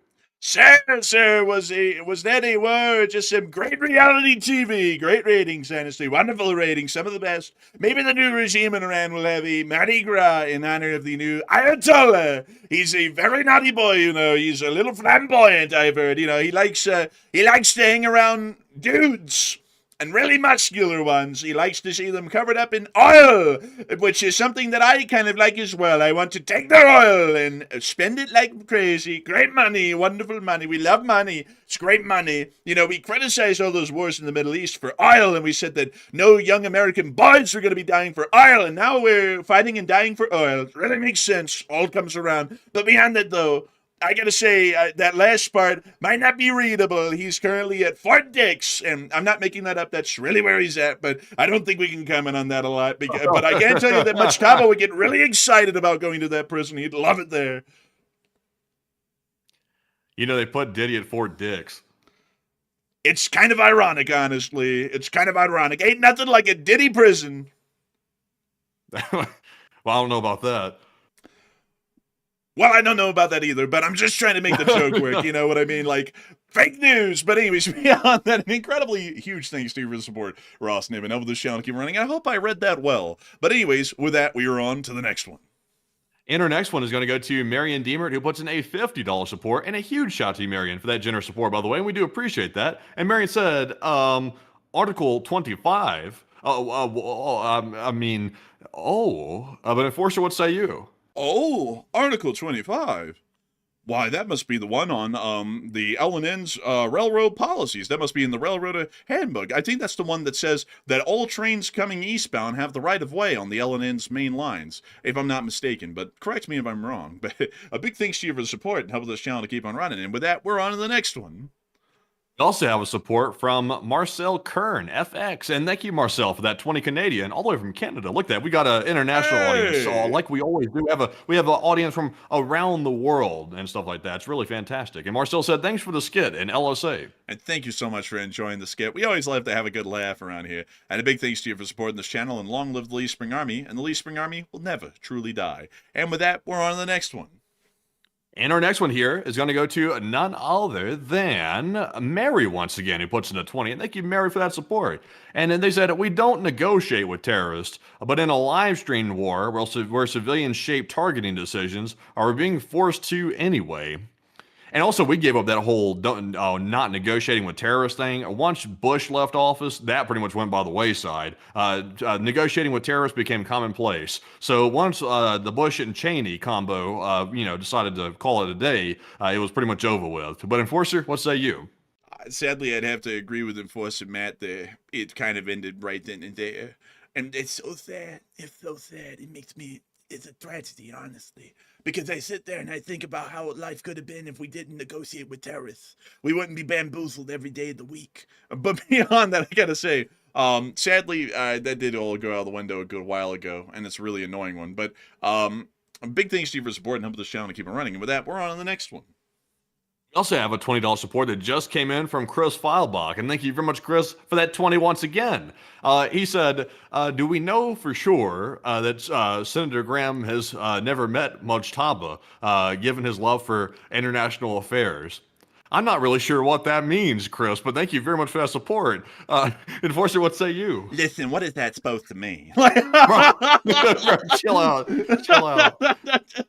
I mean, that's how it talks. I mean, I'm just doing a voice impersonation. But beyond that, I mean, not that there's anything wrong with that. I mean, not that there's anything wrong with it. I'm just going to Disneyland. That's all. But beyond that, big thanks to you for the support and help this channel to keep on running. And you know, I don't know on that one. We'd have to find out someday. You know, maybe it'll come to light. If you know, in his defense or in his prosecution, who knows? At least as far as facts are concerned on that detail, we'll have to let the jury be out on that one. We'll have to conduct a conclusive congressional investigation and inquiry and hearing to be able to find out if these claims are asserted or not asserted. But a humongous thanks to you for the support and helping this channel to keep on running. Because if it wasn't for folks like you, we wouldn't be able to make this channel possible. We wouldn't be able to keep it running. We wouldn't be able to ask the questions that really matter. And so with that, we're on the next one. And our next one here is going to go to none other than Ian Mitson, who puts in the 20. And thank you very much, Ian, for that 10. He said, they're keeping you busy, don't they? It's going to be a while until you can break in your hiking shoes with how things are going. Oh, you brought up hiking shoes. I got some today, and they were 3 sizes too small. They were like little itty bitty shoes for like children. Like they were size 10s, and I wear a 13 wide. And I was like, oh my God. Matthew, I went back and looked, and yeah, I did order them actually as a 10, so that was my mistake. I knew you did. I knew it. Yeah. So when you were swearing up and down today that you ordered the 13 wide, I was like, I saw that I said, check that app and see what you ordered. I'll check it later. You said. I was like, Amazon rarely ever messes anything up like with stuff like that. Like that's a rare occasion for them to grab the wrong one because they got that whole thing automated. So when you got that little small shoe, I was like, yeah, that ain't gonna work.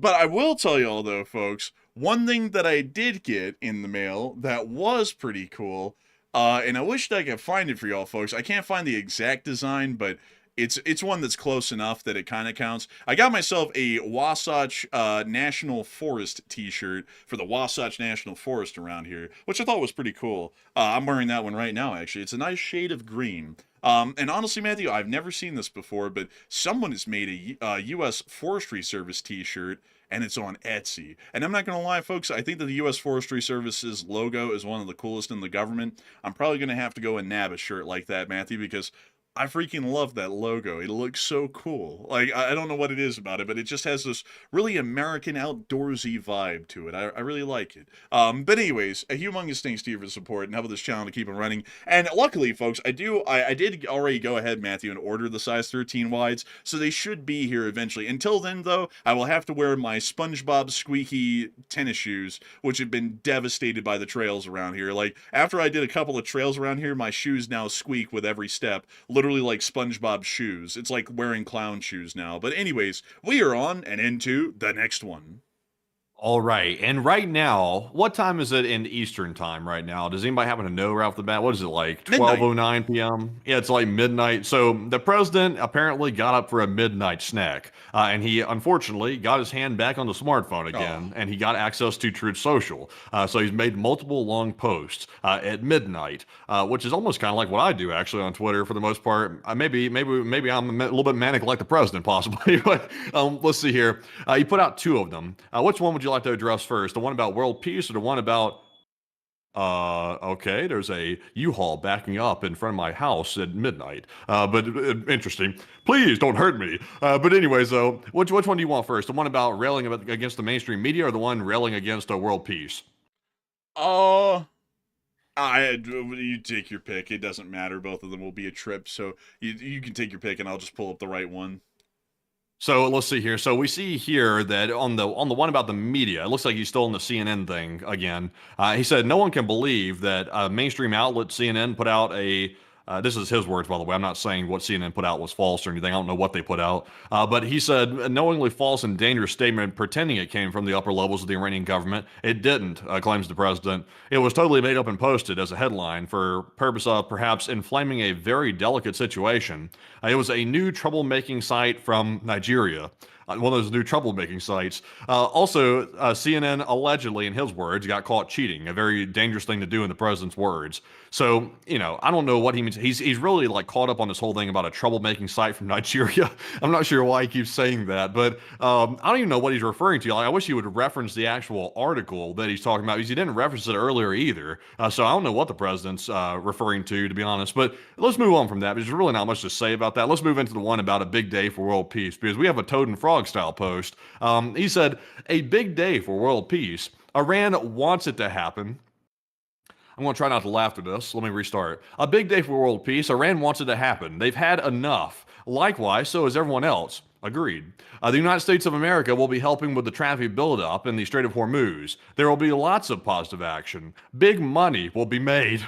Iran can start the reconstruction process. We'll be loading up with supplies of all kinds and just hanging around. In order to make sure that everything goes well. I feel confident that it will. Just like we were experiencing in the U.S., this could be the golden age of the Middle East, signed the president. So let me pick apart a couple of things here real quick, and then I'm going to pass it over to the enforcer. So first of all, let's see here. Let's see. He said traffic buildup and Strait of Hormuz. Number one, Strait of Hormuz has not been reopened, so I don't know what we're going to be doing with traffic buildup and helping with that. Number two, a big money to be made. I don't know what that means, because Iran's not going to give us any money. Number three, Iran can start reconstruction. Yeah, but Iran's demanding our money to do it. And loading up on supplies of all kinds. I'm not sure what we're going to be looting the place. What does that mean? We'll be loading up on supplies. And also hanging around. That's kind of like that boomer talk. Let's see here. That's all I got. Enforcer, what you want to say? So we went from threatening to wipe out their whole civilization and kill them all to now we want a golden age. Man, I gotta tell y'all, folks, I can't handle much more of this, really. I mean, I'm just gonna be straight up with y'all. I mean, the insanity and the bipolarness here, it's getting to me. I don't give a shit if people take that as political or not. I can't. I'm a very straightforward person, and what I say is what I mean. I don't play crazy shit.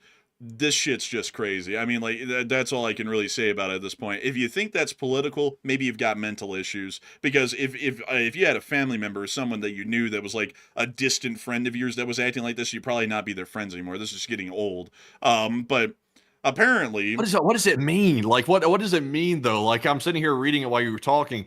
I mean, what is he talking about? It's just bullshit as usual. That's what it is. Crazy. It's crazy. It's like, this isn't even reality. It's like y'all haven't even gotten to the negotiating table, like face to face with the Iranians yet. It's like, what do you mean stocking up on supplies, hanging around, helping out with the traffic buildup and reconstructing? It's like you're not even off of step one. It's like that what he's describing is like a peace deal has been sealed and they're working on fixing relations. It's like, I don't even know what the hell he's talking about. A big day for world peace. The Iranians just attacked everyone after the ceasefire went into effect. What the hell does that mean for a big day for world peace? And Iran wants it to happen. They've had enough. I don't think they've had enough. It sounds like they haven't from everything that we've heard tonight. So that's just bullshit from what we can tell. The United States of America will be helping with the traffic buildup in the Strait of Hormuz. What are we going to do? Build a damn four-way red light in the Strait of Hormuz? They're ships. They go. They go through this thing called water. We don't have to help out with anything with traffic. We didn't have to help out before. They just do their thing. And then here's the usual just broad, generic, like sales talk and puffery statements. There will be lots of positive action. Big money will be made. I mean, this reads like a children's book at this point. I'm just gonna have to be honest with you. I'm gonna have to break this down for my honest thoughts on it. This reads like stupidity at this point. Like, if I came out to y'all and just said things are going great, lots of money made, that sounds like straight shit. Like that. Like, what does that mean? What are the details behind that? Doesn't mean a damn thing. That's just fluff. Let's see. Iran can start the reconstruction process. We haven't even ended the war. We don't even know if it's going to end. Tomorrow he's probably going to say we're going to kill them all again, maybe. And we'll be loading up supplies of all kinds. What the hell does that mean? Like, what are we on Santa's sleigh? What does that mean? And just hanging around in order to make sure that everything goes well. So apparently we don't have faith that everything's going to go well, and peace hasn't returned to the Middle East because us hanging around suggests that something might go wrong. I feel confident that it will. I would take that with a grain of salt. And just like we're experiencing in the U.S., this could be the golden age of the Middle East. This won't mean anything tomorrow. or the next day This after is that. why. This is why the White House has a press secretary. It has all these different PR team basically that the White House has, because it's not intended for a president to get on social media at midnight and start making posts like this. It's not intended to, especially not, no offense, but especially not this president. He got just Mr. President, put the phone down and stop typing up this stuff. It's like, this does no good for anybody. It creates a whole bunch of trouble because everybody's trying to interpret what the hell he means by it. And you have to take him seriously because he's the president. He's got the power to make action. So you can't just ignore it.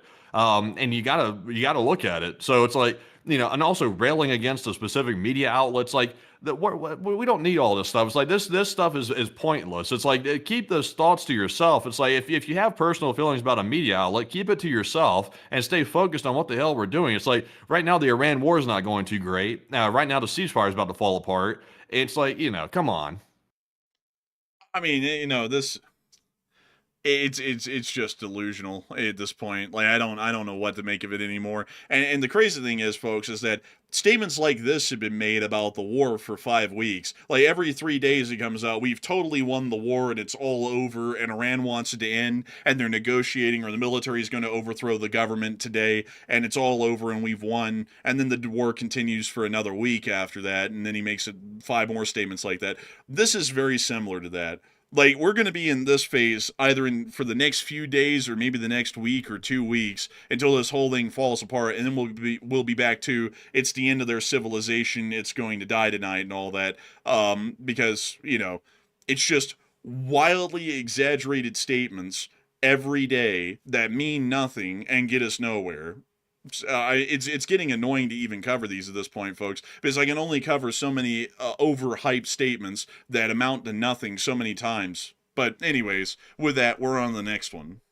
And our next super chat is going to go to Music Uploader, who puts in a 10. And thank you very much, Music Uploader, for that support. And they said none other than, so what Andrew basically said is that we're suffering the consequences of, the U.S. running their mouth before putting thought behind it.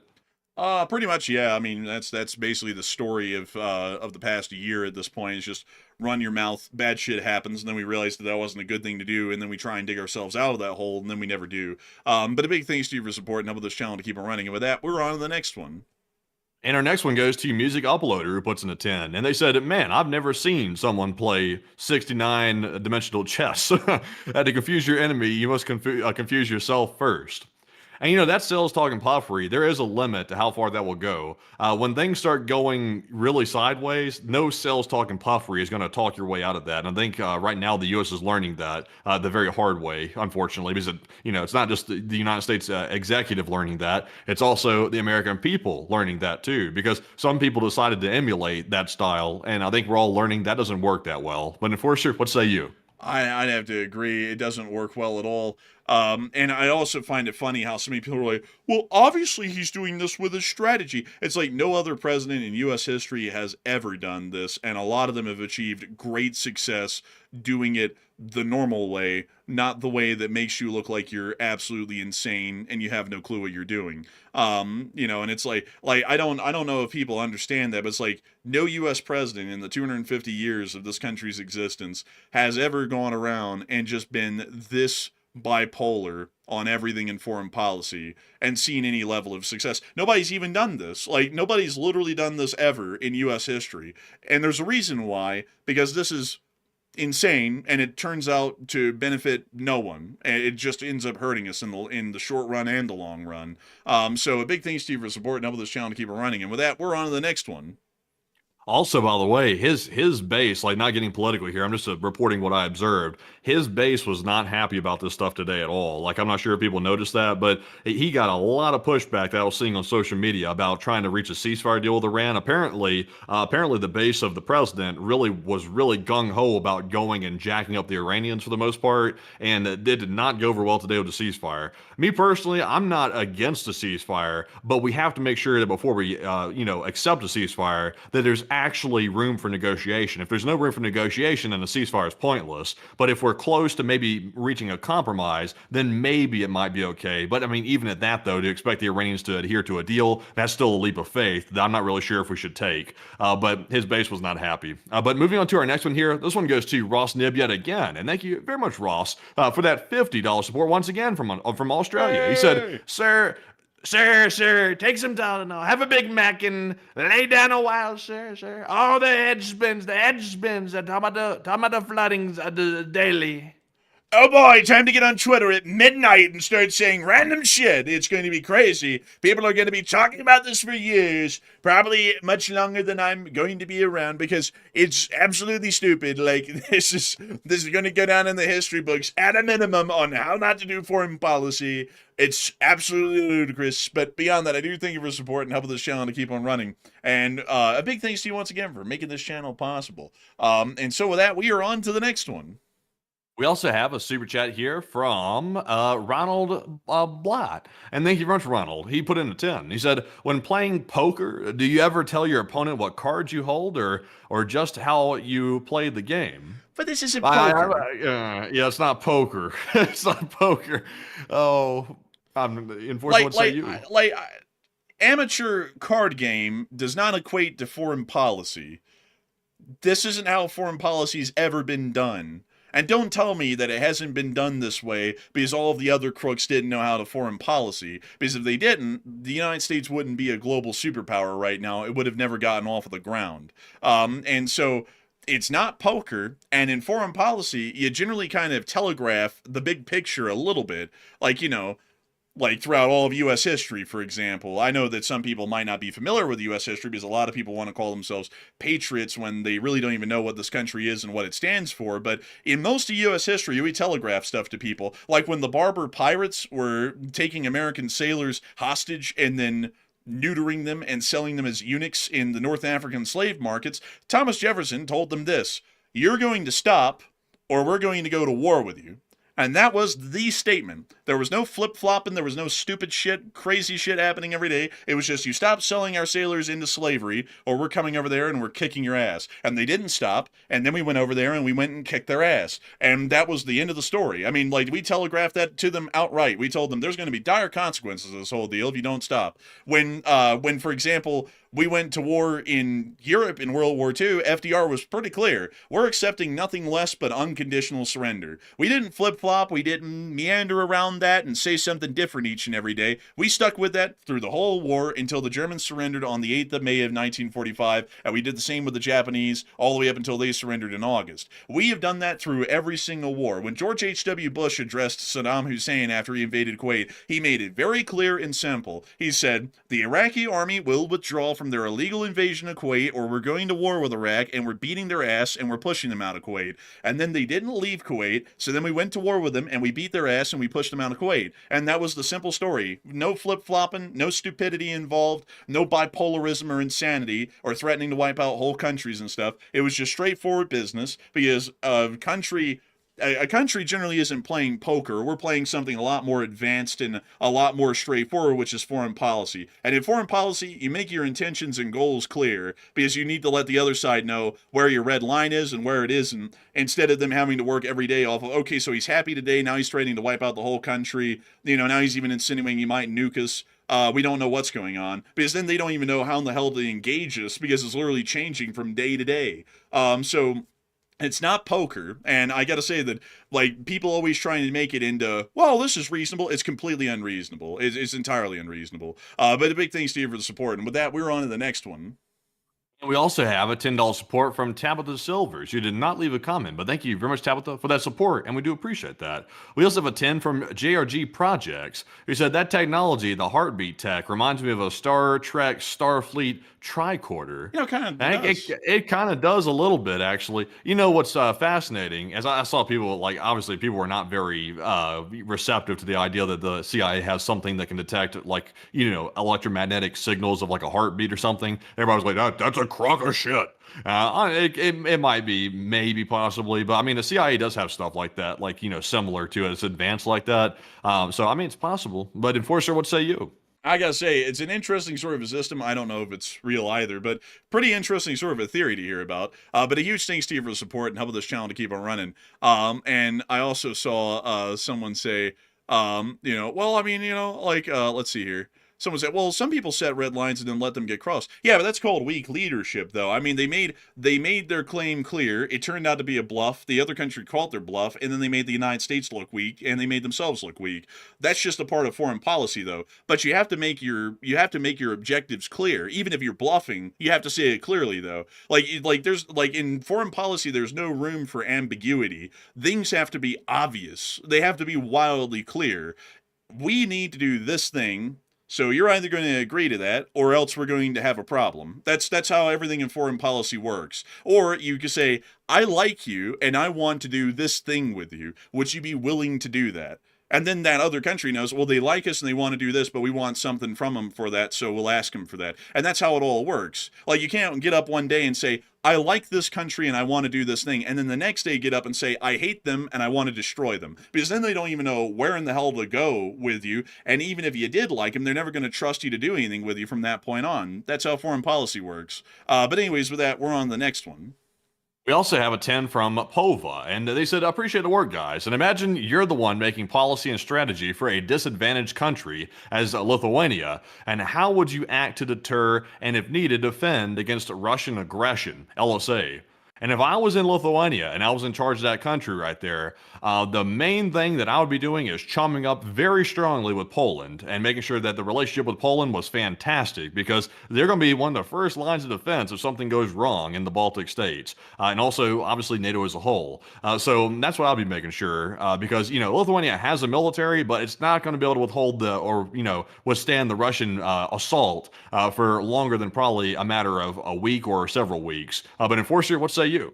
If I was the president of the Republic of Lithuania, I would know that generally I would of course talk to the military, the top general staff and all in the country. But the country is at a disadvantage. It's a small country with a small population and a small military, so it'll never go on an offensive. So if you wanted to achieve anything, one, you would need significant foreign support from some large neighboring country, like Matthew said, the Polish, and secondly, you would also have to prioritize homeland defense to the extreme.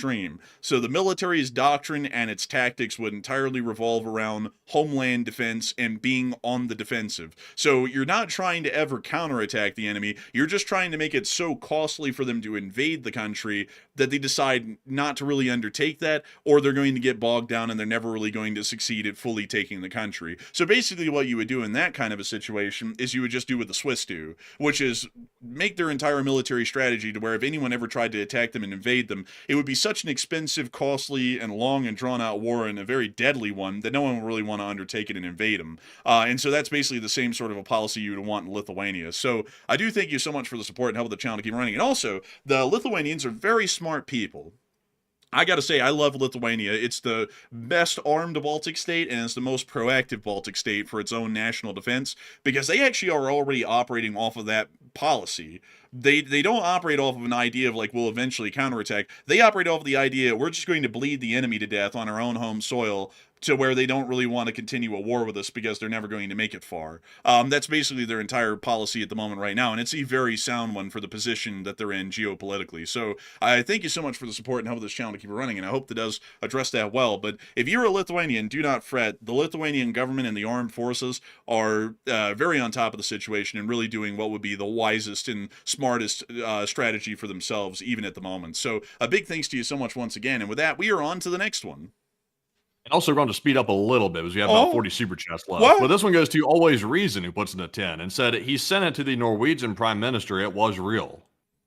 And I was thinking it was. We'd have to go back and find it, but I'm pretty sure that was sent to someone somewhere, and it was actually released, and that's what it was actually said. But a huge thanks to you for the support and helping this channel to keep on running. And with that, we're on to the next one. We also have a 10 from Sully Canuck, and he said, I had the pleasure of working with many Americans while in the Canadian Navy as part of NATO operations. They were great people, and we always had a great working relationship and partying too. And a big thanks to you for the support, Sully Canuck, veteran of the Royal Canadian Navy. And I don't like I think that it's always something that a lot of Americans don't think of, but it's great for America to have friends on the world stage. Like it's good it's great for a lot of people to be like, there's the Americans. Look at them. And I mean they might say a little thing, sneer here and there at us, but that's just because some people might be jealous of us. But beyond that, we want people to always think when America shows up, oh, there they are. There's the Americans. They're always really nice, they're generous, they're kind, they have morals. Like they're good people, and I think that that's a really good memory that you have of the U.S. service members that you always came into contact with, and I hope that that's the kind of impression that the U.S. military always gives off to our allies, and I hope that we also give off the impression to our enemies that we are to be feared. But a big thanks to you once again for the support and helping this channel to keep on running, and with that, we are on to the next one. We also have a 10 from Star, and thank you, Star, for that $10 support. They said, clearly, this is biased news sponsored by Soros. Completely anti-American, always twisting the facts. Thank you for your attention to this matter. Is that real or like a sarcastic sarcasm. one? Okay, I was about to be like, what? What the hell's wrong with you? But beyond that, I gotta thank you so much for the support. And of course, we're like just so biased, looking out for the American citizenry, really wanting what's best for the Republic, instead of just cult worshiping some random dude who's, who just happens to be alive. How dare us? How dare us actually look out for the interests of the Republic regardless of political affiliation? I do thank you so much for the support and help with this channel to keep it running and make it this thing possible, because you help us to be able to bring attention to these matters around the world and to cover them each and every day. So a huge thanks to you so much once again. And with that, we are on to the next one. We also have a 10 from East Side, who said, I miss Reagan. Honestly, like we kind of have a political rule. Well, it kind of has been broken a good bit these days. Generally, I would say at this point, we just don't really talk about anyone beyond the year 2000. Like Reagan, a lot of people have controversial opinions. It's a controversial thing, Reagan's administration and domestic policy. In foreign policy, he wasn't that bad. Like, he was actually pretty decent in foreign policy. The one thing I will say, though, is that he did sure as hell create as a demon out of funding the Contras, which basically evolved into all of the cartels that we see down there today. That's kind of like their origin story, is that we sold the missiles to the Iranians to give the money to the Contras to fight the communists in Nicaragua. And then from there, they basically turned into all the cartels we know today and militarized them for the larger part. But outside of that, he wasn't that bad in foreign policy, to be entirely frank. I'll be honest with you, I mean, really, if you look at anyone from back then, none of them were bad in foreign policy. I mean, they generally had good foreign policies across the board. It's just that these days you see that across the board, the foreign policy is horrendous and it's disjointed and makes no sense and has no larger theory or strategy behind it. But a big thanks to you once again for the support and helping this channel to keep on running. And with that, we're on to the next one. We also have a 5 from USA Patriot. He said, the real agreement is on Truth Social. This is fake from a Nigerian source that was picked up on by a mainstream outlet. Now, did he post the agreement on Truth Social? Because I didn't see it. Like, let me go check that real quick. Let's see here. Because I saw the post he made, the anecdotal reports about what they had agreed to, but I didn't see the actual agreement itself over there. Let me try to get through the million ads to go check this out. Let's see here. So there's his recent post. There's his second post he just made. There's one railing against the whole Nigeria thing. Let's see here. So he posted the statement from the Minister of Foreign Affairs of Iran. He posted that, but it doesn't have the actual peace plan in it.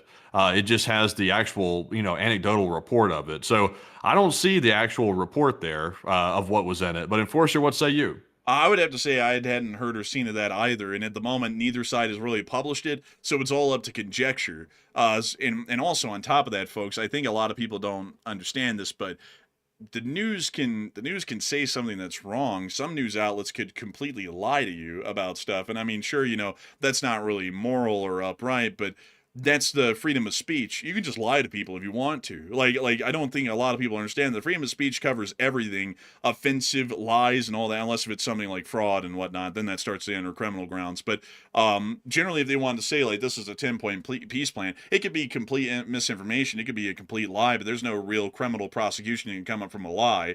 That's. Mm-hmm. Actually, that's not true. On cable networks and cable TV, it's a little different because the FCC can regulate that.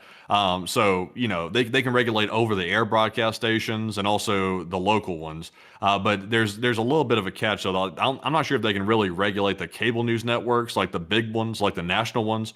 They can regulate the local ones, but I'm not really like entirely sure about that. But if there's deliberate false news that's being presented as real news on over the air stations, and it causes like public harm, then they can try to do something about it. But I'm not really sure if they can like take the whole network off the air. But I think they can try to fine them or something like that. Well, if that's true, like, and I'm not like trying to like argue, but I'm just bringing this up because this is something I just remember. If that's true, then how come the other opposite news network, if you know what I'm talking about, in 2020 to 2022 was never taken off air for their claims about certain things involving elections here in the United States of America that were generally found in most courts to be basically almost, I believe it was like defamation or slander against a particular company, and there was never any punishments that were done to them really beyond civil penalties, like having to pay out payments to certain companies for the claims they made. They were never taken off air or had any actions taken against them as a news agency, like their ability to broadcast and talk about things. Well, yeah, they just didn't weaponize the FCC to a large degree. Like, technically, like all these executive agencies, like the FCC, like the ATF, like all these different agencies, they could go extremely hard and extremely strict if they wanted to. But most of the times they don't let them do that because it's most of the time considered not very positive for these agencies to get really strict like that. So they usually don't. But under this current circumstance, the FCC is basically acting like a bulldog under this circumstance.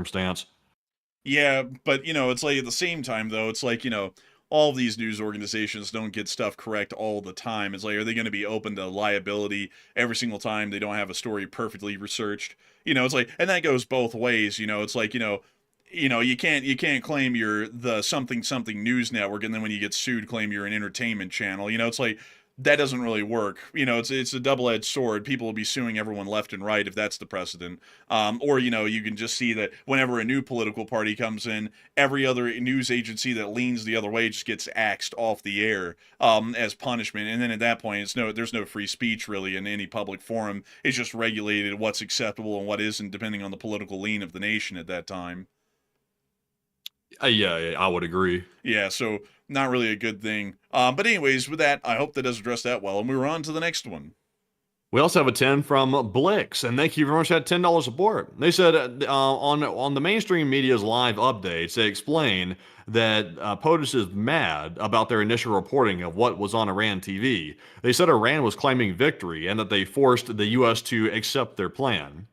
And if that's what he said, I mean that's what I saw coming from out of the Iranian government. So if that's what he said, then I mean it seems like it's corroborated. I mean the Iranians were broadcasting on their mainstream channels over there, their state-run TV, saying that they had forced America to back down. The evil criminal regime of America, in Iran's words, was defeated, and they were also saying that they forced it on the United States. That's what they were saying. That's what I heard. But Enforcer, what say you? Yeah, that's what we heard. That's what we reported here on the channel, because that was where all the comments being made by Iranian television. I mean, that's just the facts of what they were saying. But a big thanks to you for supporting up with the channel to keep them running. And with that, we're on to the next one. We also have a 5 from Whiskey Bravo. He said, "You guys do a great job, and your videos remind me of the TSSCI briefs I got when active duty, just without certain information at times." I gotta thank you so much for the high praise. I've actually heard that a lot from folks who used to serve, or people who are currently in the services. And I got to say that that's a really interesting and neat thing to hear. We always love to hear it because we love to know that it's a pretty high quality sort of an analysis breakdown, and also not only that, the coverage as well is hopefully well researched and well thought out. So a big thanks to you for support and helping this channel to keep it running, and I hope that does address that well. And also, I saw someone say First Amendment is free speech and media has an obligation for honesty and truth. No, they don't.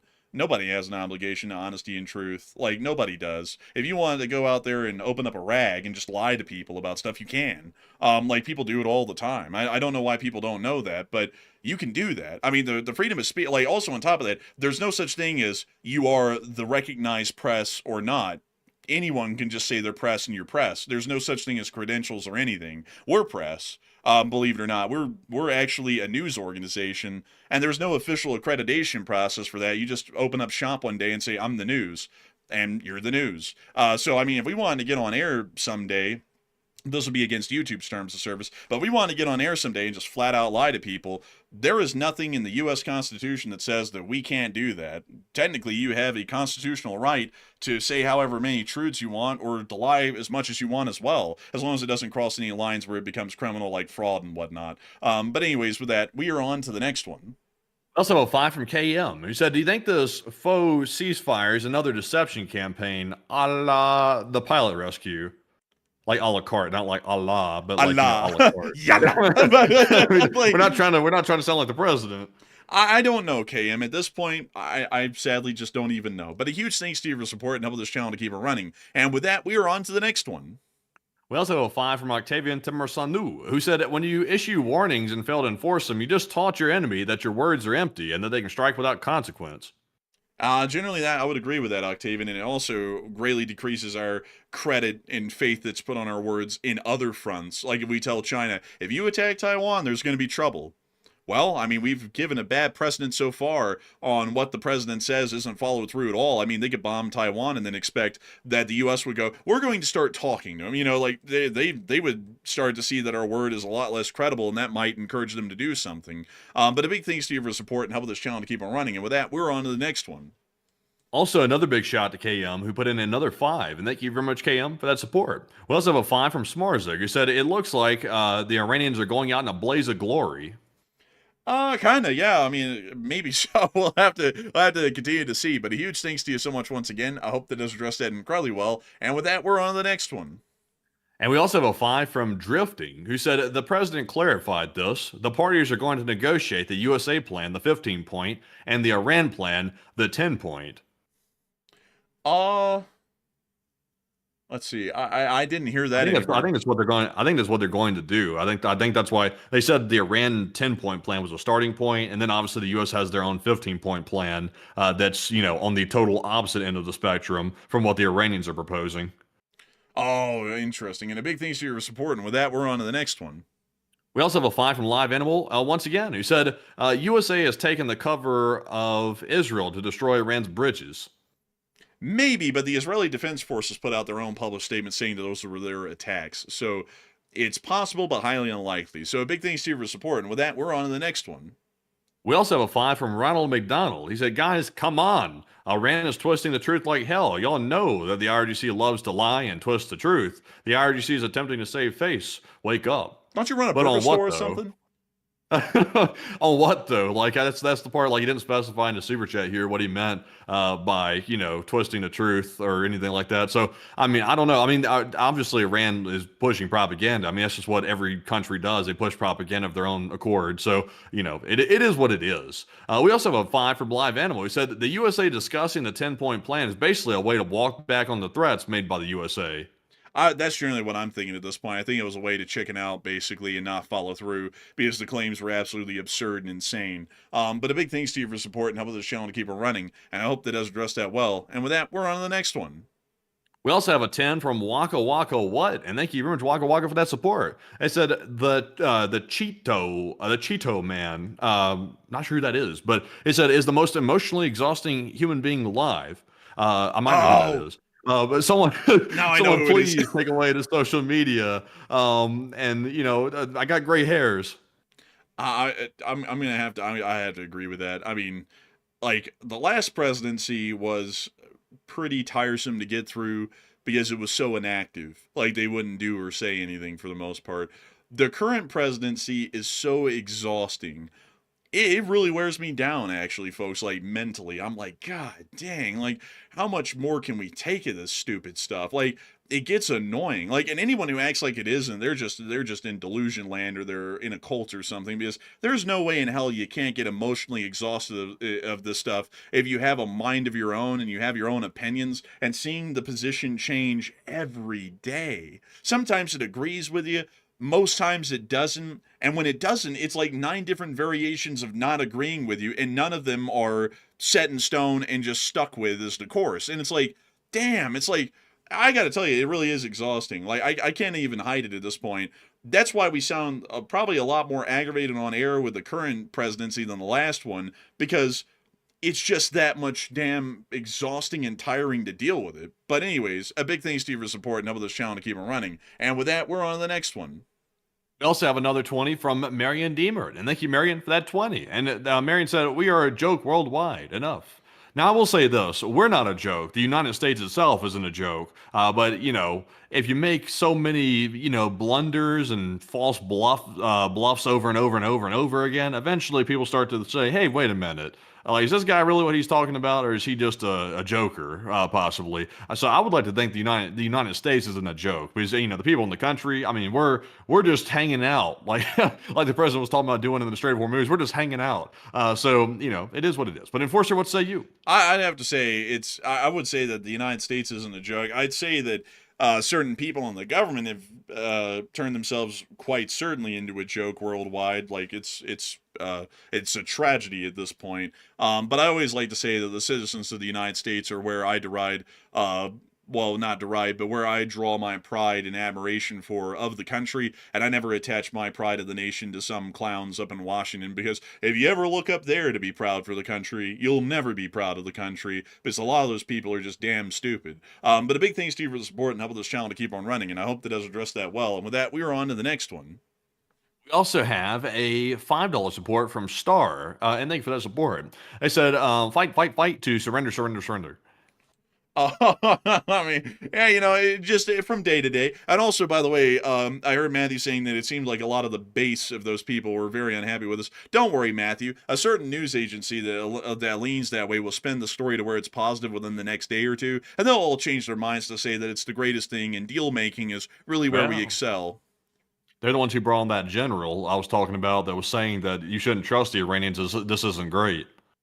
Oh, don't worry, Matthew. That's just the voice they bring in every once in a while to make it seem like they're fair. They'll start to spin the story. Like, they'll start to spin the story to where it all sounds great, and it's all the art of the deal and everything, and it's amazing, and it's incredible. And just kind of like the whole other thing with that island, it'll all shift to where, you know, we had to go to war with Iran, to where, why the hell would anyone want war? You're just a bloodthirsty maniac. Clearly, that would be insane. Peacemaking is the greatest thing, and negotiating is wonderful, because this guy is the art of the deal, and it'll turn into that. I promise you money, man. In the next few days, that'll start to be the spin to this whole thing. I can put money on it almost, because nothing is ever bad. We always have to make it sound like everything's going great, even when it doesn't make sense. But anyways, with that, we're on to the next one. Our next one goes to Live Animal yet again, who said if the lower IRGC commanders are attacking neighboring countries, they could very well have mined the strait as well. Oh, certainly. They definitely mined the strait. Like, yeah, everyone's been able to confirm that. British intelligence, our intelligence, everyone's intelligence for the large part. But a big thanks to you for the support and helping this channel to keep on running. And with that, and also, man, like, someone just brought this up. Remember, Matthew, back in the day, that news organization was talking about we need cheap groceries and cheap gas. And then recently, like the last month, they're talking about if you have a piece of broccoli and a little bit of chicken every day for one meal, you'll be fine. And, you know, the gas prices aren't high. They're fine. You know, like, it's just that you're thinking they're high, but you're just kidding yourself. Remember that? Like, they'll spin the story, and they'll just eat it up, because that's what political people do. They just listen to whatever news network they're a part of, and they just agree with whatever they say. It's true. One piece of broccoli, one piece of chicken. Man, that was pitiful. It's like, has this person ever eaten? Like, it's like, no one's going to survive on a piece of broccoli and a piece of boiled chicken, you know? Like, that's impossible. Based on the look of the guy that said it, I think he's very familiar with eating. Man, honestly, man, like Kim Jong-un levels of eating right there. I mean, that was feeding right there. Anyway, said that. We're on the next one. We also have a 5 from Live Animal. He said the threat to wipe out the bridges has been postponed 3 times. These energetic ceasefire talks is another sign that the USA will give another deadline. Probably so. I would say that's a pretty decent assumption right there, Live Animal. And a big thanks to you for supporting up with this channel to keep it running. And with that, we're on to the next one. We also have a 3 that just came in from Aiden, who said, hey, guys, do you consider this a win or a loss? I love watching all the way from Bulgaria. And right now, we really can't consider it a win or a loss. Also, shout out to Bulgaria, by the way. Shout out to Bulgaria. I would say, you know, we can't call this a finished deal until the fat lady sings. We'll have to wait and see where this goes. But right now, we really can't say, or I can't. But Enforcer, what say you? I would say I would agree with Matthew on that. But I also had to say, right now, if this thing keeps going the way it is and people don't wise up, this is trending towards a loss. Like, that's what I would say right now. I'm not going to guarantee it's a loss. You know, we might be able to pull a rabbit out of the hat, but that's becoming slimmer with each passing week. It might end up being a loss to some extent. and we'll have to see how it ends to really get an idea how bad or how good is this thing really going to turn out. Because right now, I'll be honest with y'all, it just keeps on looking like it's going on towards a defeat. And there's no actions being done to change that fact or that outcome. But with that, I hope that I've addressed that the best I can. And a big thanks to you once again, all the way over in Bulgaria. Cool country, by the way. And I wish we could rabbit hole on it a little bit, but we've been on air for quite a while. But Bulgaria is a really neat country. And a big thanks to you for support. And a big hello to you over there. And with that, we're on the next one. We also have a 5 from Live Animal yet again. He said, Pakistan PM message on X. It was USA that Live Animal thinks it was. They said Pakistan's PM's aides don't write Pakistan. They would write PM. Interesting, right there. That's interesting. And a big thanks to you for support and helping this channel to keep on running. And also, I saw someone say, how is this going to be a loss? Well, let me tell you something here. Let me tell you something. Just because you blow up a military in a country and more of them die, and more of their equipment is destroyed than ours, doesn't mean that we've won. Because if you look at World War II, here's a great example. The Soviet Union lost 37 million people in World War II, civilians and military combined. Germany only lost 15 million, but Germany lost the war. And that shows that just because you wipe out more of an armed force than another's, that doesn't mean that you win. Sometimes you can lose because your strategy is poor and other factors are involved. And so with that, we are on to the next one. And our next one goes to Live Animal yet again, who puts in a 5 and said, apparently Iran thinks Pakistan is their friend, but Pakistan might be taking directions from the United States. Maybe so. I think they're just wanting the regional stability at this point. Pakistan is, which is kind of funny because they hate India and they want to go to war with them again. But a big thanks to you for support. And with that, we are on to the next one. And this one goes to Robert Planting, who put in a 5. He said, as a prospective smartass, he said, as a prospective smartass, I can say the brothers are not political. Peace. And a big thanks to you for support, and we try not to be. Now, I will get aggravated with people if they start acting stupid all the time. I'll admit that, and this current guy is really testing both of our patience, but we don't make it political. It's just common sense deductions, I like to call it. But a big thanks to you so much once again. I hope that does address that well, and with that, we're on to the next one.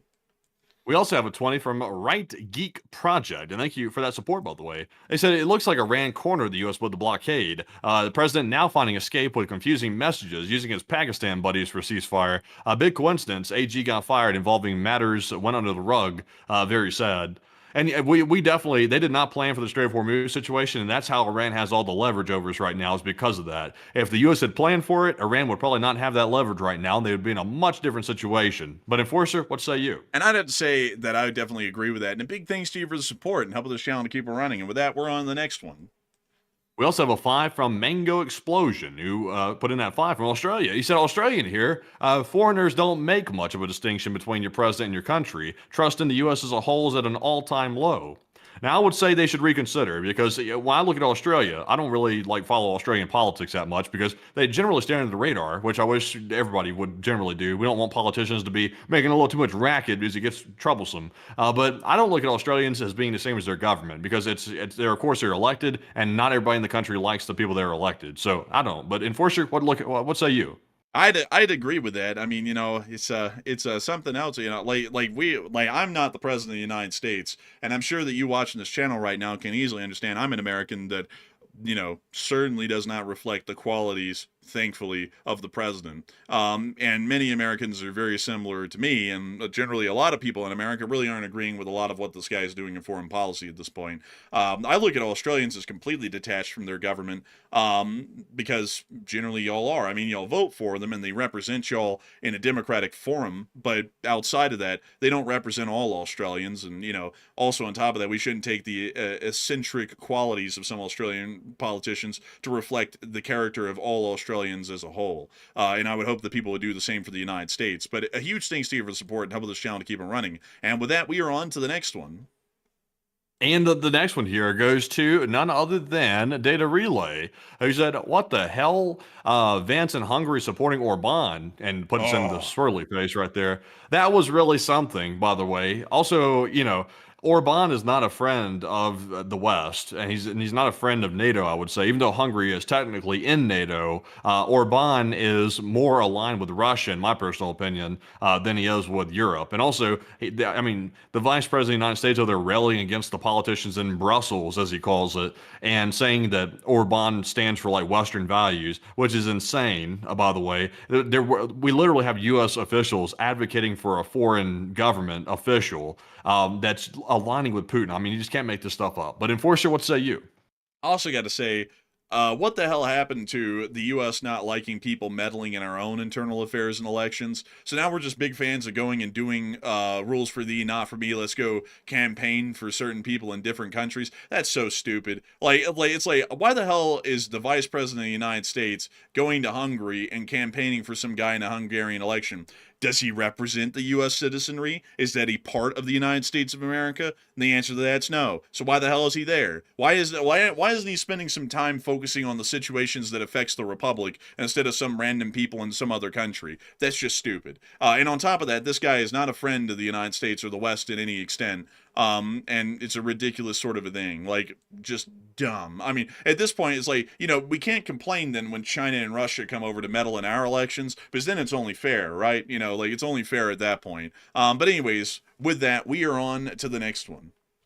And our next one goes to Live Animal. He said, at this point, it seems that the clerics in Iran are trying to usurp the IRGC using Pakistan, especially with the TV message from Mustaba.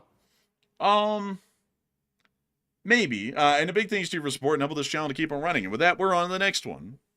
We also have another 5 from Live Animal. He said, IRGC intelligence chief was eliminated yesterday, and we have Mojtaba on TV today, and the clerics might be complicit. And that's interesting here. We'll have to look into that, Live Animal. And a big thanks to you for supporting up with this channel to keep on running. And we're on to the next one. We also have a 5 from Ian Mitson. He said, it seems like Putin is busy fixing his chair, but what would he do eventually? And how much more can the Ukrainians push before Russia does something insane?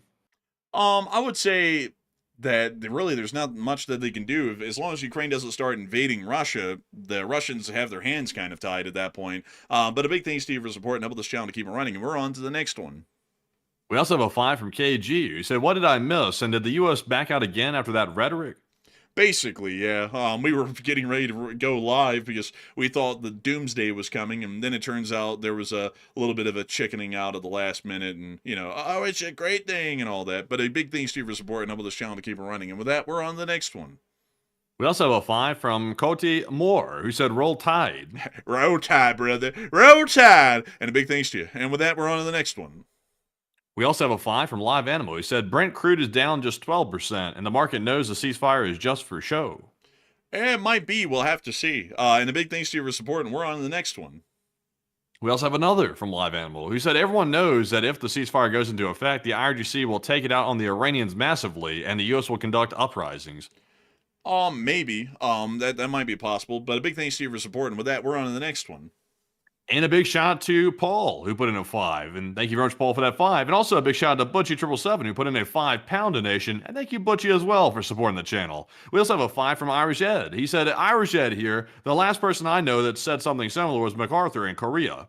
Oh, you know what's crazy? He got removed right after he said that. like he got removed from his position as the Supreme Allied Commander in Korea because he went up to Truman and he said, let's drop 50 nukes on the Yalu River. And Truman said, what are you, insane? And then he said, well, I'm going to do it anyways. And then Truman said, you're nuts. And he had him removed from his position and replaced. And it's like, that didn't go over well then. And, back then, people in America were fairly reasonable, and everybody said, wow, this MacArthur guy is a freaking lunatic. This guy is a mental case. And nobody really liked the guy all too much after that. But a big thanks to you for support and help this channel to keep on running. And with that, we're on to the next one. We also have a 5 from Alan. Thank you for that support. He said, look, I do remember JFK BS Cuba with the October missiles in the 60s. Sometime the word needs to go out clear. No, he BS'd him, but he really wasn't BSing. I mean, we were about to go to war with the Soviet Union over them putting nuclear weapons in Cuba. I mean, there was no BSing or flip-flopping on that. He said, the nuclear weapons will be removed from Cuba or else. I mean, we depth charged a Soviet submarine and forced it to surface, and we were about to start laying hands on the Soviets pretty quickly after that if they didn't try and find some way to negotiate with us. So, I mean, JFK wasn't BSing and just coming up with everything under the sun. The message was clear from the start, the nuclear weapons would be removed from Cuba or else, and we found a way to make an agreement with them to withdraw the nuclear weapons from Cuba, which a lot of people don't mention, is that we would withdraw our nuclear weapons from Turkey, which was the compromise. So I hope that does address it the best I can. And with that, we're on to the next one. We also have a 5 from Nico Hudson, and thank you, Nico, for that 5. He said, "Enforcers, sorry you have to deal with this current situation right now in the administration. Make sure to eat some Costco chicken for good old relief in LOC." And thank you so much for the support. And I got to say, thank you for the Costco chicken fund. And with that, we're on to the next one. We also have a 5 from Becca Fly, who said the PM of Pakistan's announcement specifically states immediate ceasefire everywhere, including Lebanon.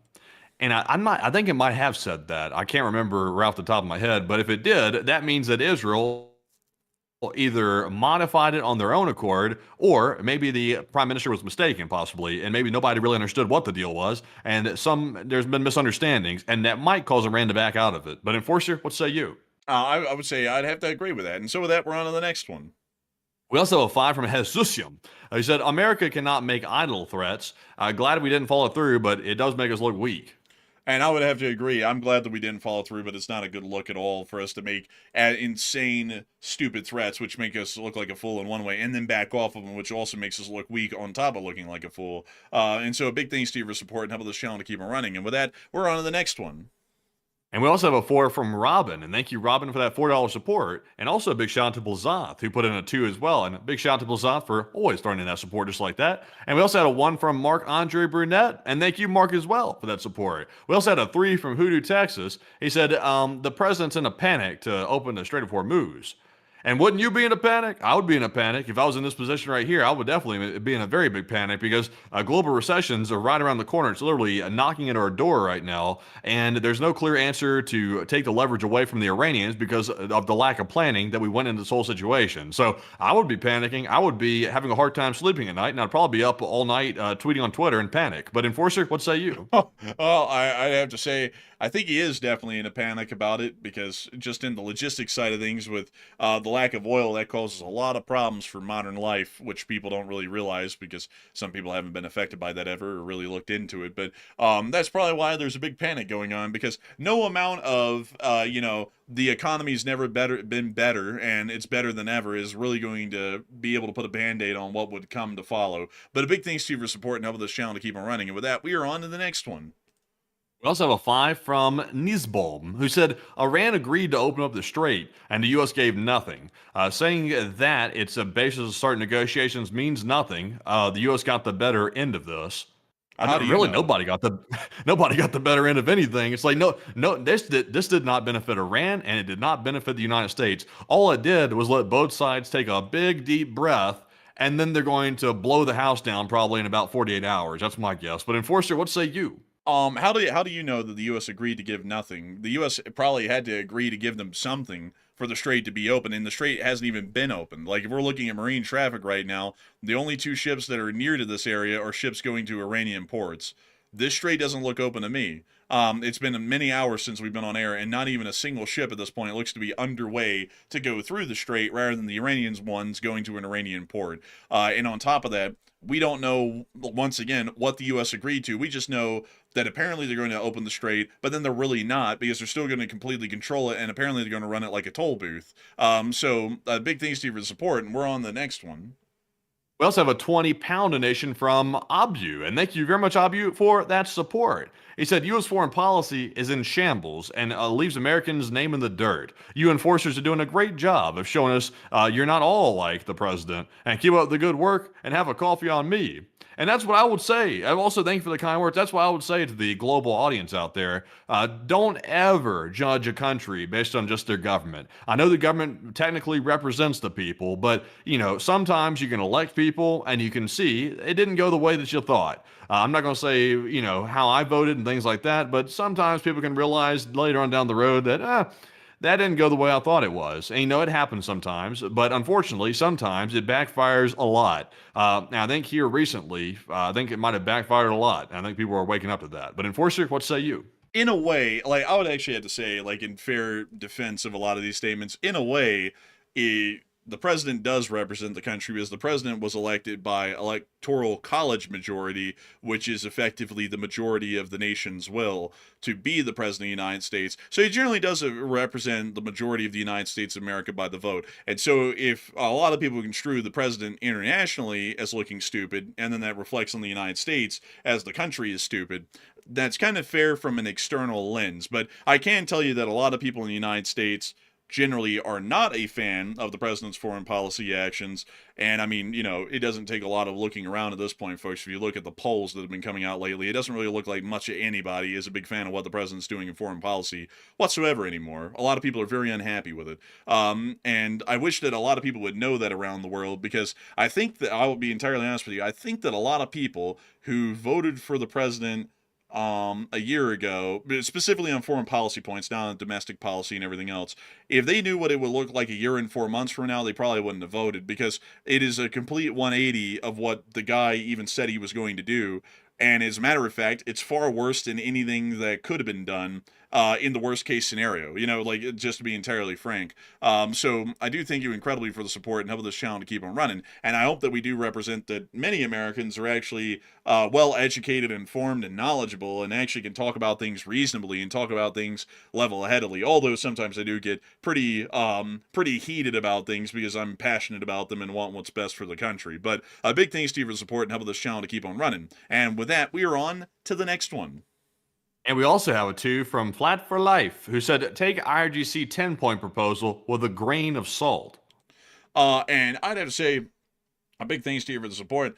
And I would say for now, yeah, I would generally agree with that. And a big thanks to you for the support and helping this channel to keep on running. And with that, we're on the next one.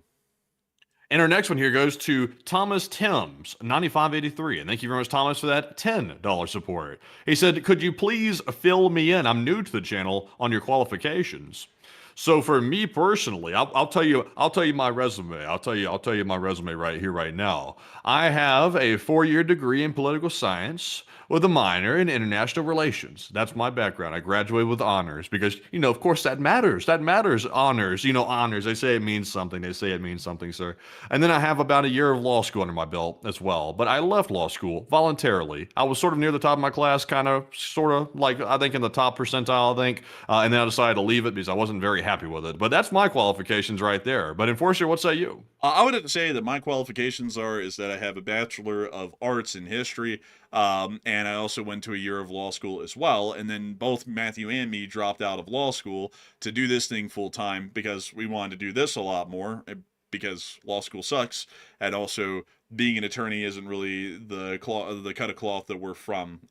So that's generally our background of experience. And then, our rap sheet from there, just running the show, generally is experience of its own. We have plenty of people from around the world, other people who have served, who say that they respect the channel, people who are currently serving in volunteer forces around the world who watch this channel. Our analysis has been pretty top quality. A lot of people have quoted it, and it's generally aged quite well. People like General David Petraeus have even cited us in a book as a revolutionary form of news coverage and analysis on the war in Ukraine. You can go buy that book if you want to and read it. We have a pretty decent rap sheet here, and so that's basically the best sort of a thing that I can say. We also raised about $1.8 million, I believe, for fundraisers and nonprofits to help out on the stories that we cover. So that would basically be our whole rap sheet in full from before we started running this channel and while we've been running the channel. So big thanks to you once again. And with that, we are on to the next one.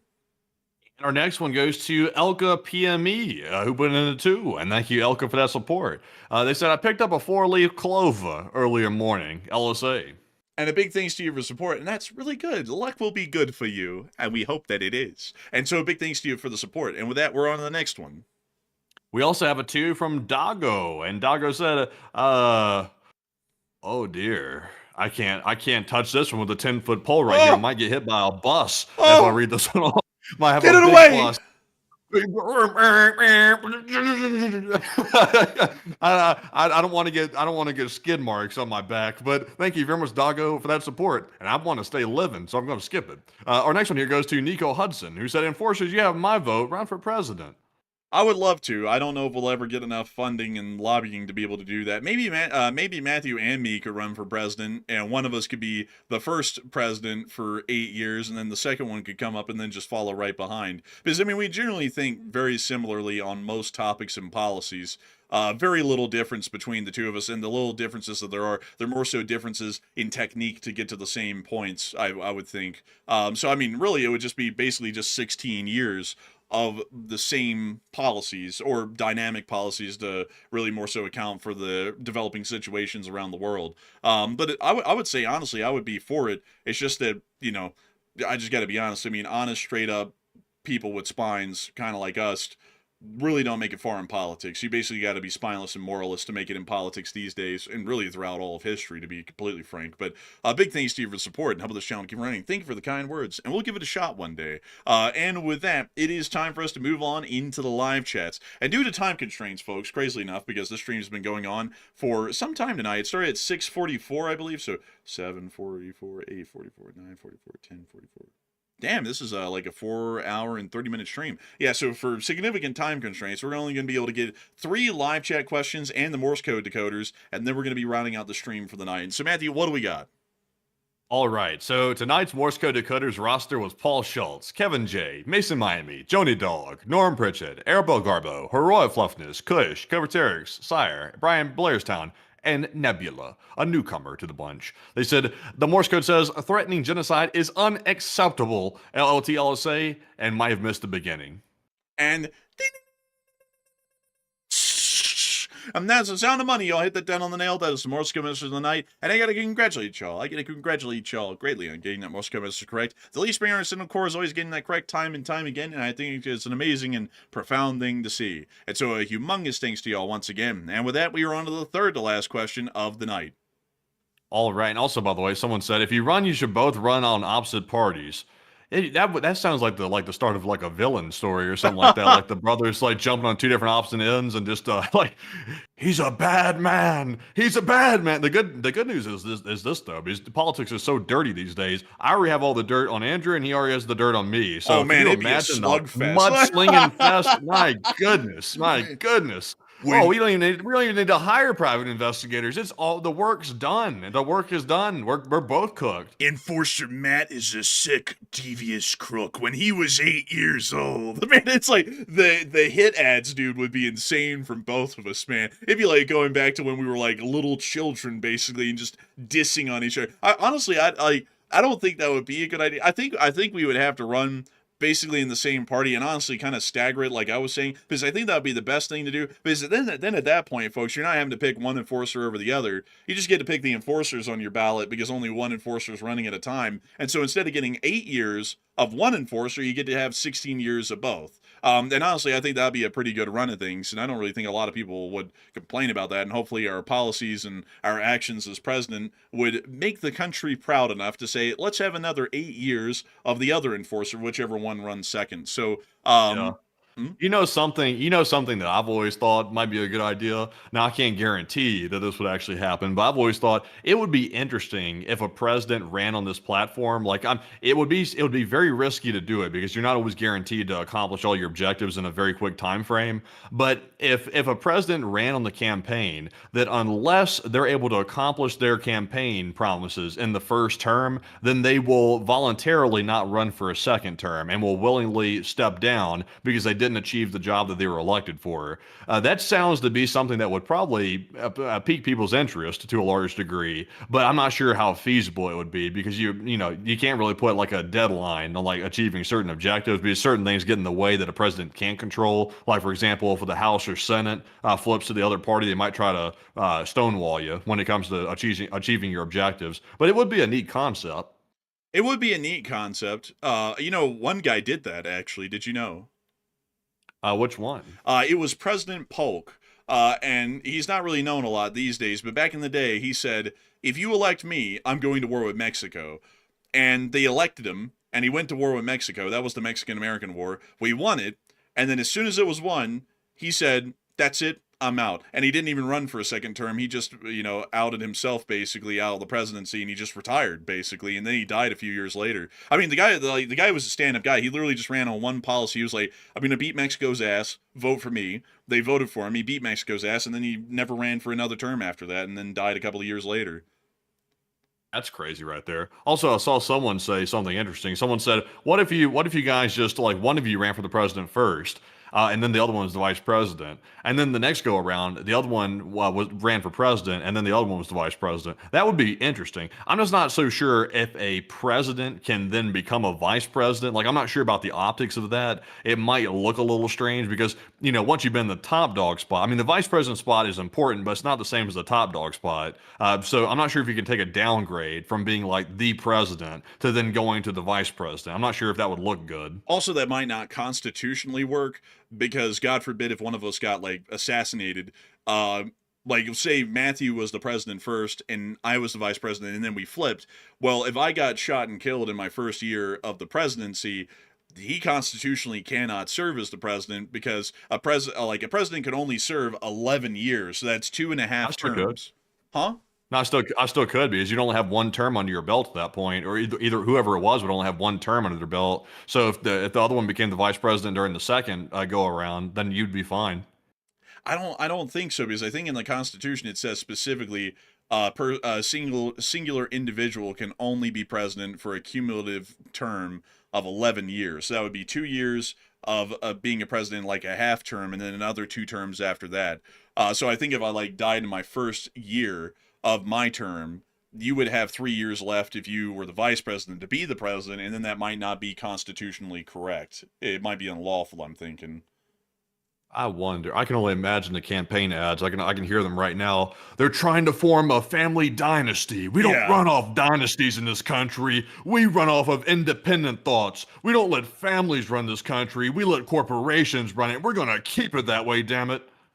So let's see. Oh, it's the 22nd Amendment. Let me read this really quickly, because this will give us the answer. No person shall be elected to the office of the president more than twice, and no person who has held the office or acted as president for more than 2 years of a term to which some other person was elected president shall be elected to the office of the president more than once. So I think that it says what I'm saying here. Like, if you were my vice president after being the president for 2 terms, and then I got shot and killed in year 1 or halfway through year 2, technically it would be unconstitutional for you to be the president, because you can only serve 2 more years as president outside of your 2 terms that you were elected. I'm not so sure about that. And also, by the way, the Constitution hadn't gotten in the way of any presidents recently. That's right. They've all been breaking it. Who the hell cares? It's like a family tradition at this point. Break it some more. Man, honestly though, like, let me read that again. No person, let's see, and no person who has held the office or acted as president for more than 2 years of a term to which some other person was elected president shall be elected to the office of the president more than once. Huh. You know what, folks? I think Matthew might actually be right here. I am right. You know why I'm right? Why? Because I can't remember when I was wrong. Oh my God, he's the current president. Wow, he's so smart. He's so smart. He knows more about bricks and mortar than anybody else. I know more about car engineering than anyone else. I know more about tariffs than everyone else. I worked in real estate my entire life, and somehow I know more about tariffs than anybody else in the country. Isn't that crazy? I know about more than war than everyone else. I literally ran golf courses and casinos my whole life, and maybe a university, and somehow I know about wars, everyone. Isn't that crazy? You can learn so much. Now he's running a big casino, and the stakes are high. It's 330 million people. 360 million people, actually. 360 million oh my people. God! They've just upped the stakes. Look at that. They just upped the stakes. Look at that. You have a jack. He's all in. Oh my God, dude, that's a Kirk reference from Star Trek. You have a jag, bro. Remember that? Oh, you have a royal Fizbit. If only you'd gotten that royal Fizbit on a Tuesday, you'd have found it up on a Monday. Man, that was when they were on the mob planet, man, and then they had the piano wire set up in front of the door. Remember that? Yeah, I remember that. That was honestly a goofy episode. Man, honestly, man, I thought that one was kind of like goated, man, because it was just so goofy. It spun around to actually being good. But anyways, with that, folks, I don't even know why in the world you brought up that reference. You got it, Jack. I was like, oh my god, I know that one. But anyways, with that, folks, it is time for us to move on and into the second to last question of the night, I believe. So this one is going to go to none other than Diane Merriam, who said, do you think Iran can make Hezbollah stop attacking Israel? And no, they can't, because Israel just said they're not going to be included in that ceasefire deal. So Hezbollah and Israel, they've still got it out for each other. But Enforcer, what say you? I'd have to say, no, I would agree with Matthew. They still got it out. They got the heats for each other. They got to get it on. But a big thanks to you once again for a great question. I know Diddy though. But anyways, man, don't say that. You know, the criminal prosecutions are off indefinitely. We got to get them for good. We're going to war for 20 years. But anyways, that we are on to the last question of the night. So who is the lucky last person who put in the lucky last question of the night? And that viewer is going to be Greg. And Greg said, do you think all this back and forth crap is just a diversion to get more troops to show up? I don't know, actually, Greg. I don't know. The president is so unpredictable, sadly, and I hate to say this because some people are going to take this as a jab at the president, and if you do, what's wrong with you? I mean, you don't even personally know these people up there on either end, so what stake do you have? But outside of that, to answer your question, I'd have to say the president is so unpredictable, nobody knows what he's doing. Nobody in the Middle East knows what he's doing. They said that today. One of them did. Nobody in the Congress knows what he's doing. Nobody in his cabinet knows what he's doing. Nobody knows what he's doing. So sadly, I can't even tell you. I mean, like, this might be a legitimate attempt at peace, or it might be a feint, or, you know, it might be a guise to bring more troops in the area. I can't even say with any certainty. I would say, though, if I had to take a guess, it might be, because there's no way in hell that this is going to succeed, and everyone ought to know that if they have a brain in the government right now. So a big thanks to you once again for a great question there. And with that, folks, we've reached the end of tonight's stream. And crazy enough, this thing is ending off about the same time that a normal Link stream would have ended at. And we started this thing at, let's see, it would have been, what would it have been? 8:44? Well, no. No, it would have been earlier than that. Let's see. I mean, somewhere around there, like 8:44 Eastern time or so. So it's been an incredibly long stream. I got to thank you all so much once again for watching tonight. It's been an absolute honor and a pleasure to be able to cover this news for each and every single one of y'all. And I hope that y'all have enjoyed it greatly. If y'all have, please make sure to like, comment, and subscribe. We run these streams religiously every single day of the week, 6 days a week at 10 p.m. Eastern time, covering the past 24 hours of the news from around the world. And if there is enough news in the middle of the day, we make short war summaries, which cover the news in a short, digestible 20-minute video or so. And so we thank you all so much once again for watching, and we will see you all tomorrow at 10 p.m. Eastern time to cover the next 24 hours of the news from around the world. And if there is a short war video, I will be the one making it for y'all. And so with that, good night, good luck, take care, stay safe, Slava Ukraini, Haram Slava, long live the Lee Spring Army, and long live the Republic. And with that, folks, a huge shout out to the 340,000 plus people that joined us by the very end of the stream. And we appreciate every single one of you for being here tonight. And what's crazy, folks, is that is actually competing with mainstream media these days with some of their primetime shows, actually. So we appreciate y'all choosing us instead. You know, not that y'all really have a choice, because if you want news, you got to come here. And if you don't want news, you go to the mainstream. So, I mean, you're kind of forced to be here. I'm sorry. But we appreciate you all very much, all jokes aside. And also, we will see y'all tomorrow at 10 p.m. Eastern, most likely to cover all the rest of the news throughout the day. If something crazy happens tomorrow out of the blue, we might go live early, but don't count on it. But we'll have to see what happens, and we'll play it by ear in the meantime. Also, by the way, a big shout out to Oli, who put in a 5 just now. We appreciate the support very, very much as well. And of course, Slava Ukraine, Herom Slava, get some rest, and good night.